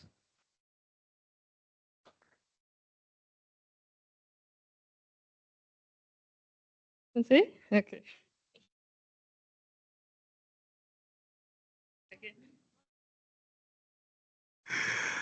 Okay, thank you so much. I don't have so much to speak, always short of words to speak. But yesterday there was a presentation on wildlife and human conflict, something conflict related with wildlife. Had something to share with you about what we are currently doing, or if not, my workmates are trying to do in Tanzania to resolve the conflict between the wildlife and local communities. They're using some other local materials like hot papers to scare the animals. They are preparing the hot paper bomb to scare especially the elephants away from the farm plots. So we can also get in touch and see how best we can move forward with that. And for today, there was a presentation on the green tea. Green tea, the declining of the production of green tea and the marketing challenges and so forth. Probably, I tried to share with my son that they could try to integrate with other spices like vanilla. At home in Tanzania, we grow much of the vanilla. So please don't shy away. You can just come to our side. I can connect you with my farmers. They grow vanilla, and we have got vanilla tea as well. So they can also do some blending with that. The other one, which is actually the general comment to all of you. I was missing the plans for actually the doable plans for sustaining your actions. Most of the presentations were lacking this one. So please try to think of how best you can sustain your actions. I understand that you are still in the primary stages, but still you have chance to plan how best you can sustain your actions. It should serve the purpose for the present and as well as for the future generation as well. Thank you so much. Thank you very much. Next, Dr. Zhao Min Shu from the University of British Columbia. Thank you. This is a fascinating platform. It's a fascinating for me to during the last day and a half, including now. I haven't learned a lot, and I've seen people, the students from different parts of the world.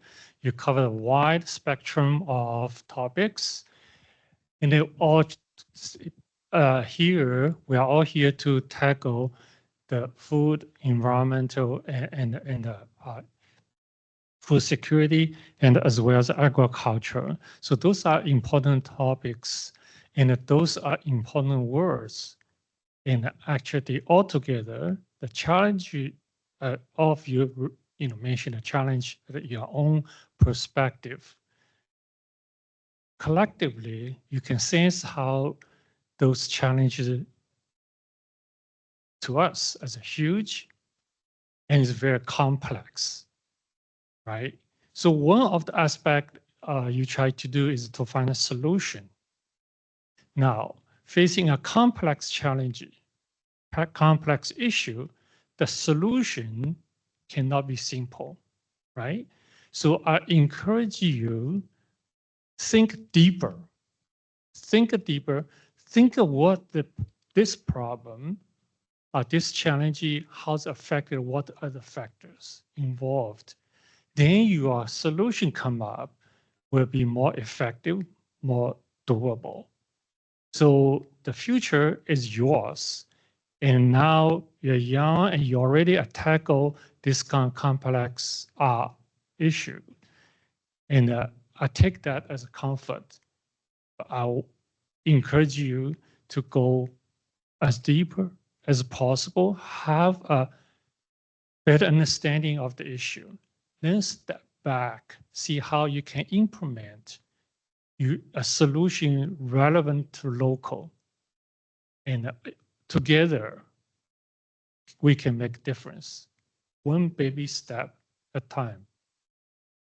I congratulate you, all of you, for a great presentation and start to this journey for solving some of our problems in the future. We're getting older and we all rely on you. The future is yours. Thank you. Thank you very much. Ms. Puji.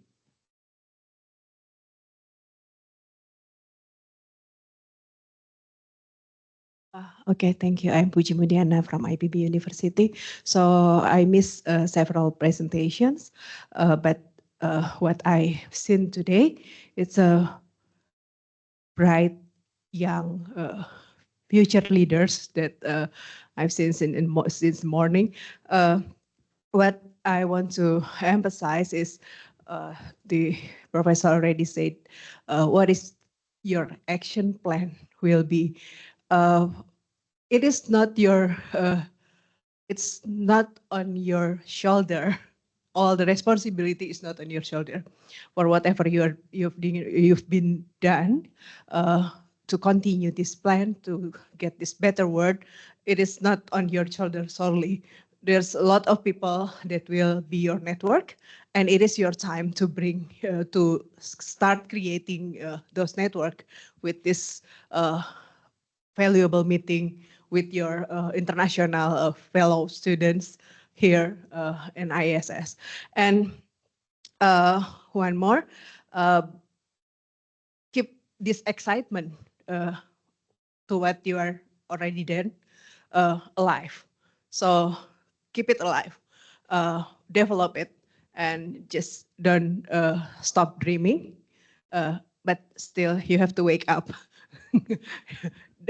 Because when you only dream when you're sleeping, right? So wake up, keep this dreaming alive, but wake up and start doing something. Remember, this is not on your shoulder only. There's a lot of people that's supposed to be involved in your action. Thank you.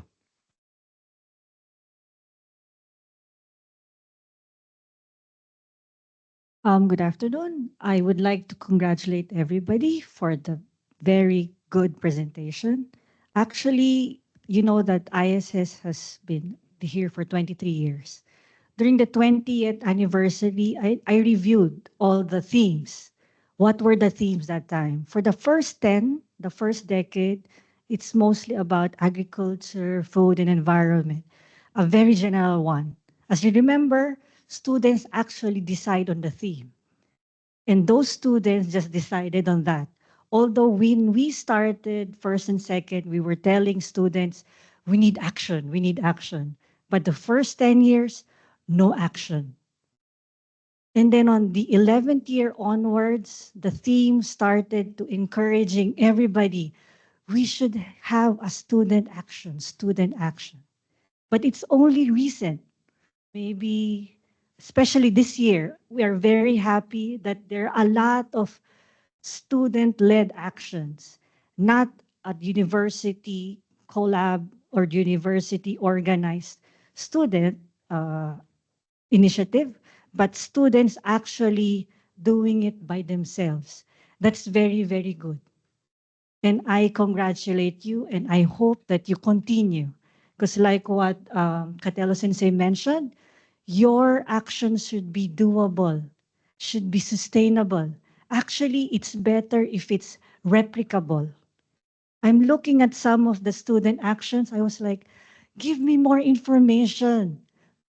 Share more information on how you actually made it. Or how did you actually establish it? What motivated you to do it? What were the actions? What are the key things that we need to do? So we can also do it in other countries. Those are the things that that we have to do, even for us. Another thing that I want you to remember is your students. When I was a student, I was so happy. I only now realized that when you're working already, you cannot actually get information from everybody because there's the secret. There's secrecy among maybe researchers or companies. But since you're a student, if you have a very, very good goal or direction that you want, you can actually go to the farmer, ask them. Go to researcher, ask them. To anybody, because you're a student. There would be a big difference when you're a student and not a student. So use that advantage. Know on the ground what's happening on the ground. Collaborate with farmers, collaborate with researchers or others. You have to do that. Be open. Like Sensei from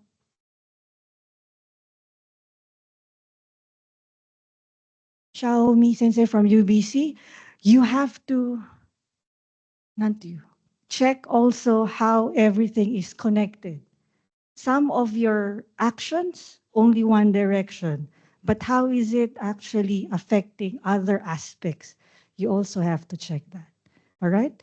And then looking back, I know your information overload right now. You still have the pressure. You're finished with your presentation, but you still have one more thing to do. What is that? Do you remember? Next theme. That's another big responsibility for this group. What will be the theme for next year? You mentioned different issues, maybe common global issues, but how are you going to baton touch? How are you going to give the baton to the next generation? It's really up to you. Enjoy your workshop and think about how maybe you had challenges in making your presentation this year. Think about that too when deciding on the theme for next year. Thank you.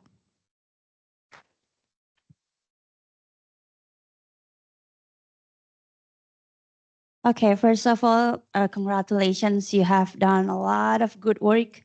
And then it's been a long couple of days. I know everyone's tired. Maybe some of you lack of sleeps, but I hope everyone's still healthy. So the last couple of days for me, it's actually been a very enlightening meetings. Why? Because I've been thinking lately that we are in the generations of, it's called Gen Z or Gen Alpha, where everything actually you can see in internet. I thought so. Like everything is AI. You can ask to Chat GPT and it will teach you everything. That was what I see in around campus or around Nodai students.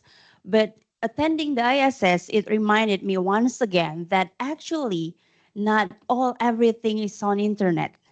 And then by seeing and listening to your presentations, it's really enlightened us, maybe not only me, that there are many stories behind the wall, behind the internet, that by we are gathering here, we can hear the fresh and really original stories from what you're doing around the world.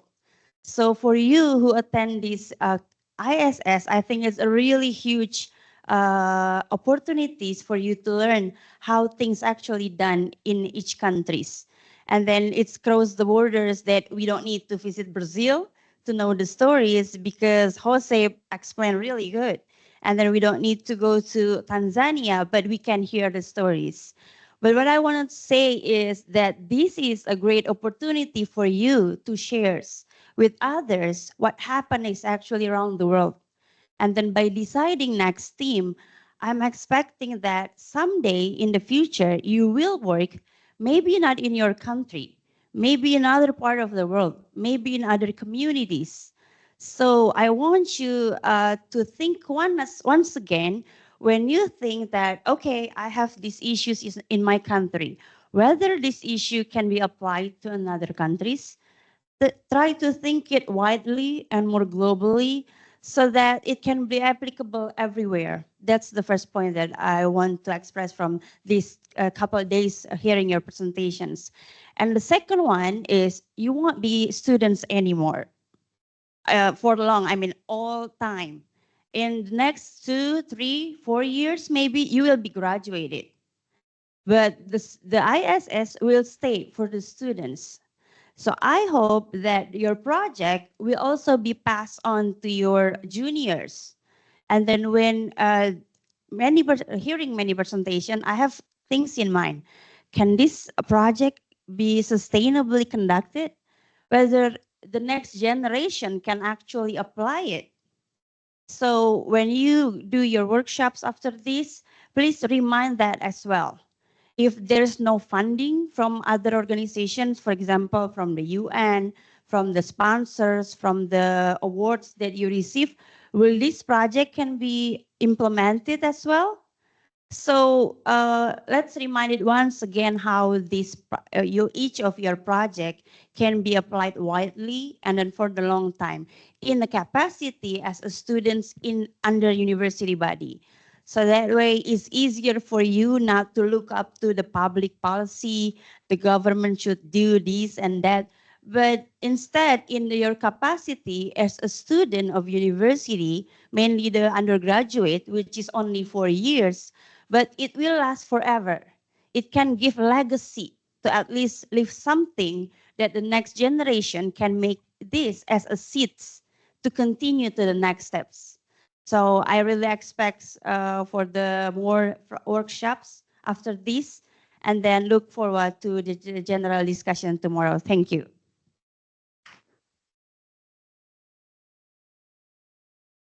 Thank you very much for your great advice. So you have already gained a lot toward the workshop, and I will give just a little bit advice for you. So it's very, very hard to organize everything. I know. So while you were you feel so difficult because you are having the education in the discipline based. So you have the specialties, microbe specialties, the engineer specialties, the landscape specialty. You are having the curriculum under the department. So you have never taught how to organize everything. Whole system approach. How can you make it? So you didn't taught I didn't been taught about that. So, but you have to do that right now. So please make sort the level. So if this presentation was in the community level, or if that is in the molecular level, or the organisms, the microbes level, or plant vegetation level, or higher over the community, the nation, not only the worldwide level. So it's very interesting to see the discussion. The very young leader, a high school student, asked the question, and the answer was not that much really answered because the level was different. His level is more adaptable, the economic or the, how can I say, the society level, and the presentation was the experiment of the micro levels. So it's almost impossible to connect. So that you have to sort out. So you thought out about, so the discussion is organisms level, but how can you move up to the society level or community level? So you have to change the discipline. And you have to get the transdisciplinary approach or the interdisciplinary approach. So, but it's really difficult. And you are doing it right now. Have to do it transdisciplinary, or the whole system approach should be adapted to the discussion or the for the general discussion tomorrow. So let's do it right now. Okay, thank you very much. Yes, allow me to say a short, some sort of food for thought. So very soon you will be coming up with next year's theme. Now my question is, were you able to address this year's theme in your papers?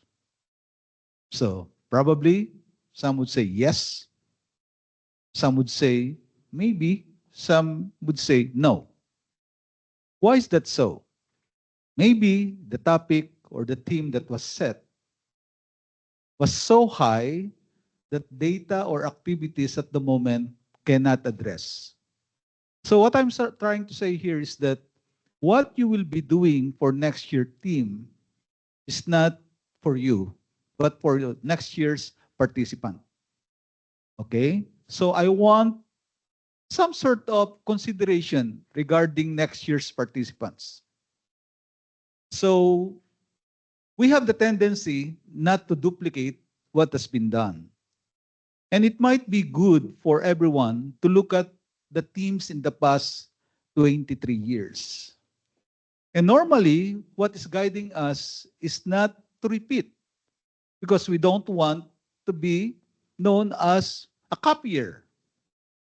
But sometimes we really have to redo things because they are under a different scenario, under a different question marks. So just to think about what can the next batch of participants do within their means, meaning to say within the resources, within the available activities, within the available what you call past performances in the light of students' action. Remember, this year's theme is what? Youth, what? Action. and collaboration towards resilient food system and environment conservation. So you have that. It's too big, it's too general. And if you think that you were not able to address this, so be kind to the next batch. Thank you very much.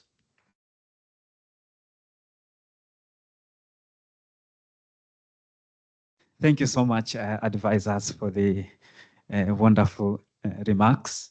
So now we're going to move to the next session, which is ISS workshop session. And it was scheduled to start from 3 o'clock, but because we have exceeded a few minutes, let's start at 3:20, okay?